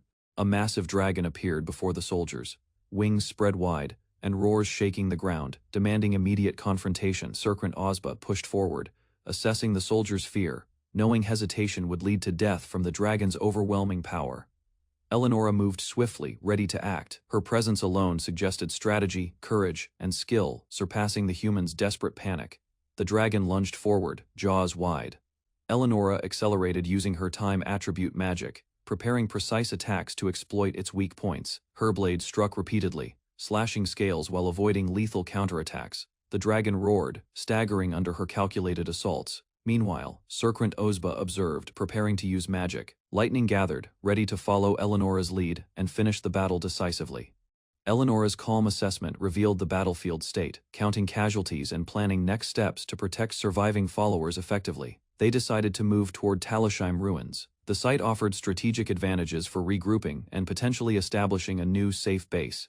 Serkrant expressed concern, noting dangers in undead-infested territory, questioning practicality of colonization while balancing pride and responsibility. Despite risks, they pressed onward. The Dhampir had fled, prompting strategic planning to maintain initiative, avoid punishment, and achieve necessary objectives. Eleonora volunteered to investigate Talishheim alone. Despite objections, she immediately departed, determined to verify conditions personally there. Eleonora traveled through the night sky and soon reached Talishheim, observing ruins and signs of activity below. Back in Talishheim, Vandelyu shared recreated miso soup. His companions enjoyed the unfamiliar meal with satisfaction together. Povina eagerly tasted the food. Vandelyu noted he had successfully recreated a meal from Earth again. Half a year passed after Vandelyu's birthday. Winter arrived, and another important event changed Talishheim's future. The event was Povina's birth. Unlike ordinary noble orcs, she possessed unusual traits and appearance characteristics. Povina closely resembled her previous life. However, she lacked memories and developed as a normal child. As months passed, Povina grew rapidly. Her energy constantly surprised Vandelyu and everyone around her daily. Bastia's pregnancy became another reason for celebration. Vandelyu reminded Povina to act carefully around her. Bastia remained healthy thanks to a completed magic item. The tool provided essential support for her embryo. Erij arrived in Talishheim carrying supplies. Meanwhile, Vandiyu focused on improving Zandia's detached magical hand carefully. After finishing the adjustments, Vandiyu explained the hand could now be painted properly without causing problems. Upon returning, Vandiyu was welcomed by Eleonora. She immediately asked about Zandia's missing hand afterward. Vandiyu explained the hand vanished, suddenly. Eleonora described the exact location where it disappeared unexpectedly earlier. Neither spirits nor witnesses provided answers. The disappearance remained mysterious, despite thorough investigation by everyone involved. Elsewhere, Povina wandered through a corridor. A strange sound caught her attention and sparked curiosity immediately. Following the noise, Povina discovered a detached hand walking independently. The sight surprised her greatly there. The hand suddenly moved away. Povina chased after it, determined to discover where it belonged. The pursuit continued through hallways. The hand dodged obstacles while Povina stubbornly refused to stop chasing. The hand climbed furniture and pulled open drawers. Povina followed closely, unknowingly approaching the mystery's solution. Povina explored alone, moving through the hallways of Talishheim, while remaining curious about mysterious sounds nearby. Her path was uncertain, and minor obstacles caused her to stumble occasionally, but she continued forward undeterred. Vandiyu noticed Zandia's detached hand had fallen to the floor. Povina seemed to have handled it unexpectedly. The hand's movement caused a brief distraction, creating confusion as Povina approached to examine it closely. Vandiyu considered the hand's behavior. He realized it had originally been in the room but acted independently afterward. He decided to call Borkus and other companions for assistance, ensuring they could safely investigate the hand's unusual behavior. The group gathered in the room. They questioned the hand's origin and why it seemed capable of movement. Time passed as they observed and prepared to interact with the hand cautiously. Povina watched silently, learning from the reactions of the others, while the hand remained in motion. Borkus instructed tapping the floor to communicate with the hand. Responses would indicate the hand's identity and intentions. Vandiyu held Zandia's hand while asking Povina to check the spirit inhabiting it carefully once again. He explained that spirits' forms become vague over time, making it difficult to determine their true identity. Povina concentrated, attempting to understand whether the hand contained a human spirit or some other type. Vandiyu suggested naming the left hand Leftia. Once they confirmed it was Zandia's spirit, giving it identity, they performed a small ritual, giving Leftia a symbolic manicure as a way to acknowledge its presence. Meanwhile, Vandiyu observed the surrounding area, noting monsters and undead appearing in ways he had never seen before. The group debated whether it was safe to remain. Eleonora weighed the strength of true ancestors versus their numbers. Eleonora instructed the team to assess threats carefully, considering the Dhampir and ghouls among their opponents. Plans were made to dispose of the Dhampir if necessary. Vandiyu focused on gathering information efficiently from nearby undead. Orders were clear. Eleonora directed random ghoul reconnaissance, ensuring the group could act strategically without being detected. Eleonora noticed the sudden chill in the air and reflected on growing distance with Master Van, feeling uneasy. She observed others enjoying themselves while she was absent, reinforcing her concern and curiosity about Master Van's recent behavior. Eleonora questioned a sleeping ghoul about Vandilew's location. The ghoul revealed he rested inside the castle tonight. When Vandilew's name and Vita's blessing surfaced, Eleonora realized the Dhampir possessed unexpected divine recognition already. Satisfied with the information received, Eleonora encouraged the exhausted ghoul to rest peacefully for the night. After the ghoul fell asleep, a hidden attacker approached silently and attempted a deadly strike nearby.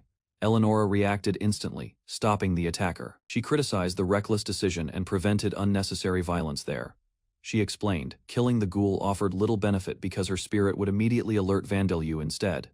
Eleonora further noted they lacked proof regarding spirits and could not waste valuable holy water carelessly. The sleeping ghoul remained harmless. Eleonora insisted their mission finish before morning, without attracting suspicion anywhere.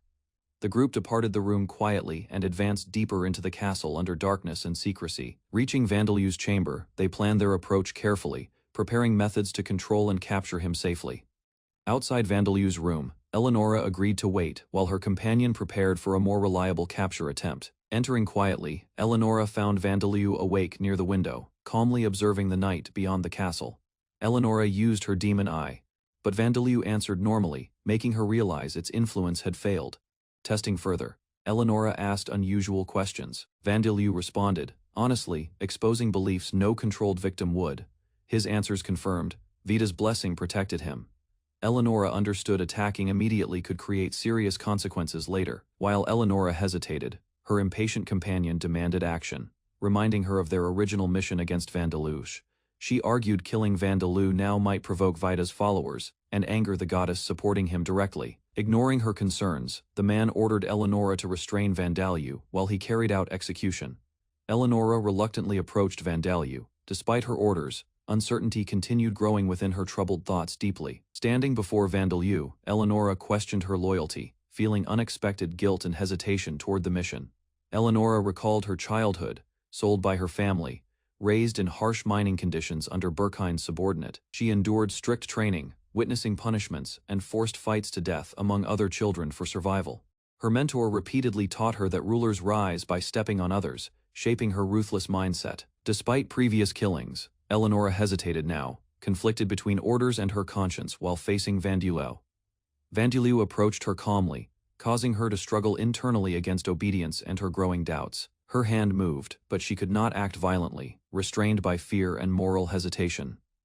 Eleonora's demon eye activated, compelling her, yet she remained paralyzed, unable to defy the stronger presence. She felt immobilized, recognizing her inability to disobey the authority looming over her with absolute force. Vandeleu's calm stance contrasted with her internal turmoil as she trembled, unable to strike or resist.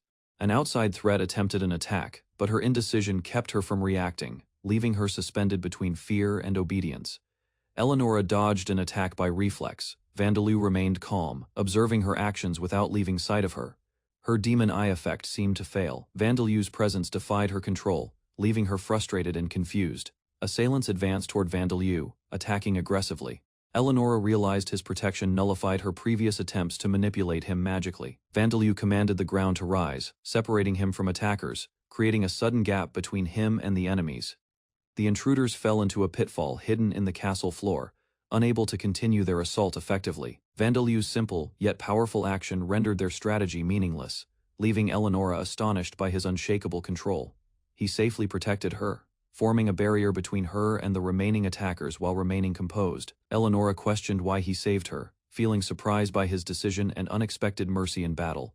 Vandeleu explained he recognized her lost murderous intent, judging her as not an enemy worthy of harm. He redirected the ghoulish enforcer, Borkus, to avoid killing anyone besides Vandeleu, demonstrating his authority and tactical judgment. Eleonora watched in shock as Vandeleu summoned Tyrannozombie Supreme, a massive undead creature crashing through the wall. The giant undead attacked fiercely, forcing Serkrant to retreat while realizing Vandeleu controlled extraordinary monsters effortlessly. Even severe wounds regenerated quickly. Eleonora warned Vandeleu that Serkrant possessed terrifying restorative abilities during battle. Vandeleu blocked incoming attacks with a barrier while Serkrant launched himself forward, determined to overwhelm him. Serkrant boasted confidently, believing his overwhelming strength and regeneration would eventually break through Vandeleu's defenses completely. Vandeleu suddenly questioned Serkrant about Valen, revealing a personal connection hidden behind the ongoing conflict. Serkrant proudly admitted executing Valen himself, confirming responsibility for the death of Vandeleu's father years earlier. Hearing the confession, Vandeleu's expression darkened, his patience vanished as anger quietly replaced his calm. Serkrant charged recklessly, convinced victory remained certain. Unaware Vandeleu had already prepared a decisive counterattack. Using Unguided, Vandeleu nullified regeneration. Serkrant collapsed screaming, condemned to death without reincarnation or escape. Vandeleu struck Serkrant with immense force. Eleonora watched as his attack pierced the enemy effortlessly. He revealed he never met his father, making vengeance irrelevant. His calm gaze reflected control over his emotions. Eleonora recalled her mother's suffering. Vandeleu's focus channeled anger against those causing pain, not personal vendetta. He shattered Serkrant completely, ignoring regeneration. The enemy's power became irrelevant in the face of precise control. Eleonora and Borkus observed silently. Vandeleu's action astonished them, demonstrating both strategy and overwhelming destructive ability. After the fight, Vandeleu asked about the vampire's soul. His calm tone returned, indicating a shift from battle to negotiation. At a meeting in Talosheim, a ghoul woman apologized after accidentally revealing information connected to Vandeleu's secret matters. Later, Vandeleu found the embarrassed ghoul sleeping outside on cold stone and checked her condition carefully. Relieved by his concern, she recovered quickly, while Vandeleu quietly observed her unusual reaction from nearby. Vandeleu unexpectedly sat beside her, deciding there should be no distance between companions serving Talosheim anymore. The moment became awkward when Eleonora appeared, causing the ghoul woman to panic and demand answers. Eleonora explained she intended sharing everything she knew with Vandaloo, despite recent confusing developments everywhere. As discussions continued, allies organized information revealing connections between vampires, nations, religions, and hidden enemies. The revelations shocked everyone because their opponents included purebred vampires and powerful military leaders alike. Eleonora revealed that Gubamon had ordered followers to collect heroic corpses from ancient battlefields repeatedly. The group learned Gubamon gathered dead heroes obsessively, using wars to expand his undead collection. Eleonora revealed Mikhail had appeared alive after being overlooked, while vampires failed to recover him despite pursuit. The group concluded Mikhail likely died after battling vampires, making recovery of Gina and Zandia difficult. As strategies continued, Eleonora apologized for previous actions, while everyone listened carefully around the table, questioned about Berkine.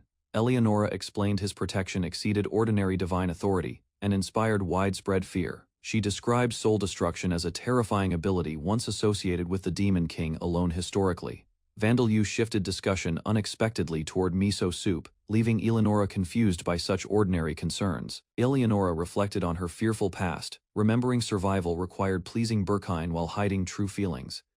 Despite painful memories, she admitted continuing her act for years, because alternatives seemed far worse. Vandaloo asked once more whether her statements were certain, while others watched her reaction closely. Eleonora firmly confirmed her answer, and the strange tension eased as the meeting finally progressed. Vandaloo acknowledged his power to destroy souls, yet admitted current enemies are stronger than he alone could face. Eleonora assured Vandaloo that one day he would surpass Berkine, remaining fearless while he accepted her guidance.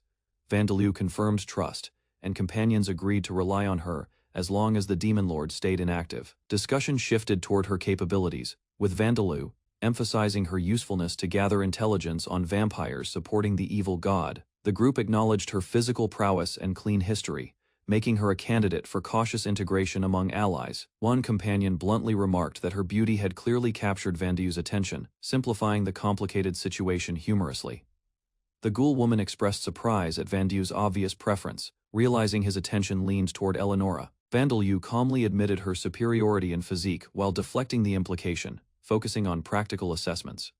Strategic precautions were discussed, including using a magical piercing golem to track her movements if betrayal occurred. Eleonora resisted passively, and Vandaloo explained his plan while ensuring everyone understood her position, maintaining group cohesion and trust. Vandaloo ordered preparations for Talashame's defense, planning countermeasures capable of stopping thousands of vampires simultaneously. Following his command, numerous stone golems awakened and immediately began working throughout the city tirelessly.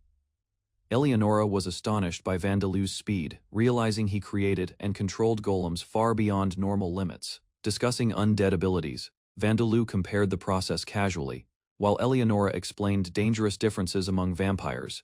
Vandaloo assigned Eleonora responsibility for directing vigil golems, trusting her with important defensive preparations. He instructed hidden surveillance placements around Talasheim, using disguised golems and skeletal remains as observers. The group examined possible invasion routes, including tunnels and mountain paths that enemies might exploit. Eleonora warned of a northern route crossing lands filled with powerful monsters and deadly creatures. After completing strategy discussions, Vandaloo encouraged everyone to continue strengthening defenses, weapons, and fortifications. Construction focused on reinforcing the second rampart while disguising the third as a crumbling structure. Vandaloo explained the outer walls would conceal stronger defenses, while anti-air weapons countered flying vampire attacks. Datara eagerly accepted responsibility for forging metal weapons, while others questioned Vandaloo's unusual crossbow plans. Vandaloo revealed the crossbows would become cursed weapons inhabited by spirits, rather than ordinary military equipment. He expanded the project further, adding ballistas and catapults to strengthen Talasheim's growing defensive network. The group remained busy throughout the following months, steadily preparing for the conflict approaching Talasheim. When summer arrived, companions relaxed briefly, enjoying baths and joking while discussing rumors around town. The conversation turned embarrassing, causing Teria discomfort as speculation about her relationship with the king spread. Overwhelmed by embarrassment, Teria fled immediately, leaving the others confused by her sudden reaction. Vandaloo chased after her, apologizing while reminding Teria about the scheduled catapult testing tomorrow morning. As night deepened, observers watched two figures flying overhead, signaling another unexpected development approaching Talasheim.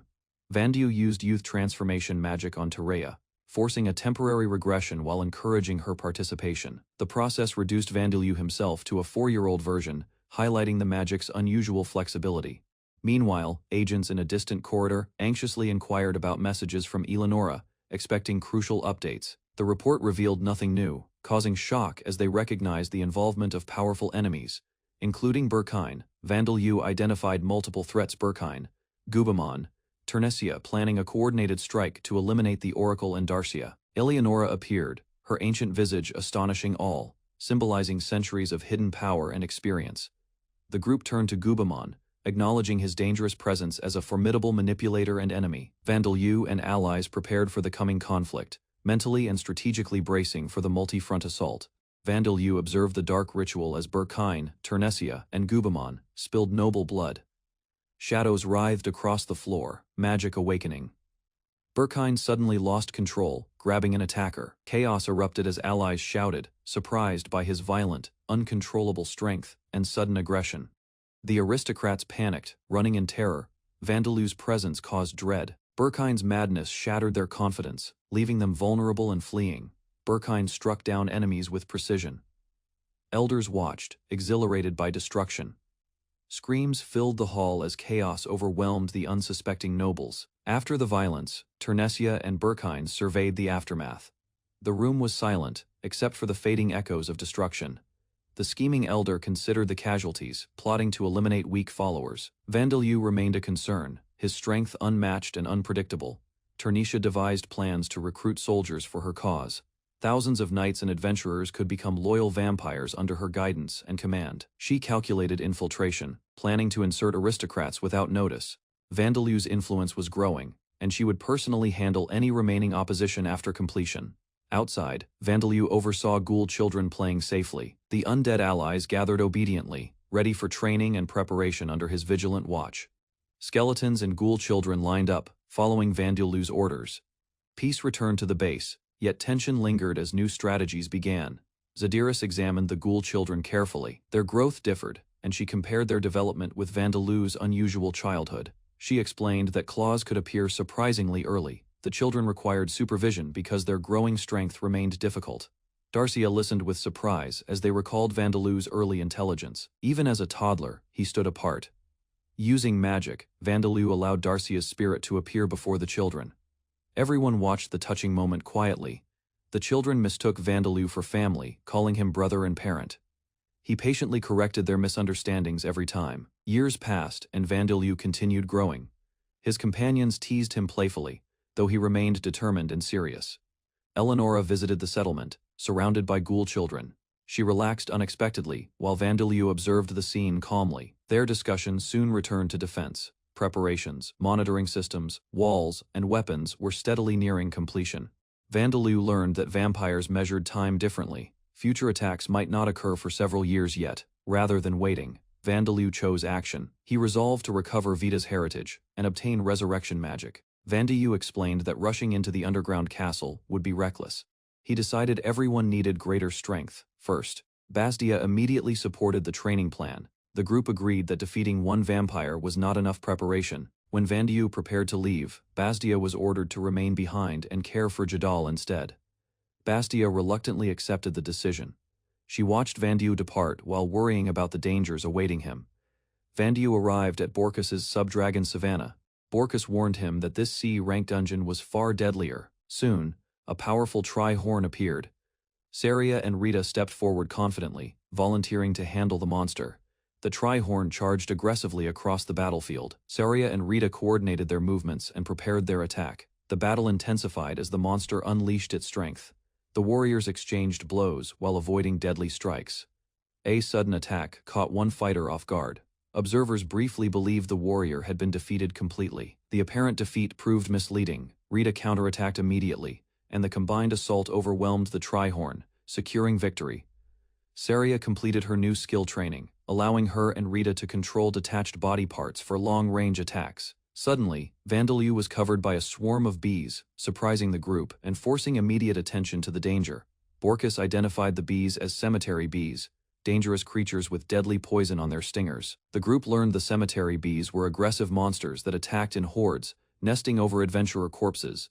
Despite the danger, the bees were unusually attached to Vandeleu, showing his unique ability to charm certain creatures. The group detected the dungeon boss, a rank 6 venom wyvern, appearing in the distance with intimidating presence. Vandeleu stepped forward alone, insisting on handling the upcoming dragon challenge to gain confidence and mastery. The team kept watch, preparing to support him while he analyzed the venom wyvern's abilities and potential weaknesses. Vandeleu chased the venom wyvern, anticipating its movement, but realized that its agility and flight made attacks difficult. The young master engaged the venom wyvern with concentrated effort, testing ranged attacks while calculating strategy against its speed. Vandeleu activated his barrier and charged forward. He planned to trap the venom wyvern and strike decisively. The barrier successfully restricted the monster's movement. Bastia watched closely, believing Vandeleu's strategy might succeed completely. The venom wyvern escaped unexpectedly by tearing off its own leg. The spectators were shocked by its determination. Realizing ordinary attacks were insufficient, Vandeleu began developing a new spell using concentrated death attribute mana. After completing the spell, Vandeleu launched Death Bullet. The dark projectile raced toward the wounded wyvern. The venom wyvern roared as the attack struck. Although no visible wound appeared, something had clearly changed. Borkus examined the result carefully. The monster remained standing, yet its condition seemed noticeably weakened. Vandeleu explained the spell's cost and limitations. Even so, the technique proved effective enough to secure victory. After returning home, Vandeleu found Bastia carrying Jadal while performing physical training around the settlement. Bastia admitted raising a child was more exhausting than hunting monsters. Vandeleu quietly observed her growth. After returning from training, Vandeleu encouraged Bastia to continue improving. Carrying Jadal, she accepted his words calmly. Vandeleu reaffirmed his greatest goal. With the dragon golem awaiting ahead, he renewed his determination to restore Darcia's body and bring his mother back completely. After more than a year, Vandeleu returned to Talishheim's job change room. Seeking preparation before battling the dragon golem, the priestess noted his death attribute mage growth, believing another job change might grant useful abilities for combat. Remembering Rodcorte's curse, Vandeleu examined the crystal carefully, hoping available jobs remained unaffected, despite restrictions today. New options appeared before him, including Golem Creator, Undead Tamer, Poison Master, Soul Destroyer Knight, and Bug Master. Ignoring frustration over the curse, Vandeleu calmly evaluated every choice and selected the path most practical ahead. After leaving, he gathered companions, descending together while preparing strategies and resources for the dangerous battle. His allies worried about facing the dragon golem, but Vandeleu explained resurrection remained possible through spare vessels. He revealed skeletons, bone wolves, and other undead accompanied them, because their expendable bodies suited dangerous frontline duties. Several golems marched forward as preparations continued, while concerns shifted toward identifying the dragon golem's material. Vandeleu concluded certain attacks would fail against mithril or resistant materials, assigning responsibilities before the battle. Vandeleu confirmed the golem's orichalcum construction, recognizing magic metal far stronger than lower dragon scales. The team arrived at the dragon golem's site, ready to execute the strategy they had carefully prepared beforehand. Vandeleu assessed the risk, acknowledging reduced danger, yet understanding the golem remained formidable and nearly S rank in strength. He recalled advice from his mother, realizing time was critical, and they could not postpone the confrontation any longer. Determined, Vandeleu prepared to begin, planning to celebrate his birthday safely while controlling the fight's outcome. The dragon golem's head moved, surprising the group as its colossal body activated and prepared to engage the intruders. Vandeleu commanded everyone to dodge immediately, avoiding the golem's destructive strike, aimed directly at their positions. The golem destroyed 10 of their prepared constructs instantly, demonstrating its overwhelming power and confirming its exceptional resilience. The team identified the material composing the golem, noting its cursed ice required Vandeleu's unique abilities to shatter. Finally, the dragon golem revealed its true form, the legendary Iron of God orichalcum, a threat demanding precise magical intervention. Zadiris explained that orichalcum surpassed ordinary metals completely, making conventional weapons and magic nearly useless against it. While others worried, one companion realized the enormous value of the golem and dreamed of bringing it home. Borkus charged forward and unleashed Dragon Killer repeatedly, testing whether overwhelming force could damage the legendary metal. His attacks landed heavily, yet the orichalcum body resisted everything, proving its durability exceeded their expectations.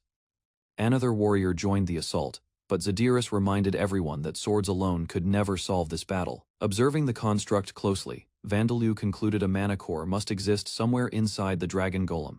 As allies struggled to stop its advance, Vandeleur stepped forward and activated his golem transmuter ability. Vandeleur realized he lacked materials for personal golems, but the battlefield itself offered countless usable resources. Undead arms seized the golem's body, holding it temporarily while allies accelerated their coordinated offensive efforts. With the opening created, a warrior drove her spear forward, aiming directly for the hidden mana core. The spear unexpectedly pierced Eleonora, triggering a defensive mechanism only the true owner could bypass. She realized the spear had struck her heart, leaving her gravely injured and seemingly beyond saving. Allies recognized her intent to push the spear using a mana bullet, risking everything for victory. Vandeleur reflected on the sacrifice, understanding her desire to fulfill the child's wish despite danger. Eleonora's expression softened as she held herself steady, signaling determination despite pain and blood loss. The golem attacked again, but the companions coordinated to leverage openings, preparing for the next critical strike. Vandeleur explained how to convert orichalcum fragments into usable weapons, enabling allies to fight effectively, despite material limits. He commanded a final coordinated strike, signaling everyone to dodge while preparing for the concluding blow. The attack reached the golem, striking its core, and combining all efforts in a decisive, powerful impact. The battle continued, but with teamwork and ingenuity. Vandeleur and allies overcame the golem's defenses and pushed toward victory. A powerful shockwave erupted from the battlefield, forcing everyone back as the unstable spear released dangerous energy.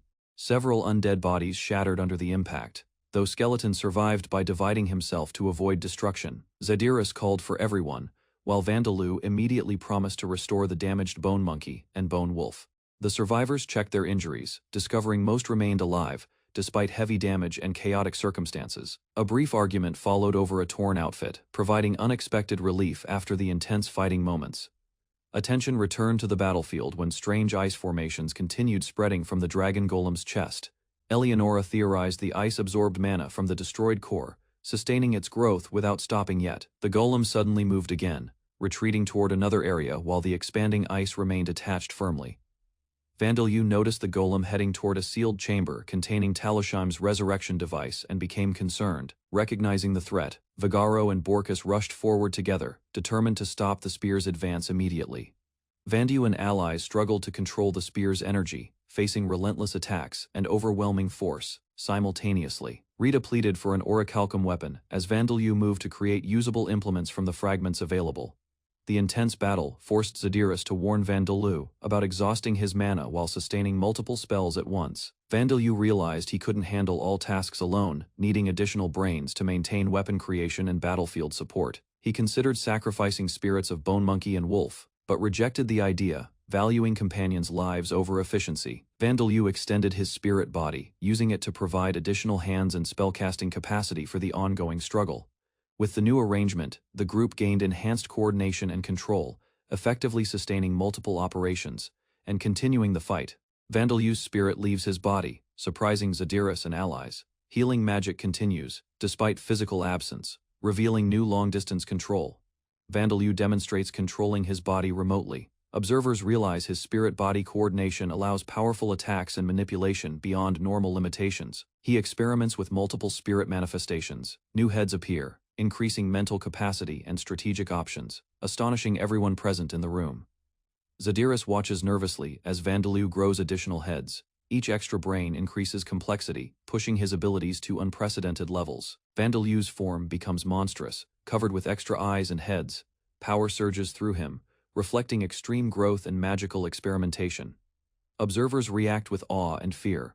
Vandeleur's experimentation becomes both terrifying and mesmerizing, blending raw magical potential with intelligence. Eleonora and Rita prepare for combat, seeing the immense potential. Orichalcum weapons appear, signaling readiness for a major confrontation ahead. Vandeleur coordinates the distribution of weapons and resources, ensuring every ally is prepared. Tactical planning reinforces unity and strategic advantage. Zadyrus reacts as allies pass weapons efficiently. Teamwork strengthens under pressure, reflecting Vandeleur's leadership and ability to inspire coordination among followers. The skull-headed ally catches his assigned weapon, finalizing preparation. The group is ready for battle, standing united against upcoming threats. Squeak delivers Vandeleur's weapon via telekinesis. Allies notice the oddity as Zadyrus reacts humorously to the mishap. Darcia and Rita arrive mid-battle, joining Vandeleur, united. They prepare for coordinated attacks against approaching enemies. Zadorus and Povina throw multiple rods to Vandaloo, reinforcing his control and augmenting the attack formation instantly. Vandaloo's multi-headed spirit launches rods in synchronized arcs, combining magic and precision, overwhelming any defenses in his path. Fragment mortar spells activate. Telekinetically controlled crystals strike rapidly, shattering barriers and clearing space for allies to advance forward. The allies keep a continuous assault, tapping into every weapon. Vandaloo coordinates attacks while ensuring each round lands efficiently. Borkus and companions charge fiercely, breaking obstacles. Vandaloo's strategy unites monsters and humans, maximizing offensive strength simultaneously. Weapons collide with ice barriers, producing splintering shockwaves. Allies dodge and redirect attacks, keeping their formation intact. The battlefield erupts as debris flies. Allies strike in unison, pushing enemies back while maintaining defensive cohesion. Borkus swings massive weapon overhead. Allies leverage debris and momentum, delivering a final decisive strike against opposing forces efficiently. Borkus roared victoriously as the assault succeeded. His confidence surged after witnessing enemies crumble before them. Vandaloo's crystal formation shattered under impact. Fragments scattered everywhere, forcing nearby combatants to reposition quickly. The damaged crystal collapsed completely. Massive shards rained downward, covering the battlefield with dangerous debris. Zadorus suddenly embraced Vandaloo's head. Relieved by his safety, she acted before considering appearances carefully. Vandaloo explained the situation calmly. Zadorus released him while everyone recovered from the intense battle. Several undead approached Vandaloo hesitantly. Their uneasy behavior suggested concerns beyond ordinary combat injuries. Zadorus interpreted their feelings carefully. The undead believed their weakness burdened Vandaloo and hindered progress. The undead revealed their wish clearly. They sought fusion together, hoping greater strength would benefit everyone. Vandaloo warned the process was irreversible. Despite understanding consequences, the undead remained determined to proceed. Before deciding, Vandaloo checked other undead companions. Skeleton Bird and Skeleton Wolf quietly awaited judgment patiently. Vandaloo greets Skeleton Bear warmly, acknowledging its loyalty. Allies gather, observing the growing undead ranks with cautious anticipation. Skeleton Monkey approaches. Vandaloo continues showing care and respect, uniting all loyal undead under his leadership and guidance. Zadorus comforts others, explaining the undead's rebirth potential. Emotional reactions emerge, highlighting bonds and dedication beyond combat abilities. Borkus struggles with emotion overwhelmed by the reunion. Allies empathize, understanding the profound weight of their sacrifices. Vandaloo prepares magical fusion, concentrating energy. Undead participants ready themselves, bracing for irreversible transformation to gain combined strength. Shattered skeletal remains coalesce into a massive unified entity. Transformation begins, merging loyal undead into a single formidable creature. The fused being stabilizes. Vandaloo and Squeak observe carefully, ensuring proper control while maintaining the newly created entity's integrity. Zadorus confirms fusion's success. Emotional relief sweeps the group, acknowledging both risk and accomplishment of combining loyal undead. The Bone Chimera stands complete. Vandaloo considers naming the new entity, reflecting strategy and creativity in immortal leadership. Undead form, now fully fused, demonstrates immense strength. Allies recognize loyalty, teamwork, and transformation, preparing for future challenges together. Vandaloo introduces the fused Bone Chimera as Noken. Allies notice its approval, showing harmony between leader and creation. Vandaloo observes Noken and its weapon carefully. Both stand poised, prepared for the next challenge or combat scenario. The spear demonstrates awareness, speaking to Vandaloo. It warns him of threats while demanding answers to pressing questions. Borkus reacts in disbelief. Vandaloo explains history, detailing past battles, including Mikhail's defeat against the dragon golem. The spear reveals it acted independently, manipulating ice and Leftia's position, astonishing all allies with its autonomous control. Vandaloo questions the spear about past events. The spear confirms knowledge of the resurrection device and historical plans. Vandaloo's revelation shocks allies. They realize he acted strategically over years, preparing to secure the resurrection device successfully. Vandaloo urges them to understand. He emphasizes careful timing and preparation, explaining motives behind manipulating events long before. Vandaloo dashes forward to the resurrection device. Allies follow cautiously, witnessing his determination as the spear laughs ominously nearby. Vandaloo destroyed the ice-encased device, ensuring the scheme threatening his existence collapsed entirely in the enclosed chamber. His eyes widened, scanning the aftermath, alert to any lingering dangers or enemies hiding in the shattered remains around him. A loyal ally, a massive beast, appeared beside Vandaloo, signaling unity and support against all potential threats emerging in the room. The enemy observed Vandeleu with disbelief, judging his arrogance, unable to comprehend a child of the god of ice acting decisively. Vandeleu raised the ice-forged artifact, preparing to strike while contemplating the consequences of confronting powerful, god-created opposition without hesitation. He retrieved the sacred relic carefully, analyzing its essence, knowing it would return its user's soul to their divine master. The enemy's plan to kill was revealed, yet Vandeleu's resolve remained unshaken, countering every threat with precise, unyielding determination. Vandeleu passed the message through the artifact, declaring who was enemy, asserting control, and ensuring the information reached Yupain securely. The relic's power smashed against the opposition's defenses, leaving devastation in its path, demonstrating Vandeleu's overwhelming command of death magic. In the aftermath, only a lone figure cloaked in mystery remained, observing silently, foreshadowing new trials awaiting Vandeleu and his companions. Rodcorte realized Amamiya Hiroto's existence and death had caused corruption, creating abnormalities within the reincarnation system he managed. Reviewing the situation, Rodcorte noted 5 years had passed since Hiroto's reincarnation and considered the growing consequences carefully. Concerned by Hiroto's absence, Rodcorte searched the records, wondering how he survived despite numerous curses and disadvantages. The search returned no results repeatedly, causing confusion as Rodcorte questioned whether he had entered Hiroto's name incorrectly. A shocking possibility emerged.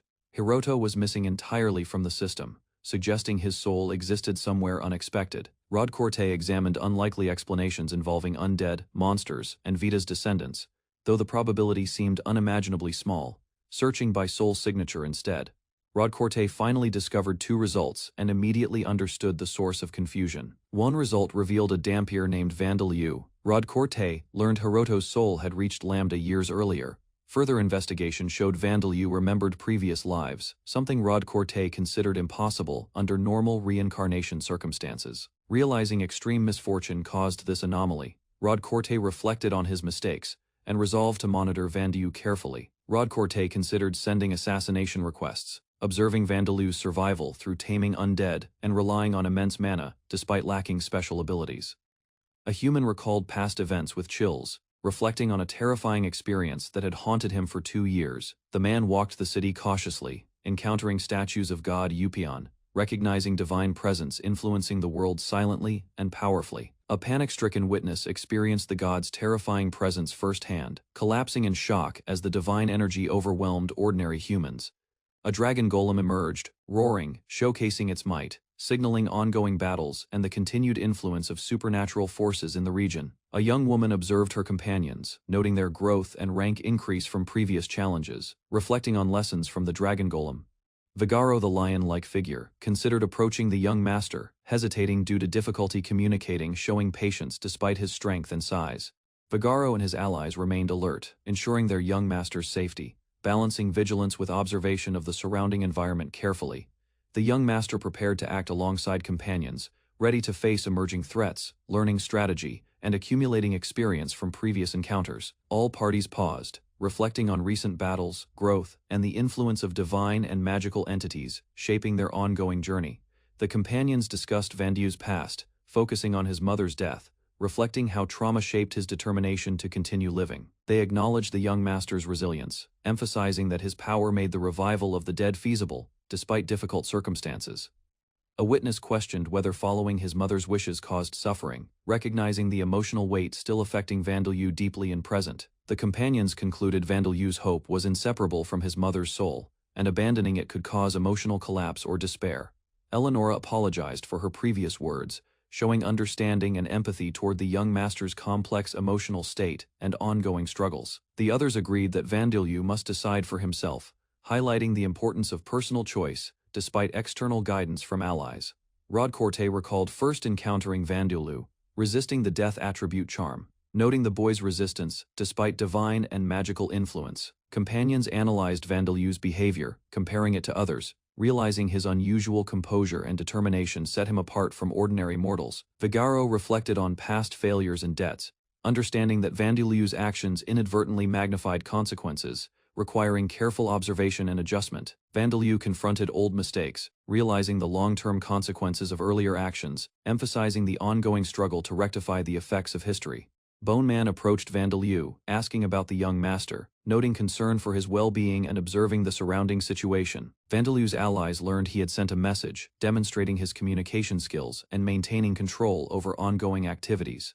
The young master requested to study a machine longer and asked for food, showing independence and personal needs. The companions discussed cooking and preparing meals, realizing their limited knowledge of human cuisine, while planning a special dish for him. Vigaro, Eleonora, and others considered handling cooking themselves, reflecting on their abilities, limitations, and strategies for accommodating Vandalew's needs. 1 month later, Vandalew worked on repairing a complex machine, comparing it to early human technological attempts with perseverance. He analyzed whether raising golem mastery could restore the device, considering potential limitations without access to Vita or additional resources. A flashback recounted the ancient fight between Vida and Alda, explaining the origin of undead, vampires, and Vandalew's inherited abilities. The narration described chaos persisting 100,000 years later, highlighting uncertainty about Vida's location and the dangers of approaching the vampire realm blindly. Vandalew concluded that finding an alternative path was necessary, balancing safety and urgency while preparing for potential vampire attacks. Saria reassured Vandalew that her condition was not his fault. Her playful appearance lightened the atmosphere briefly around them. Saria insisted she did not mind the armor form. She only worried about causing unnecessary trouble for Vandalew. Vandalew mentioned gaining a new skill after destroying the Ice Spear's soul. Saria eagerly speculated about its purpose. After discussing the mystery with others, Saria suddenly realized the answer and excitedly shared her conclusion with Vandalew. Master Thomas worked diligently in his study, reviewing reports about recent events, while the exterior of the estate remained peaceful. Thomas discussed military concerns with his advisor, considering orders from the Amid Empire regarding a mountain expedition at the borderlands. The mission included defeating the Dhampir in Talishheim and retrieving the hero Mikhail's Ice Spear, relic of the Ice Age era. Thomas reflected on past wars, recognizing the Empire's attempts to reclaim honor, while minimizing military strength through bureaucratic manipulation. Information arrived about General Langel Mavid discovering a secure mountain tunnel, enabling the expedition to proceed, despite dangerous terrain. The advisor confirmed the tunnel mitigated objections, though risks remained significant, making the operation plausible, yet strategically suspicious in timing. Thomas considered the possibility of a hidden scheme behind the expedition, suspecting ulterior motives behind the seemingly advantageous tunnel route. Meanwhile, Vandalew evaluated resources, noting the dragon golem carcass contained valuable orichalcum, necessary for crafting and magical applications. He discussed next steps with allies, planning careful use of recovered materials while preparing for potential threats from humans or gods. Strategic planning continued, combining intelligence, magic, and resource management, as Vandalew and his companions prepared to face the Empire's expedition. Leftia requested help finding her missing eye, while Vandalew focused on dismantling a massive structure beneath Talishheim, using telekinesis. As debris floated apart, Vandalew observed the process carefully. The enormous task progressed slowly and required patience. While examining the scattered remains, Vandalew sensed something unusual hidden within the debris and immediately investigated further. Behind the rubble, he discovered numerous human corpses. Their preserved condition suggested they had remained concealed for years. Although the bodies were severely damaged, Vandalew concluded they could still become useful undead servants and thanked Leftia. Elsewhere, Thomas received a mysterious warning connected to vampires and an earlier disappearance near the mountain border. The messenger departed after delivering the information, leaving Thomas uncertain whether the message was advice, manipulation, or threat. Thomas analyzed the situation and suspected General Langel Mavid had established secret connections with powerful vampire factions. He reasoned the vampires intended to exploit the Imperial army against Vandalew, expecting the expedition to ultimately collapse. Considering possible rewards, Thomas concluded Mavid might seek wealth, influence, or even immortality through cooperation with vampires. Thomas concluded the expedition would suffer heavy losses. He identified the adventurer Riley as a key factor influencing events. Believing Riley could affect Legston's decisions, Thomas arranged for the adventurer to accompany the military expedition northward. Although talented, Riley disappointed Thomas. He saw the assignment as an opportunity to remove the troublesome adventurer. Thomas ordered rumors spread that Riley was Hero, Mikhail's reincarnation, and promoted him to attract attention elsewhere. Back in Talishheim, Vandalew continued dismantling the structure, uncovering additional remains hidden deep within the ruins. He selected damaged corpses of a sorceress, warrior, and ogre, planning to rebuild them into stronger undead. Using monster organs and dangerous biological materials, Vandeyu carefully designed improved bodies based on Mikhail's companions. The experiment succeeded. Vandeyu completed another undead creation, and his companions celebrated the unusual achievement enthusiastically. Wanting to reveal the result, Vandeyu gathered everyone and formally presented the newly reconstructed undead before them. The revived warrior emerged with a powerful transformed body, marking another successful creation added to Talishheim's growing forces. The newly revived warrior attracted attention immediately. Vandeyu's companions examined her body and praised the successful reconstruction, excited by the result.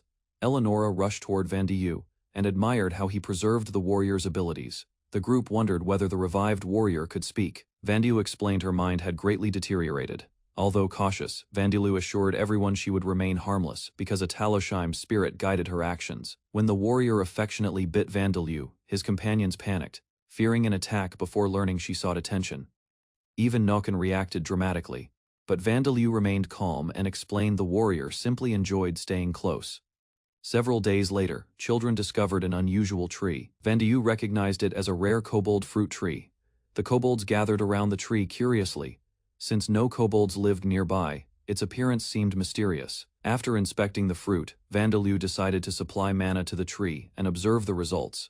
The tree rapidly expanded in size.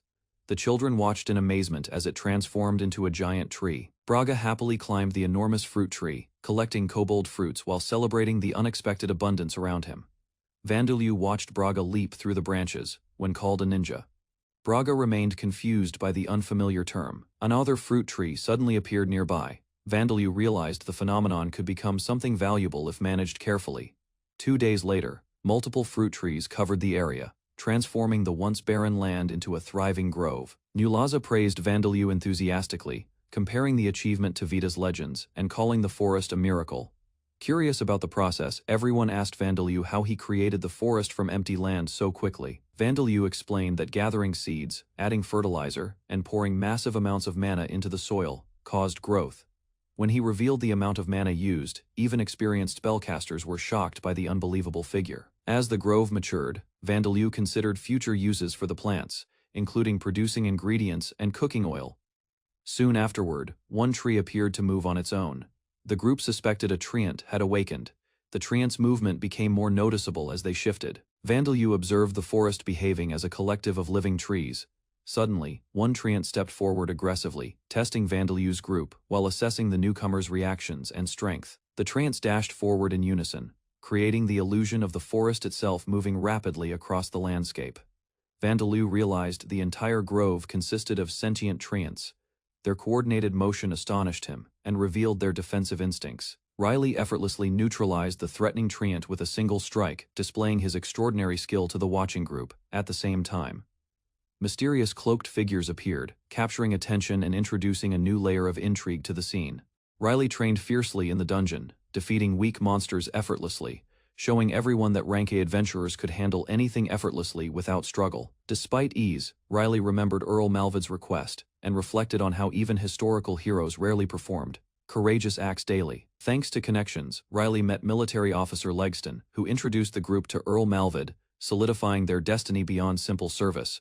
The group, including Riley and companions, walked toward new challenges, determined to achieve S-rank adventurer status through perseverance and coordinated effort. Hidden observers watched silently, mocking the heroes, knowing their accomplishments were fabricated, as the adventurers were merely enslaved criminals used for show. A mysterious cloaked figure joined them, offering reassurance and guidance, while Riley took responsibility to protect everyone.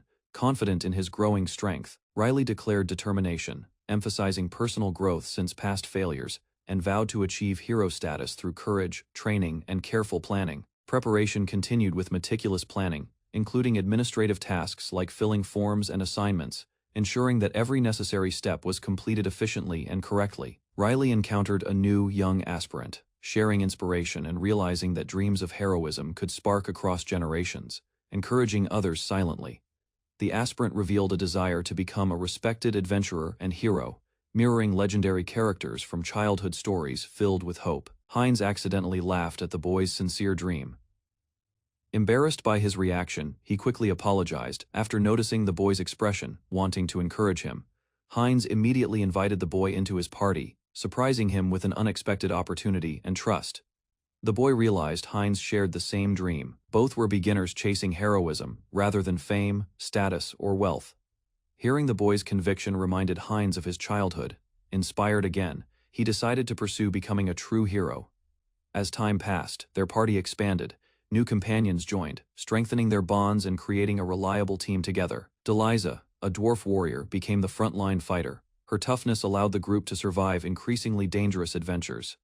Edgar served as strategist and scout, while Martina provided spirit magic. Their talents completed the party's balanced formation. The 5-colored blades gradually improved. After years of training and battles, they conquered difficult dungeons and gained recognition. One evening, Riley encountered Martina alone in a tavern. Curious, he noticed Heinz was nowhere nearby that night. Their conversation revealed subtle tension. Martina denied any problem, yet Riley sensed deeper feelings hidden beneath her calm response. Riley overheard Martina, confronting Heinz humorously. Heinz grew frustrated, realizing she understood him better than anyone, despite his bluster and pride. Memories of Heinz's past mistakes and carelessness resurfaced, reminding the group of his carefree nature, while laughter and embarrassment followed repeatedly. Martina asked what might have happened without Riley. She reminded Heinz that Riley was his best friend, essential to his survival. Martina left the tavern, claiming drinking together would ruin her alcohol. Heinz pondered quietly, wondering if her behavior was meant to cheer him. Riley silently resolved to support Heinz, thinking fate had chosen him to help Heinz become the hero everyone expected him to be. Heinz and companions received a mission: capture a witch who became enthralled by a vampire and gave birth to a dhampir. The party prepared carefully. Martina readied her magic. Others drew weapons. They moved through the dungeon, determined to complete the request successfully. They encountered the witch. A tense battle ensued as the team coordinated. Martina's magic and Heinz's swordsmanship combined flawlessly, overwhelming their target. After defeating the witch, the group checked carefully for remaining vampires. They confirmed the area was safe, securing their mission completely. The task ended smoothly. It was an uncommon but simple request, though unexpected complications arose immediately after, hinting at future challenges. After the mission, a public celebration began. Riley noticed unusual tension surrounding Heinz as crowds praised their recent achievement. Witnessing the witch's death haunted Heinz deeply. From that moment, his behavior changed, becoming quieter and increasingly troubled. Heinz spent long hours alone reflecting. Even when companions justified their actions, he could not easily accept them. Others believed Heinz would eventually recover. Meanwhile, invitations arrived requesting heroic stories during Alda's upcoming festival celebration. When invited to attend and speak proudly about the mission, Heinz politely refused, shocking those around him. Riley argued that rejecting the invitation would damage their reputation. The opportunity could greatly increase their standing and influence. Heinz tried explaining his feelings. Martina and the others listened as he struggled to express his doubts. Heinz admitted he could not view the woman as a wicked witch. Her actions reflected desperate protection of her child.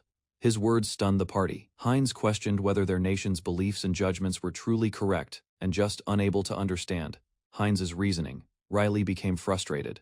The disagreement widened, creating distance between companions who once shared dreams. Riley insisted he would not just be Heinz's companion, determined to act with his own strength and purpose, refusing support. He extended his hand, signaling ownership of his story, asserting independence while accepting the guidance of allies around him. They entered a vast, uncharted territory, sensing danger and opportunity, preparing for challenges in the unfamiliar, darkened environment. Mikhail discussed strategy and collaboration with vampires, analyzing risks and benefits while planning to achieve their objectives efficiently. Riley confirmed shared goals with allies, standing with confidence and rallying support to reclaim territory and assert their presence. Observers monitored Riley carefully, noting his potential as a tool, while he acted boldly, unaware of manipulation behind the scenes. The group moved quietly, taking advantage of tactical opportunities, while others observed and strategized for future interactions and actions. Riley's youth and potential were recognized, and planning began to use his abilities strategically, preparing him for larger responsibilities. He reflected on his past, acknowledging past missteps and isolation, determined to act carefully, gaining control over his present actions. Riley accepted the pledge of loyalty from followers, marking the formation of a committed group prepared for upcoming conflicts. Vandaloo demonstrated a hand mixer while cooking. Left Eye watched with surprise, impressed by the unusual tool and method. Vandaloo explained, he was making mayonnaise using oil from defeated immortal trance, carefully testing whether the ingredient remained safe. While preparing the dish, Vandaleu remembered Eleonora's excellent cooking skills. Soon afterward, he summoned Eleonora for assistance. Eleonora misunderstood the request and assumed Vandaleu wanted help researching a disease. Vandaleu clarified that he created a new dish. Embarrassed by her mistake, Eleonora apologized. Her admiration for Vandaleu became obvious as she struggled to hide her feelings. Before the situation could continue, Vandaleu received urgent news. An attack connected to the vampire faction threatened the region, forcing everyone to focus on the coming crisis instead of cooking. Vandaleu prepared a new potion in the kitchen. He carefully measured ingredients while the undead and monsters watched silently nearby. The large half-vampire, half-monster guest tasted the potion eagerly. He exclaimed it was delicious, surprising everyone around the dining table. Vandaleu continued stirring carefully, observing reactions. The guest noticed Van's thoughtful expression, suspecting cleverness rather than mere cooking as magic simmered within. The guests reacted with concern and laughter, unsure if the potion might harm them. Vandaleu remained calm, continuing his careful preparation quietly. Suddenly, chaos erupted as one monster began licking another. Confusion spread, creating a bizarre and unexpected scene across the dining hall. Others tried to intervene, pulling creatures apart while Vandaleu stayed composed. The situation escalated with mayonnaise and food creating further comical trouble. Vandaleu observed closely. He noticed the wild behavior among followers, analyzing why the potion and souls affected creatures differently than expected. He decided to give careful guidance, offering controlled refills to prevent further fighting, ensuring his monstrous allies did not harm each other accidentally. Meanwhile, Zadiris became enraged, transforming into a wild beast. Vandaleu calculated the effects of soul energy and controlled magic on the creatures. Finally, he shared additional instructions based on intelligence gathered from undead guards. The meal experiment ended, leaving monsters calm, prepared for the upcoming conflict. Vandaleu analyzed reports of an invasion. The Empire and Mergshield nation had destroyed tunnels, repeating events from 200 years ago. Vandaleu discussed strategy with his followers. The humans had used a magical item to locate Eleanor and her allies precisely. Van and his monsters noted the intruder's blood usage. The attackers exploited someone's blood carelessly, revealing themselves while staying near the tunnel exit. The group remained vigilant. They stayed at the tunnel's exit to protect their territory, awaiting the intruder's inevitable approach cautiously. Vandaleu considered the broader strategy. Human forces had staged a festival and ceremony to rally soldiers, boosting morale for political advantage. The monsters questioned humans' patience. They were frustrated. Humans lived short lives yet acted carefully, delaying direct confrontation despite opportunities to attack. Vandaleu calculated environmental effects. The humans would be slowed by winter. Snow and cold would hinder their army's movement for months. Borkus was pouring oil for defenses. Vandaleu explained winter's constraints, noting vampires moved easily while humans struggled in harsh cold conditions. Van decided to delay action. Attacking immediately would alert enemy reinforcements. Instead, he preferred patience, maintaining control over the invasion preparation. Eleonora reacted to Van's strategy. He identified the threat as the Green Wind Spear, Riley, marking a future confrontation requiring precise planning. During the meeting, Vandaleu revealed Riley was one of the 5 colored blades and responsible for capturing Darcia years ago. The room grew silent. Details of Darcia's execution and Riley's cruelty resurfaced, strengthening everyone's determination against future enemies. Darcia's spirit worried about revenge. Vandaleu reassured her calmly, promising he would not recklessly pursue Riley alone anywhere. Borkus and the others warned Vandaleu carefully. Riley was a powerful rank adventurer and a dangerous opponent in battle. Borkus slammed the table confidently. He swore Riley would regret abusing Mikhail's name and threatening those under Vandaleu's protection. Eleonora thanked everyone for their support. Borkus insisted. He wanted to prove useful after receiving Vandaleu's kindness and guidance. The serious discussion suddenly shifted. Vandaleu checked the mayonnaise experiment, while several companions approved of the final result. Zadiris celebrated enthusiastically after tasting it. The mayonnaise was finished, and the dining hall quickly filled with excitement again. Borkus returned the conversation to war preparations. Vandaleu acknowledged conflict was approaching and listened to concerns about supplies. While discussing weapons, food, and defenses, Borkus demanded leadership. The group urged Vandaleu to consider appointing a general. Vandaleu's companions asked who would command their forces. They questioned Borkus, Vigaro, and Van, acknowledging him as king-like and central leader. Van's followers assured him of support. They emphasized no one else could lead as effectively, reminding him of similar past responsibilities. they reassured Van, recalling his reluctant acceptance as the Ghoul King. Responsibilities were heavy, but the group promised guidance and loyalty. Borkus emphasized accountability. Even if the army lost, the group would not blame Van. He committed to fighting under Van's command. The Oracle explained the ceremonial importance. Public rituals raised awareness, fostering trust among citizens and confirming Vandalu's authority as king. Van expressed nervousness. Despite preparation, he felt uneasy before such a large crowd, acknowledging the weight of his new role. The discussion ended with preparation and reassurance. Companions reminded Van he was capable and ready, strengthening his confidence before the event. Vandalu revealed a surprise to citizens. Something important awaited demonstration, building anticipation among the populace for the upcoming ceremony. Preparations continued quietly, signaling a significant moment. Citizens and officials watched, awaiting Vandalu's presentation and leadership declaration during the public gathering. Vandalu appeared dramatically, presenting himself before the people. His stance and proclamation marked the official start of his reign as king. The citizens gasped in confusion. They believed a statue had appeared, unaware the display was connected to Vandalu's ceremony. Vandalu stared at the statue awkwardly. His companions encouraged him to stand beside it, making the situation even stranger. After seeing the result, Vandalu felt embarrassed. The craftsman immediately offered to rebuild everything, but he stopped them. The oracle continued the ceremony. He honored Vita, Talos, Livia, and Zandia, while addressing the gathered citizens.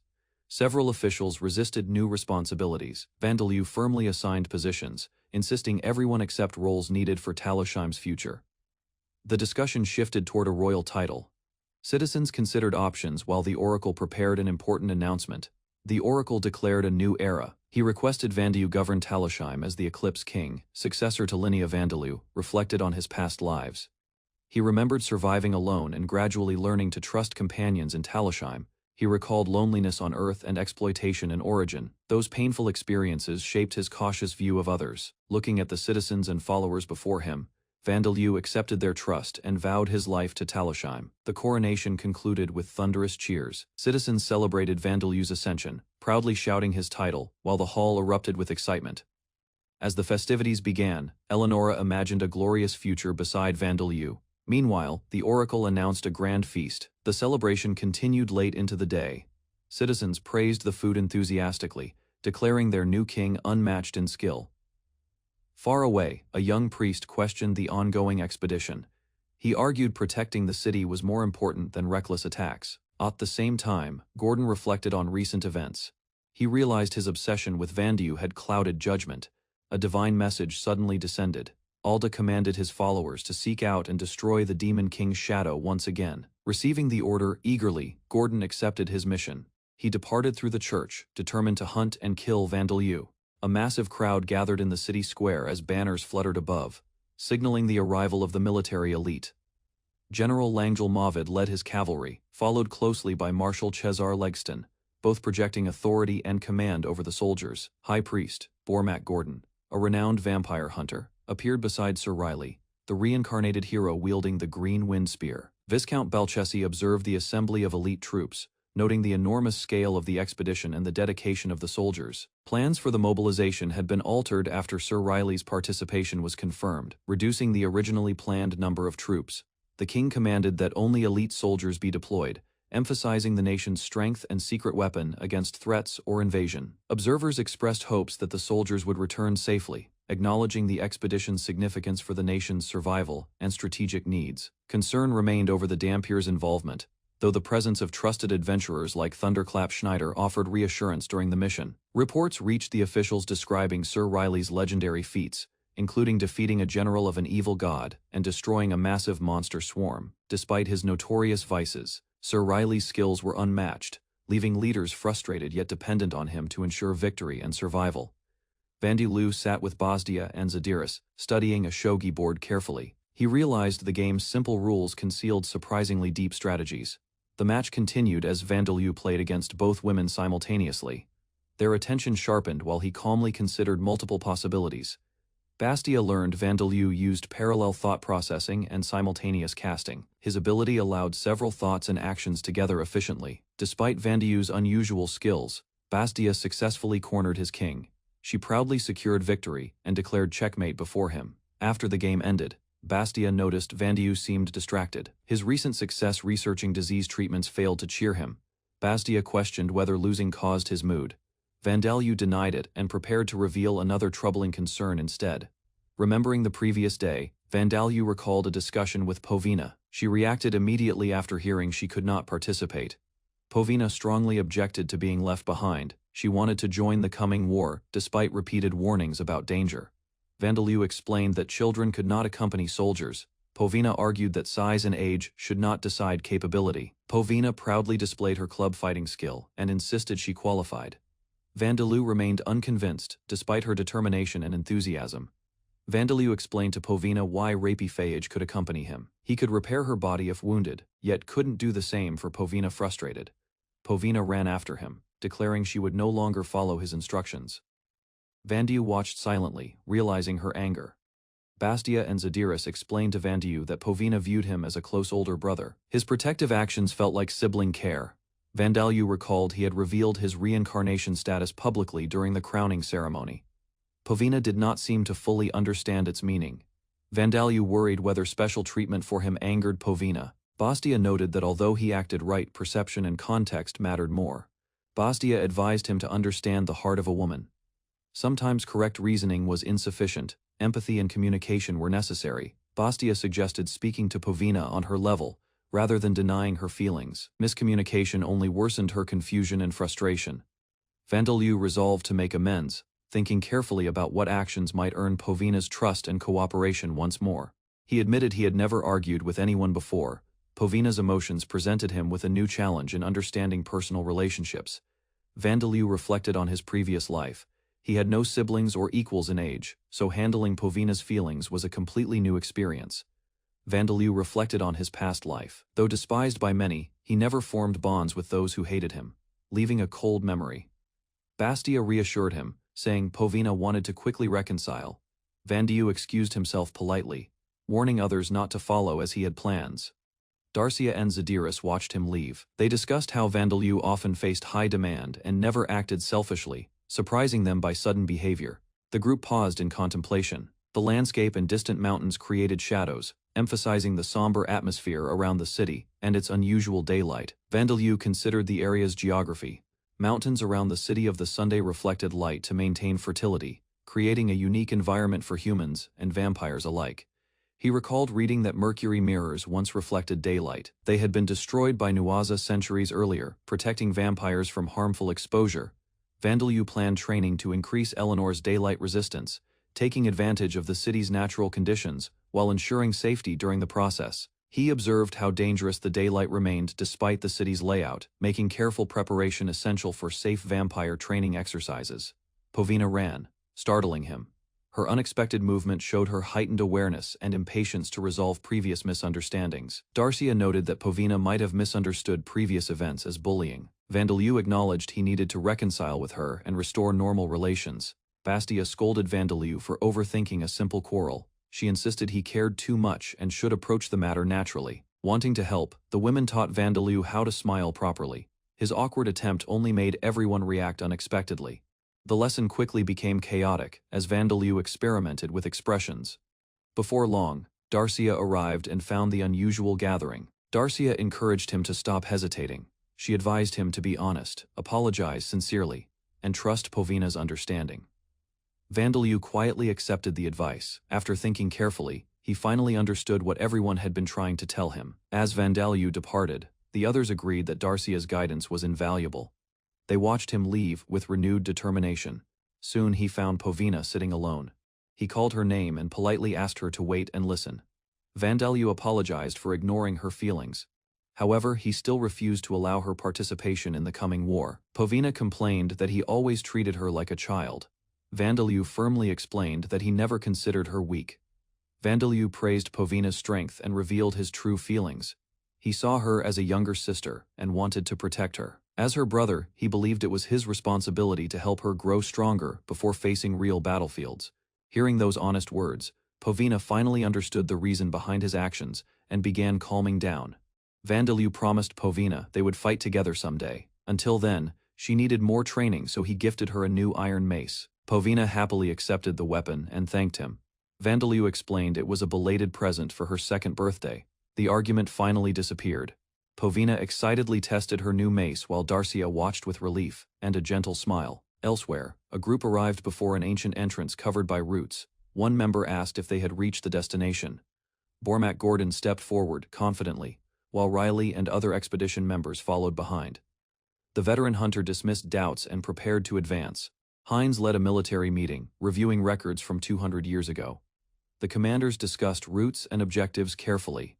Hines explained the army would avoid the old path. He expected dangers within the forest before reaching Talishheim. Riley challenged Hines's report. He believed the information presented was incomplete and required greater accuracy before proceeding. Riley dismissed concerns about tunnel monsters. He argued stronger threats existed near the mountain slopes beyond them. The high priest criticized Riley's attitude. He reminded everyone the invasion depended upon cooperation among military leaders. Riley confidently promised victory. Encouraged by his words, Cesare praised his determination and ambition toward Talishheim. The meeting neared its conclusion. The high priest announced preparations remained unfinished and requested permission to depart. After the discussion ended, Hines decided to inspect the soldiers. Other officers quietly prepared to leave.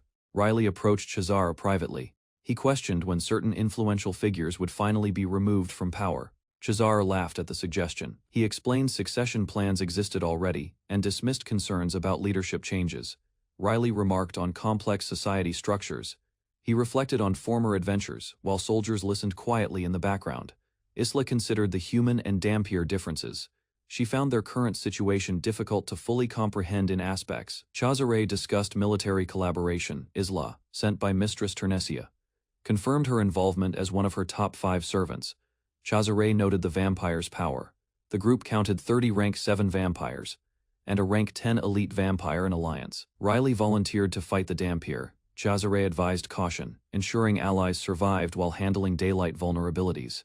Isla explained Talishheim's geography. The destroyed Mercury mirror from 200 years ago left their path less protected. 7 days later, a scout observed approaching forces. The army prepared, anticipating the arrival of enemies and allies alike. Over 5,000 soldiers assembled. Zadirus's group readied to start their mission, confirming the presence of vampires among the forces. Characters prepared for battle. Orders included not consuming dead soldiers and promising rewards for surviving, maintaining morale among the troops.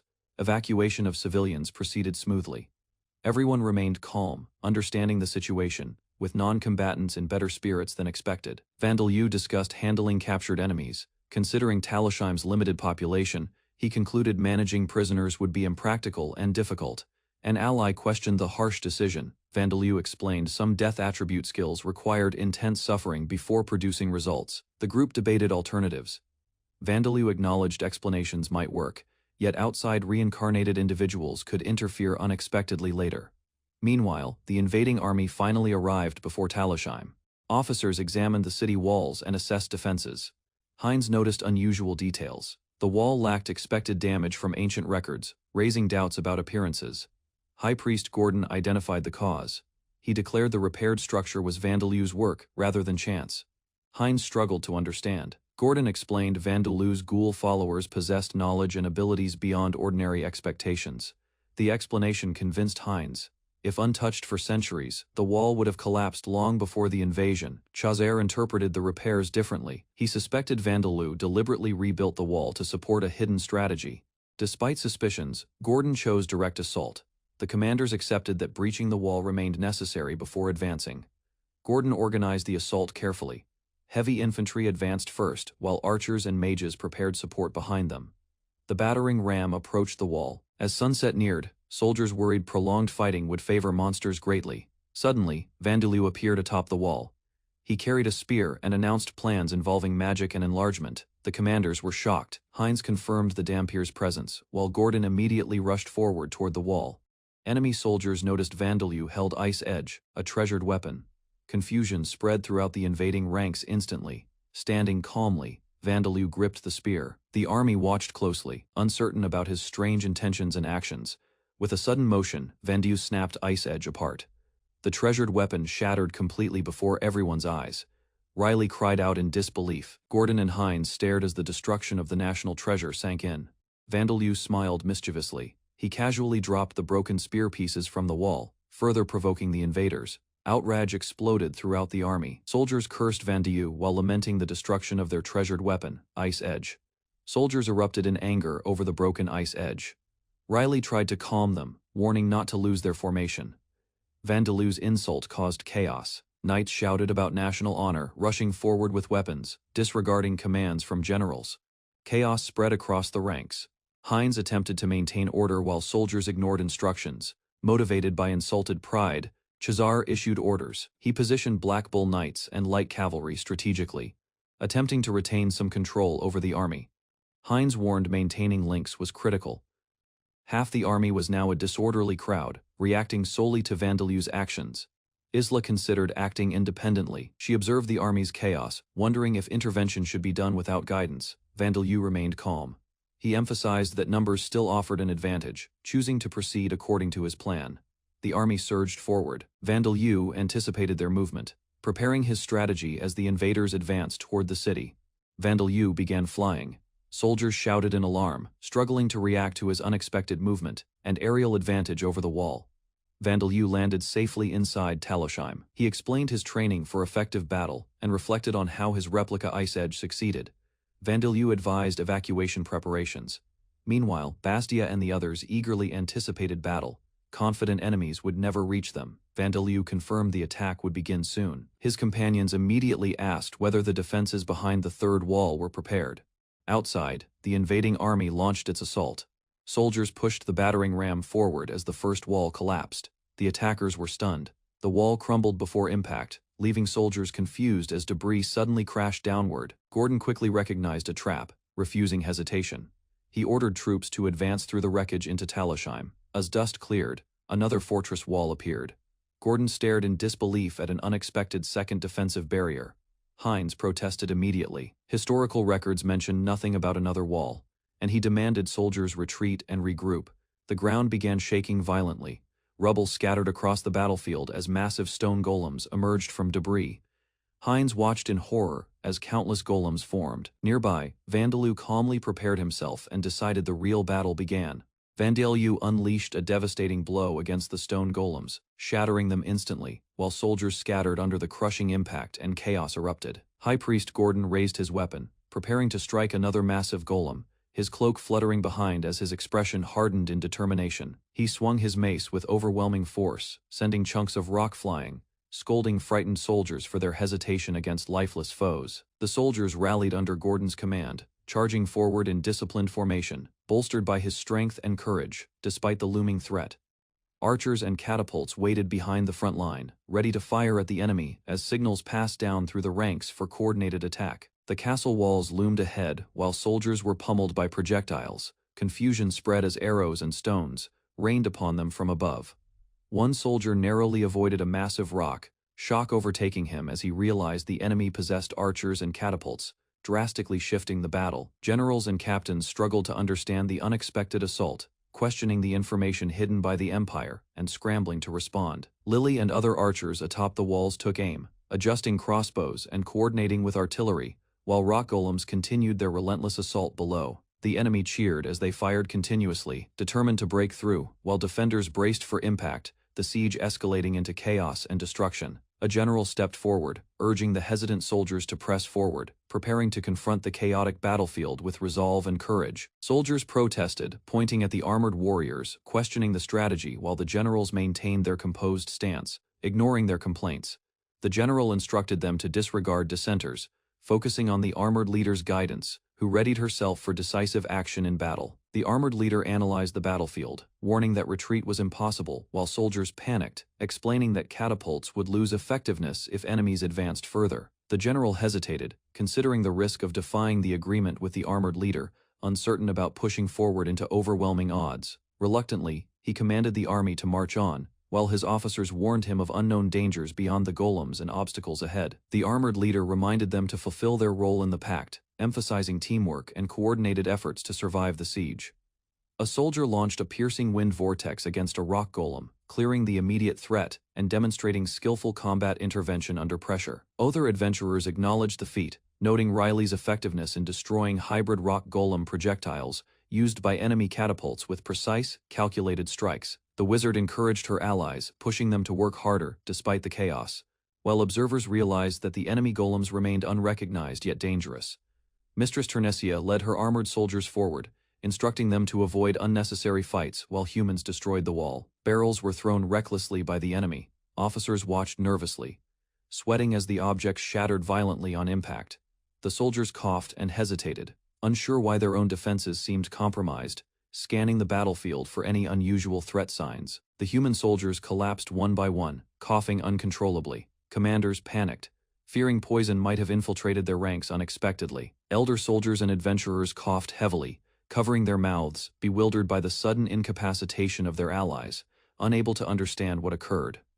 Ternesia's troops remained unaffected, standing firm amid the chaos. The battlefield fell silent, except for intermittent coughs and shocked murmurs. Vandalieu revealed the source: water tainted with ill munition, a special disease targeting vampires, ensuring they could be exposed efficiently. He explained the disease inflicted multiple ailments on natural humans, but had no effect on ghouls, undead, vampires, or those immune to death attribute charm. Vandalieu clarified that the disease was non-lethal, designed only to incapacitate humans temporarily, preventing casualties while allowing recovery within hours. Commanders realized their goal was not destruction. Vandalieu's careful strategy ensured humans were spared, while revealing the presence of vampires efficiently. The battlefield fell silent as a wave of disease struck humans. Commanders shouted for healing, but no immediate response followed. Masara and other sorcerers struggled to cure the affected soldiers. Many coughed violently, unable to respond or help themselves. Confusion spread among the soldiers. They questioned why they should receive healing, realizing the disease mutated and could strike repeatedly. Vandalieu's strategy ensured the disease would persist unless controlled. Infected humans became unable to rally, leaving the field in chaos. Ternesia's troops, unaffected, grew frustrated. She called everyone to follow her, determined to confront the Dhampir directly without delay. She argued with her lieutenants over revealing their identities, asserting that humans could never resist their powers and that the mission was paramount. Troops hesitated, fearing consequences, but she demanded action. The order to advance was clear: fulfill the mission, no hesitation allowed. Soldiers leapt forward toward the castle gates, led by Ternesia. Resistance faltered as they realized the half-blood Dhampir awaited inside. Ternesia lunged at Vandalieu, sword extended, intent on ending his interference. Her determination clashed with his calm, tactical positioning. A blinding flash marked the beginning of the confrontation. Both sides braced, knowing the battle's outcome would reshape the region entirely. Vandalieu calmly observed the battlefield and confirmed that Zodorus had arrived. At that moment, a vampire screamed in agony, behind the front lines. Doyen and the others operated a giant mercury mirror. Their first solar light attack struck perfectly. The group quickly prepared another shot, following instructions. Everyone combined their magic to generate stronger solar energy. The mirror absorbed the gathered light and concentrated it into a massive beam. The weapon fired across the battlefield. The concentrated sunlight struck the vampires directly. Unable to withstand such intense light, several enemies burned immediately. Isla watched the attack spread through the battlefield. Ternesia was shocked that the ancient Zakart relic remained operational. Attempting to advance, Ternesia suddenly encountered resistance. A vampire hunter intercepted her movement and forced her backward. The hunter warned Ternesia against landing. Meanwhile, reports arrived that vampire reinforcements were descending from the sky. Ternesia ordered her forces to spread apart and reach the city wall quickly before the concentrated attacks eliminated them. As the solar beam continued sweeping across the battlefield, the vampires scattered desperately while Vandalieu's plan unfolded successfully. As the sunlight attack devastated the battlefield, Eleonora appeared before Isla. Surrounded by allies, she greeted her calmly. Isla stared in disbelief. Seeing Eleonora standing alongside Vandalieu's forces shocked her more than the battlefield losses. Beneath the ground, Vigaro and the Beastmen waited patiently. They ignored the surface battle and watched for Vandalieu's signal. The signal finally arrived. Vigaro immediately ordered everyone forward, and the hidden force rushed toward the battlefield entrance.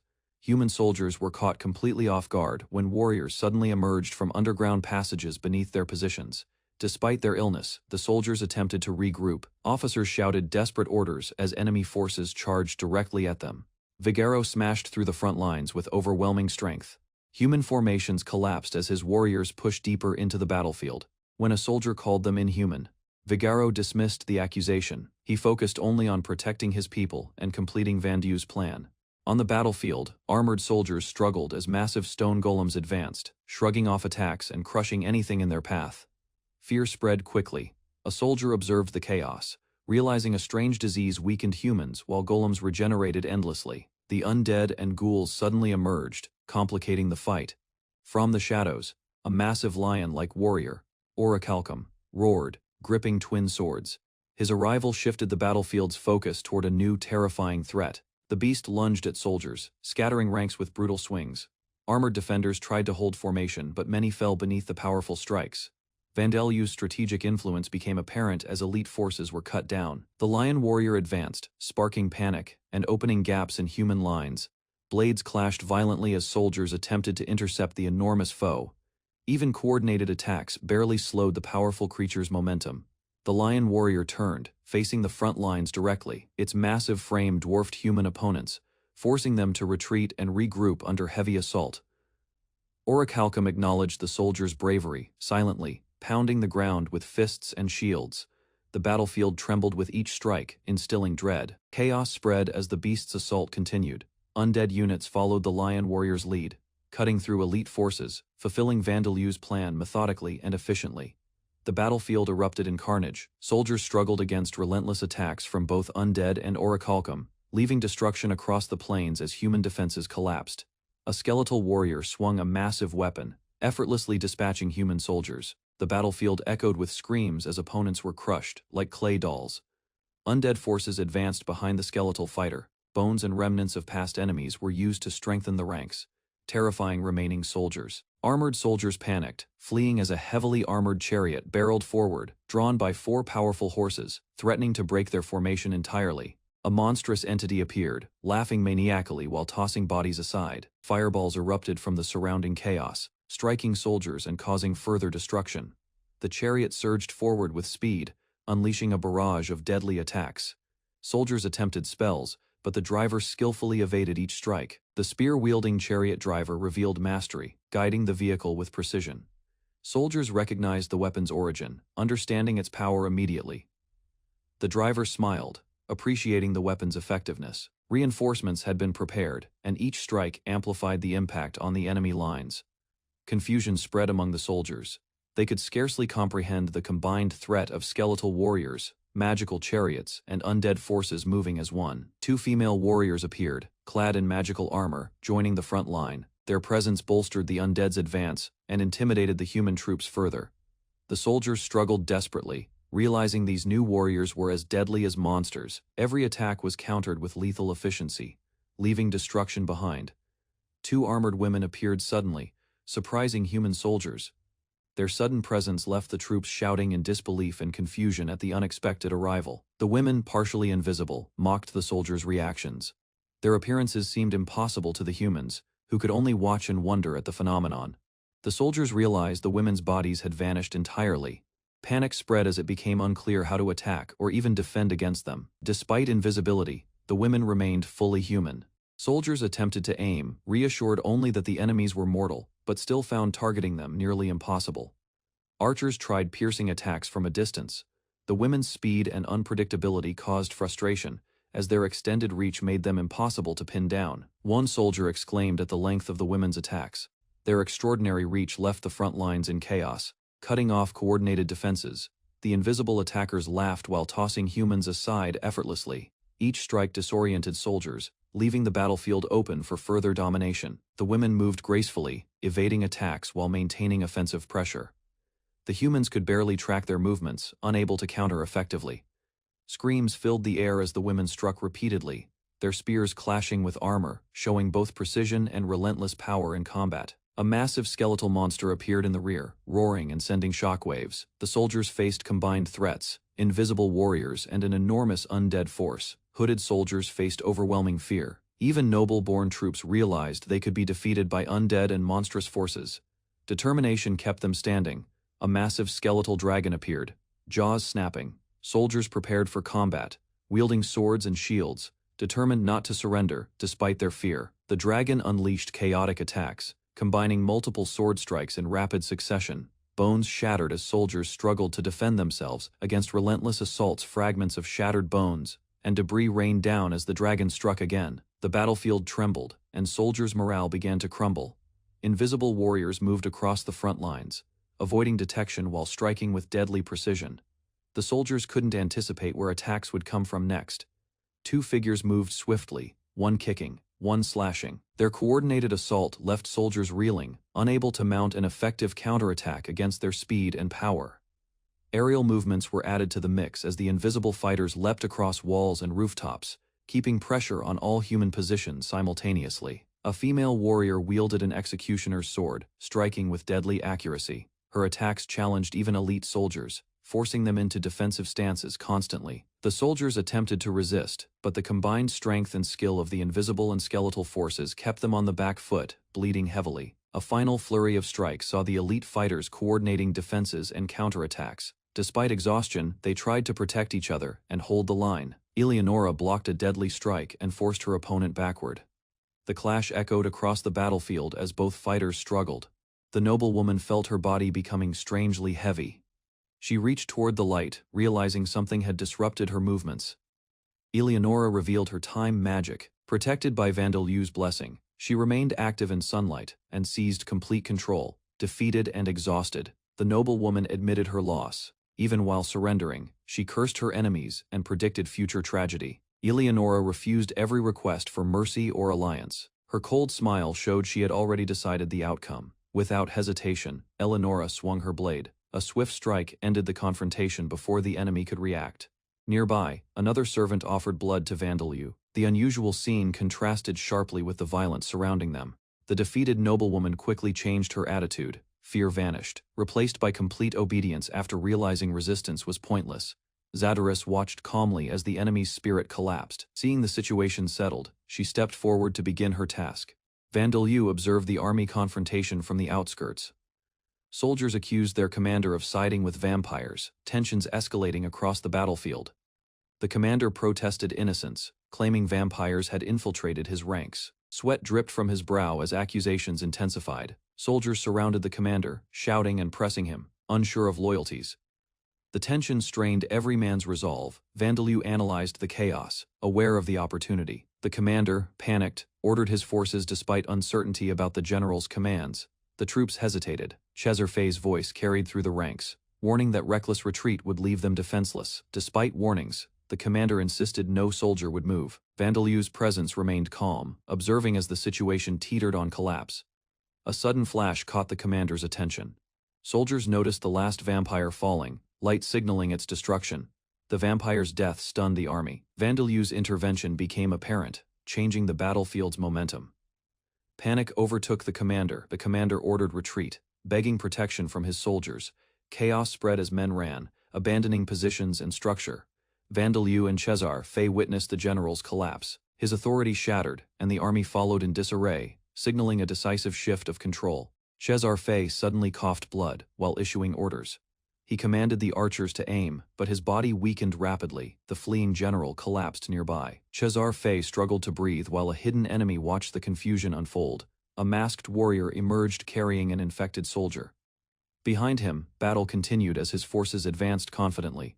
The infiltrators located the main encampment. Following royal orders, they prepared to eliminate generals and nobles before dawn. Chezarfei realized infected soldiers were spreading disease. Panic spread as commanders questioned how enemies reached their camp. Wounded and desperate, Chezarfei charged forward. A ninja intercepted him instantly, proving the army faced disaster. The ninja leader addressed his corps proudly. He expected rewards and recognition after completing the dangerous mission. The general lay helpless on the ground. Nearby attackers mocked him while bloodshed continued throughout the battlefield. A terrified knight begged for mercy. Eleonora confronted him calmly after stopping his attack with overwhelming strength. Eleonora listened to the knight's excuses. Realizing his desperation, she judged him inexperienced despite his position. Eleonora struck the pleading knight without hesitation. His confidence vanished instantly as her attack pierced through his defenses. Another soldier accused Eleonora of being a monster. She remained calm while effortlessly knocking opponents aside across the field. The wounded knight crashed heavily onto the ground. Pain overwhelmed him as Eleonora's strength proved completely unmatched. Eleonora continued attacking relentlessly. Each strike sent armored soldiers flying, leaving survivors stunned by her overwhelming power. Watching their comrades fall, Enemy soldiers questioned Eleonora's strength. She simply smiled and acknowledged a mother's determination. Elsewhere, a warrior advanced through swarms of giant insects. His potion supply dwindled while casualties surrounded him. Several injured allies begged for healing supplies. Their leader refused, prioritizing survival and movement over hopeless burdens. The desperate soldiers protested the decision. Before they could continue, a massive beast appeared and blocked escape. The beast attacked immediately. The warrior barely dodged, realizing his opponent possessed strength far beyond expectations. Facing the towering enemy, the warrior accused him of holding back earlier. He recognized a completely different threat. The massive warrior addressed the hero, questioning why he served a Dampier. He demanded a test to prove true strength. The hero reacted skeptically. The warrior revealed he had been killed by Mikhail 200 years prior, seeking revenge. The hero protested that the test was a ruse. The warrior laughed, insisting the hero endure his judgment calmly. The warrior prepared his attack. The hero readied his defenses, anticipating an overwhelming assault with lethal force. The hero used a scout as a shield momentarily. The warrior swung his massive weapon, cutting through with precision. The warrior raised his blade, striking multiple targets simultaneously. The hero narrowly avoided the full force of the attack. The hero countered, thrusting his weapon rapidly in hundreds of strikes. The warrior blocked several but showed signs of strain. The warrior's focus remained steady. He commented on the hero's performance. Impressed that the hero endured so much, the hero slid across the battlefield, maintaining balance. He faced the towering warrior, ready for the next brutal exchange. Both combatants prepared for the next clash. The warrior's strength was unmatched, but the hero remained determined, calculating every move. The warrior recognized the hero's technique. Remembering an ancient skill, he prepared to demonstrate its devastating power personally. Activating the forgotten technique, the warrior unleashed magic sword breakout. His massive blade radiated overwhelming force and pressure. The hero cursed in frustration. The warrior admitted he had nearly forgotten the skill after centuries without battle. The warrior shattered the hero's spear attack effortlessly. Dismissing him as unworthy, he continued advancing without concern. Shocked by the gap in strength, the hero vowed to surpass his opponent and become a true hero.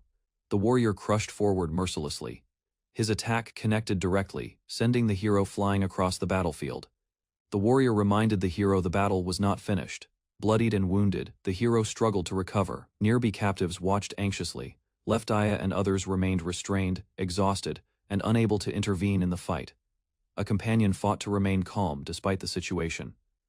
Meanwhile, the warrior gathered strength for another powerful strike. The warrior unleashed Steelbreaker. The devastating attack smashed through defenses, further proving his overwhelming combat superiority. Warrior clashes fiercely, sword and spear colliding, chaos surrounding battlefield, soldiers retreating, intense tension, courage and fear intertwined, ominous looming threat, strategy collapsing. Massive armored figure dominates, raising weapon. Deadly aura exudes power, opponents faltering, soldiers in panic, chaos spreads rapidly, battlefield, echoing cries, intense combat, overwhelming force, calculated destruction. Heroic struggle intensifies, magical abilities unleashed, overwhelming attacks and defenses, comrades support, desperation mounting, fear visible, tactical decisions critical, life-threatening peril, immense strength showcased, decisive confrontations unfolding.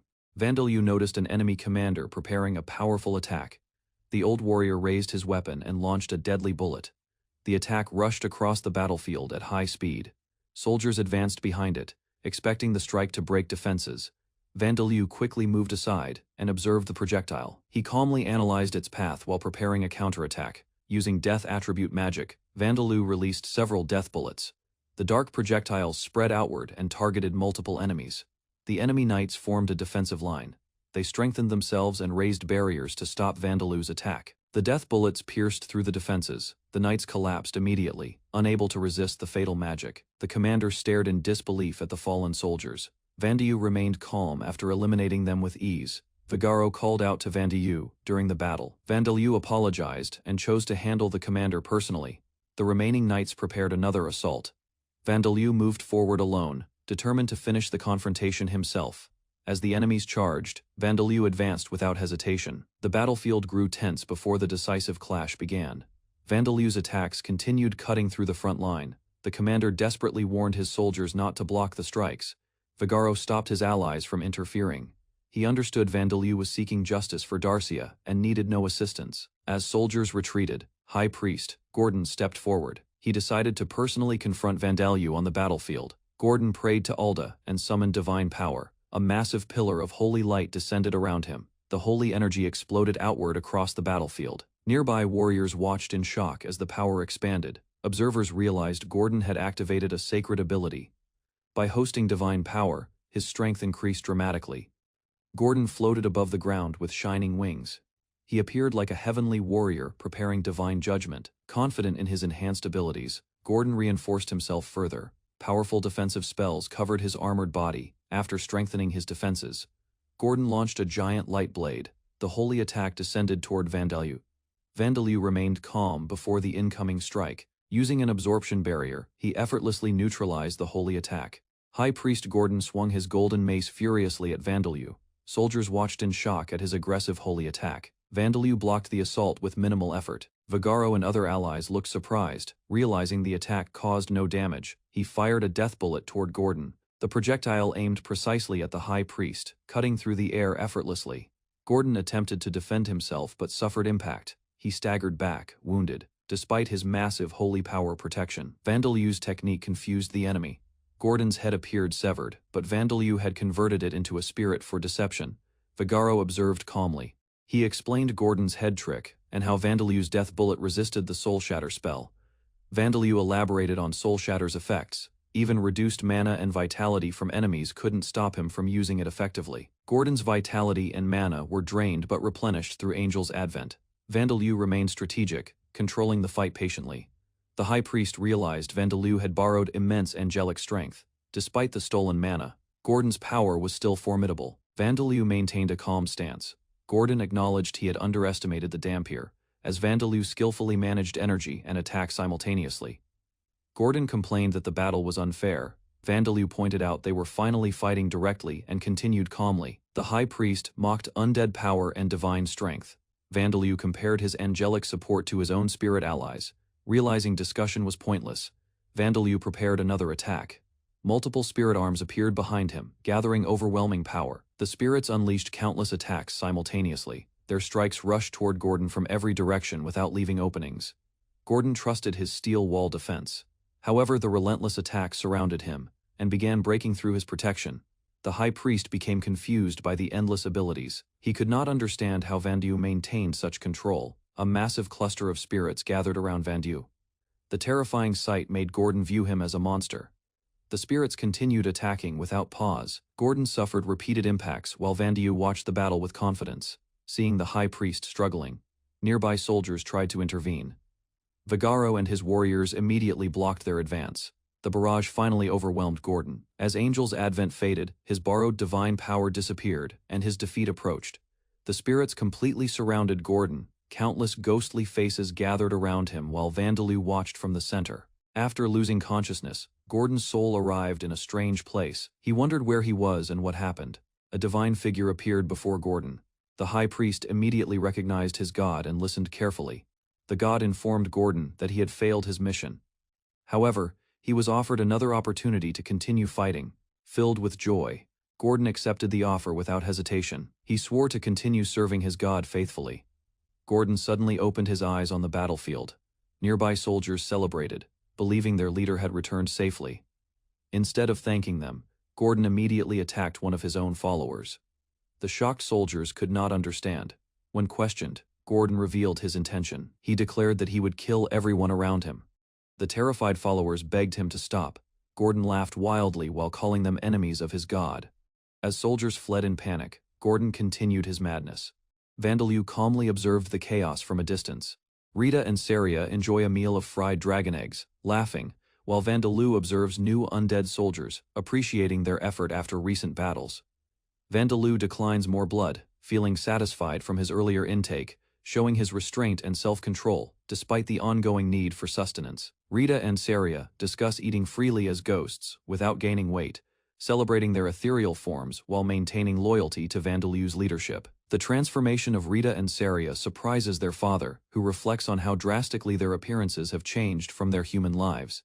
Vandalu explains that infusing souls into armor altered their forms, and their personalities naturally evolved over time, reflecting their unique adaptations to this world. The daughters stand in front of mirrors, repeating affirmations about their perfect forms, adjusting to their new identities, and appreciating the enhancements of their ghostly bodies. Their father worries about their clothing and indecent appearance, but the daughters reassure him, expressing contentment with their empowered, armored forms. Vandeleu confirms he repeatedly ensured the daughters consented to soul infusion, while their father reacts emotionally, overwhelmed by the choices his daughters made. Borkus's attraction to the daughters' new bodies is checked by Vandeleu, preventing conflict, while the girls tease and maintain control of the situation. Levia considers her clothing preferences and modesty, showing thoughtfulness and restraint, while the team adjusts to the new balance of appearance, confidence, and strength. Vandeleu observes Gordon, now a zombie priest, having annihilated the invasion army completely, demonstrating the efficiency and loyalty of his undead forces. Vandeleu explains he leveled up, becoming a poison master, able to produce poisons from different body parts, celebrating their total victory without injuries. The group regroups quietly, reflecting on the aftermath, assessing their capabilities, preparing for the next strategic move. Vandeleu refuses to shatter a soul, explaining he avenged his father's death, showing he bears no grudge but prioritizes justice over vengeance. Vandeleu assigns Isla to work under his command, ensuring her loyalty while showing strategic care in placing capable individuals for upcoming operations. Vandeleu confirms questioning of Riley is complete, demonstrating his methodical approach to gathering intelligence, while Borkus and allies observe quietly. Vandeleu reports Riley shared everything he knew without issue, emphasizing how being undead allowed full cooperation, providing the information needed for the mission. Martina, the elf spellcaster, is reported dead in a dungeon, showing the continuing dangers for adventurers and the stakes of their conflicts. The dungeon where Martina died was previously made famous by Zakhart the hero, highlighting the legendary challenges and perils faced by adventurers. Vandeleu and his companions walk away, considering the lessons learned, aware of both tactical gains and losses, and preparing for future threats. Vandeleu reflects sadly that Martina died before he could avenge his mother, considering what might have been if she became an undead. He raises his undead army, turning all 5,000 troops of the defeated invasion force into loyal undead soldiers under his command. Vandeleu announces it is time to move, preparing for the next operation while the mountainside fort near the tunnel readies defenses. The fort soldiers debate pessimistically about the army's progress, fearing no messenger or signal returned. Yet they are encouraged to stay hopeful.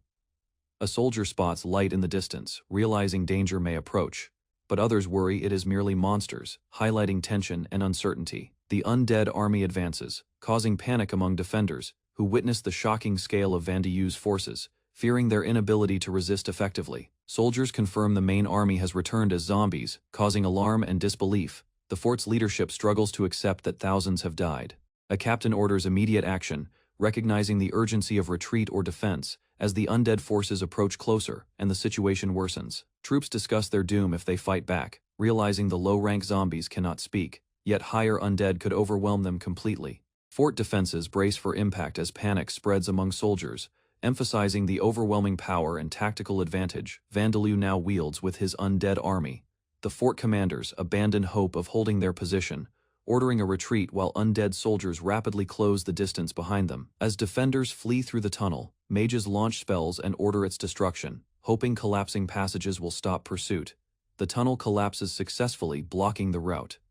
The defenders celebrate briefly, believing the undead army can no longer advance. Their relief vanishes when zombies begin digging through the rubble. The defenders realize the collapse only delayed them, recognizing the danger. Officers dispatch messengers immediately, warning nearby authorities that the undead will soon reach populated areas. The emergency report reaches Viscount Balches, who is shocked to learn the invasion army was defeated and revived. Citizens panic throughout the city as news spreads. Families flee through the streets while praying reinforcements arrive quickly. The Viscount gathers soldiers and adventurers, relieved they assembled before the attack, though many remain uncertain and nervous. As hours pass without an attack, adventurers grow frustrated, questioning reports about thousands of approaching zombies, and demanding answers. Despite the complaints, officials remain cautious, believing the undead threat is real and preparing defenses for the coming battle.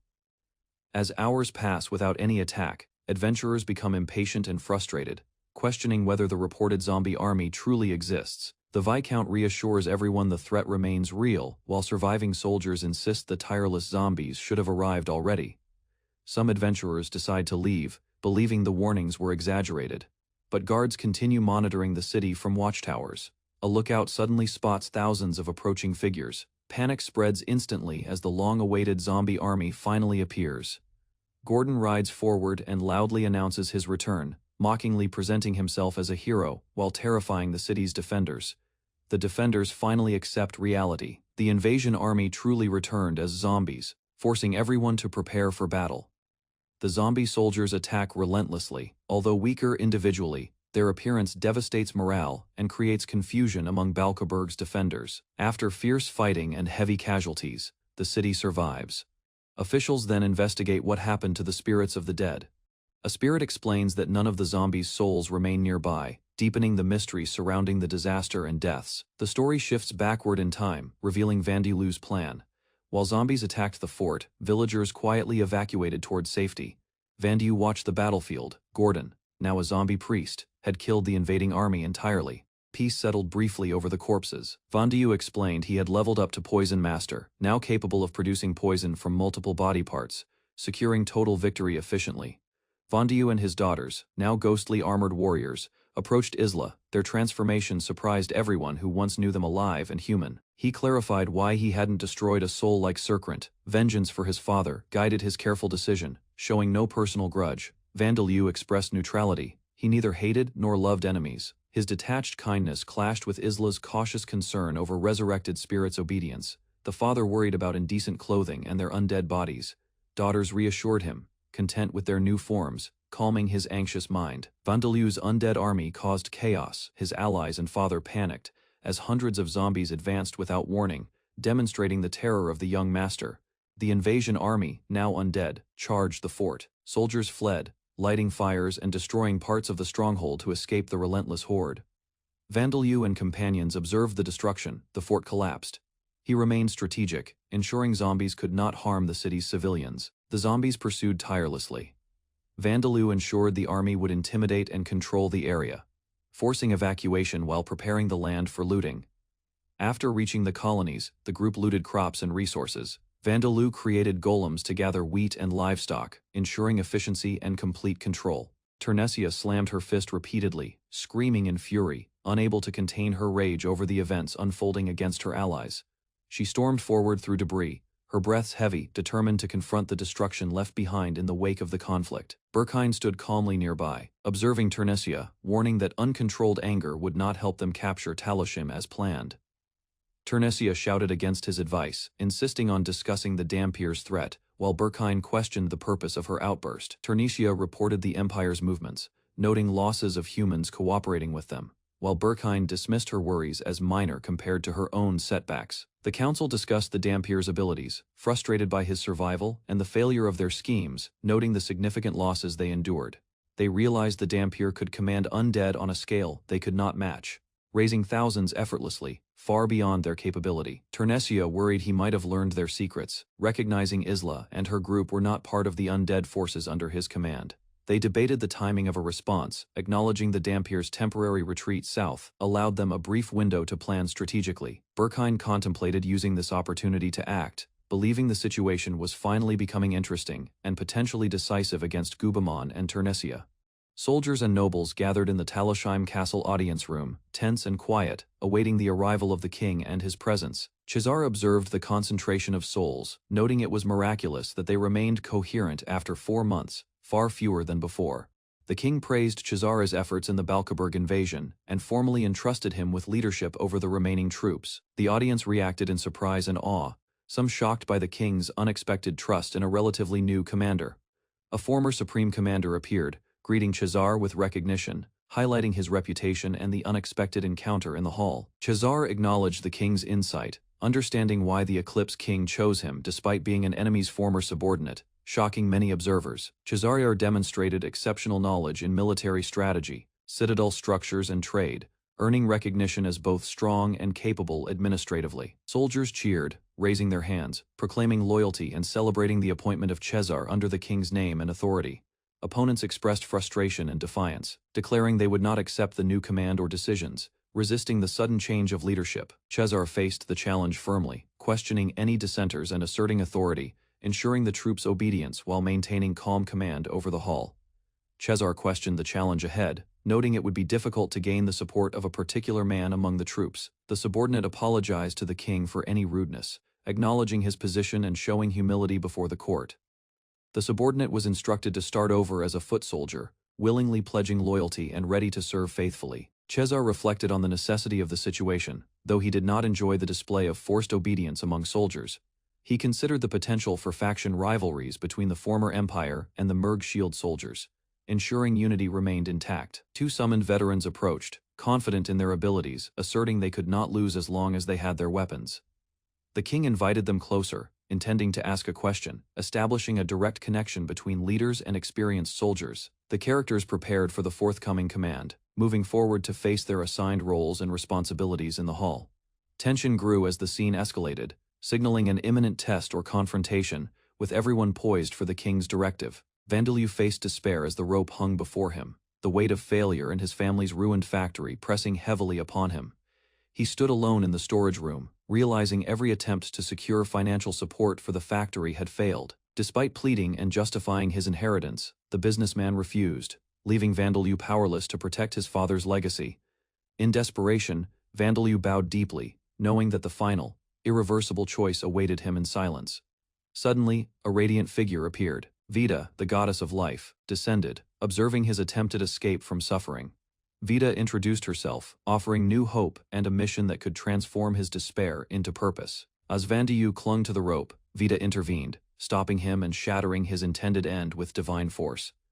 Vita scolded him playfully, but seriously, explaining that the world of Lambda was in danger, needing his unique potential. She revealed that she could grant him strength to fight the Demon King's army, emphasizing his survival was essential. Vandeleur learned that Vita would recreate his body for this journey, ensuring he could act in Lambda without dying immediately. Vita offered an extraordinary blessing and asked Sakado Kisuke what power he desired before entering Lambda and beginning his mission. Instead of requesting combat strength, Kisuke asked for talent in creation, believing building things suited him better than fighting. Vita argued that stronger abilities were needed during war, but Kisuke stubbornly insisted that creation would be more useful. Unable to change his mind, Vita accepted the request and granted Kisuke the special ability known as creation. Other gods immediately criticized Vita's decision, questioning why Lambda's future was being entrusted to such an unusual hero. Vita revealed that several other reincarnated heroes had also received creation, making Kisuke less unique than expected. Kisuke met Okanagi, Shinji, Akutsu Haruka, and Handa Ryuko, learning that other people from Earth had arrived. While the gods debated, several heroes proudly displayed combat-oriented abilities, confident they would defeat powerful enemies in Lambda. More heroes introduced themselves, including Kudo Hina and Toyama Sanji, each preparing for their unfamiliar future journey. Kisuke met Bellwood and the self-proclaimed hero Suzuki Shuhei, beginning relationships that would influence Lambda's future history. Kisuke's Lambda name was decided, avoiding awkward titles, while the gods noted his ordinary, calm demeanor despite heroic potential. Vita confirmed that together, the 7 heroes and the gods would fight the Demon Lord's army, preparing strategies and abilities. Kisuke received an additional power for his creation ability, allowing him to nullify damage from any weapon type he named. Bellwood gained the ability to copy another hero's power, once per Dalton Y, giving the group strategic advantage in battle. Kisuke proposed accepting a former Demon Lord servant as an ally, surprising both gods and heroes with his unconventional reasoning. Despite protests, Kisuke insisted humans could choose differently, showing belief in change and inspiring both allies and conflicted enemies. Upon returning, Kisuke revealed the new ally, a mechanical entity called Gufadgarn, who declared loyalty as the first disciple of Zakart. Vita and the heroes reacted with shock, amazed by the unexpected ally. While Kisuke's decision impacted both morale and enemy perception, the effect of the defector boosted both allies' confidence and the enemy's hesitation, creating a turning point in Lambda's conflict. Other heroes with creation abilities rallied around Kisuke, while more evil gods gradually joined the battle, escalating the war against the Demon King. As the heroes discussed the Demon King's invincible barrier, Kisuke calmly asked Bellwood and Suzuki for permission to speak. Kisuke proposed combining Earth's knowledge with Lambda's magic, suggesting they recreate advanced weapons from his original world. Bellwood reacted with alarm, fearing Kisuke intended to unleash nuclear weapons and devastate the world beyond salvation. Kisuke clarified that such weapons would only target the Demon King's territory, not innocent lands or populations. Suzuki argued that history proved dangerous technologies often caused greater suffering, even when originally created for protection. Kisuke admitted sacrifices were unavoidable in war, but he still wanted to minimize losses wherever possible. He explained that defeating the Demon King was humanity's highest priority and harmful technologies could be removed afterward. Suzuki suspected Kisuke mainly wanted to test the limits of his creation ability, causing further disagreement among them. Vita interrupted the argument and redirected attention toward the Demon King's defenses rather than hypothetical future dangers. After analyzing the barrier, Kisuke concluded it possessed separate magical and physical protections, leading to a risky strategy involving Suzuki's copied abilities and a coordinated attack against the Demon King. Vita explained that with her ability, Kisuke could survive inside nuclear fire while wielding his holy sword, giving the team new offensive options. The heroes began gaining confidence, arguing less, as Kisuke's plan promised a method to overcome the Demon King's otherwise indestructible defenses. Kisuke started researching the poisonous aftereffects of earth weapons, despite Alda's objections, showing determination to fully understand potential consequences. With assistance from other creation heroes, Kisuke worked to purify the poison, demonstrating teamwork and ingenuity, while continuing preparations for battle. The Demon King attacked, reaching the heroes' base with a powerful force, forcing them to immediately respond and prioritize defensive strategies. Vita and the gods emphasized protecting the base while reinforcing the urgency of coordinating their abilities to counter the enemy assault. The Demon King's decoy charged the base, causing apparent casualties among the heroes, while Kisuke's tactical choices minimized actual losses. The real Demon King had disguised himself, shattering the souls of the fallen and adding a critical challenge for the surviving heroes. Vita considered merging the shattered souls to resolve lingering problems, though she struggled with memories of the trauma they caused. Bellwood ultimately won the battle, but heavy casualties left most gods and heroes near death, and the Demon King's lands became corrupted. After the war, Vita blamed herself for Kisuke's death, but Bellwood and Alda urged her to focus on rebuilding. Bellwood asked Vita to work alongside the surviving gods, believing they still owed a debt to the fallen heroes. Consumed by grief, Vita accused Alda of ignoring Kisuke's ideas, insisting many lives could have been saved otherwise. Rejecting Alda's path, Vita decided to save the world independently and follow the vision Kisuke once supported. With humanity nearly destroyed, Vita created a new resurrection system and new races to survive the ruined age. Alda viewed her actions as dangerous corruption and gathered Bellwood and other heroes to oppose her growing influence. A long conflict followed. Countless years passed, prayers faded, and Vita's exhausted body gradually lost its ability to heal. Still mourning, Vita admitted she had used Kisuke and the others, regretting that she could never repay them. Suddenly she sensed a strange sign connected to Kisuke's soul, and became convinced he would someday return. Realizing Rod Corte had merged several shattered souls together, Vita vowed to prepare for the new soul's future arrival. After centuries of waiting, Vita finally sensed the moment she had foreseen, and sent a prophecy to her remaining followers. Holding the sleeping soul close, Vita prayed for Kisuke's strength and carefully guided his rebirth toward a new future. Vita altered his tragic destiny slightly, knowing suffering still awaited him, but hoping his path would become less cruel. She wished for him to love Lambda, believing the world contained more than pain, conflict, and endless despair. Remembering its beauty, Vita hoped he would understand that life held wonder, kindness, and reasons to continue living. With tears in her eyes, Vita quietly watched over him, relieved that his long journey was finally beginning again. As years passed, Darcia cared for the child Vandaliu, encouraging him to seek happiness despite his quiet nature. The story reached its new beginning as the young Vandaliu opened his eyes, unaware of the countless histories behind him.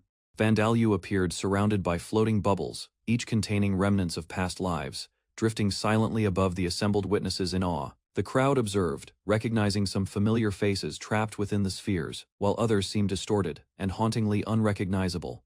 Suddenly, the bubbles began to burst with sharp pops, scattering memories and echoes of suffering across the sacred hall. Observers whispered, questioning if a disease or some magic had been unleashed, unsure whether the Dampier child had caused the destruction. Fitton smiled subtly, noting Vandaliu's restraint, aware that raising undead thousands of corpses displayed immense power, even without full malice. Discussion shifted to strategy. Vandaliu had spared entire cities, wielding death magic selectively, demonstrating control and a hidden sense of morality. Curados reflected, acknowledging Vandaliu's leniency, noting that his hesitation prevented annihilation, revealing a softer, deliberate approach to overwhelming strength. Alda confronted the assembly, warning that despite Vandaliu's mercy, the situation was more dangerous. hinting at his capability to harm even sacred territories. The council realized the Dampier had shattered part of Upion's soul and destroyed Isekai'd, acts only a demon lord might achieve.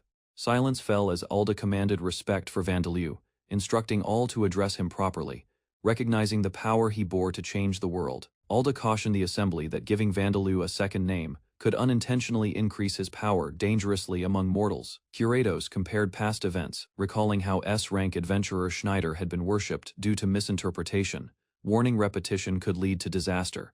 Fitton urged immediate action to stop Vandalue from growing stronger, stressing history might repeat itself unless they acted decisively. Fitton excused himself from the council, expressing discomfort, while others noted his unparalleled skills as a god and ex-hero. Debate continued, with some fearing new gods like Vandalue, yet Curatos insisted such beings were necessary to maintain balance in Lambda. Fitton reflected privately, lamenting the burdens of godhood, regretting the choice that elevated him, showing the loneliness accompanying great power. Emperor Marshugzarl von Bellwood amid entered, inquiring about recent events and receiving a report regarding Vandalue's growing influence and unexpected feats. The Emperor listened thoughtfully, impressed by Vandalue's ability to raise the undead and command them, intrigued by his unique talents. Vandalue's true nature remained uncertain. Even skilled commanders doubted the possibility of controlling or fully understanding his extraordinary capabilities. The Emperor decided to welcome Vandalue as a subordinate, signaling a strategic alliance while anticipating the Dampier's future impact on governance. Edgar discussed Vandalue's growing influence, while officials feared public backlash. He insisted divine approval would justify upcoming decisions. The officers warned that using undead forces would create unrest. Edgar instead considered turning old battlefield remains against enemies. Leaving the meeting, Edgar dismissed personal grudges. He believed leaders focused on results, rather than emotional conflicts. Edgar ordered stronger border surveillance. He wanted immediate reports whenever the Dampier Vandalue approached Imperial territory again. New intelligence arrived regarding Thunderclap Schneider. Edgar recognized Duke Marmy's involvement, and chose not to interfere directly. Far south in the maritime nation of Galahad, preparations advanced quietly while separate plans unfolded beyond Imperial control. Inside, a lively establishment, Schneider observed a dancer's performance. His companions enjoyed the entertainment during their gathering. The group joked around Schneider, but he remained thoughtful. His attention stayed on matters beyond amusement. Schneider was formally identified as the leader of Storm of Tyranny. A visitor requested discussion regarding his work. An envoy explained Duke Marmy's request concerning Southern Bon Gaia.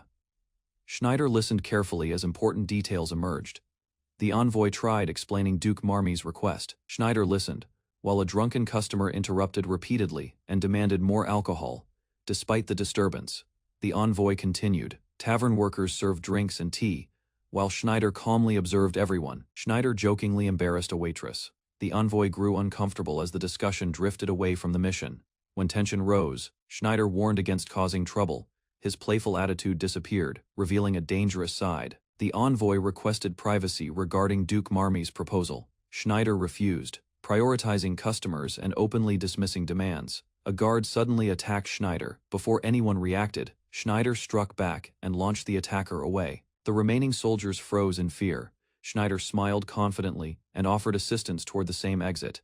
After apologies were given, the envoy finally explained everything. Duke Marmy wanted Schneider to kill Vandalue. The envoy offered wealth and women as rewards. Schneider immediately rejected the proposal without hesitation or interest.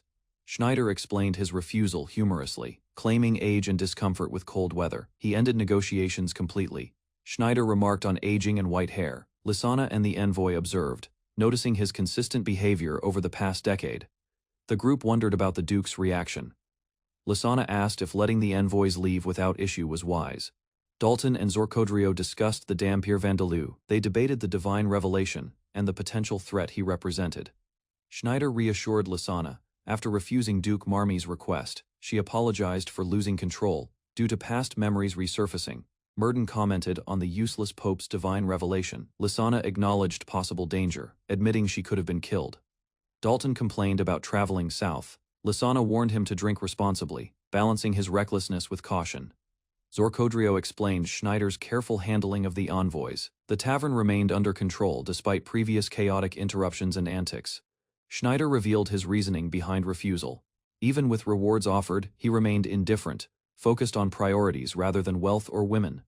Schneider explained that the Emperor had noticed his affiliation with Vita. Lisanna and the others worried about exposure. He clarified his intent to follow Vita's divine guidance. The group realized they would encounter Vandiu in the future. Awaiting proper timing, Kasim attempted to fight a powerful barbarian alone despite warnings. Before the battle continued, an unexpected figure arrived. Vandaliu appeared calmly and questioned their priorities. Instead of fighting immediately, he suggested dealing with the goblins first.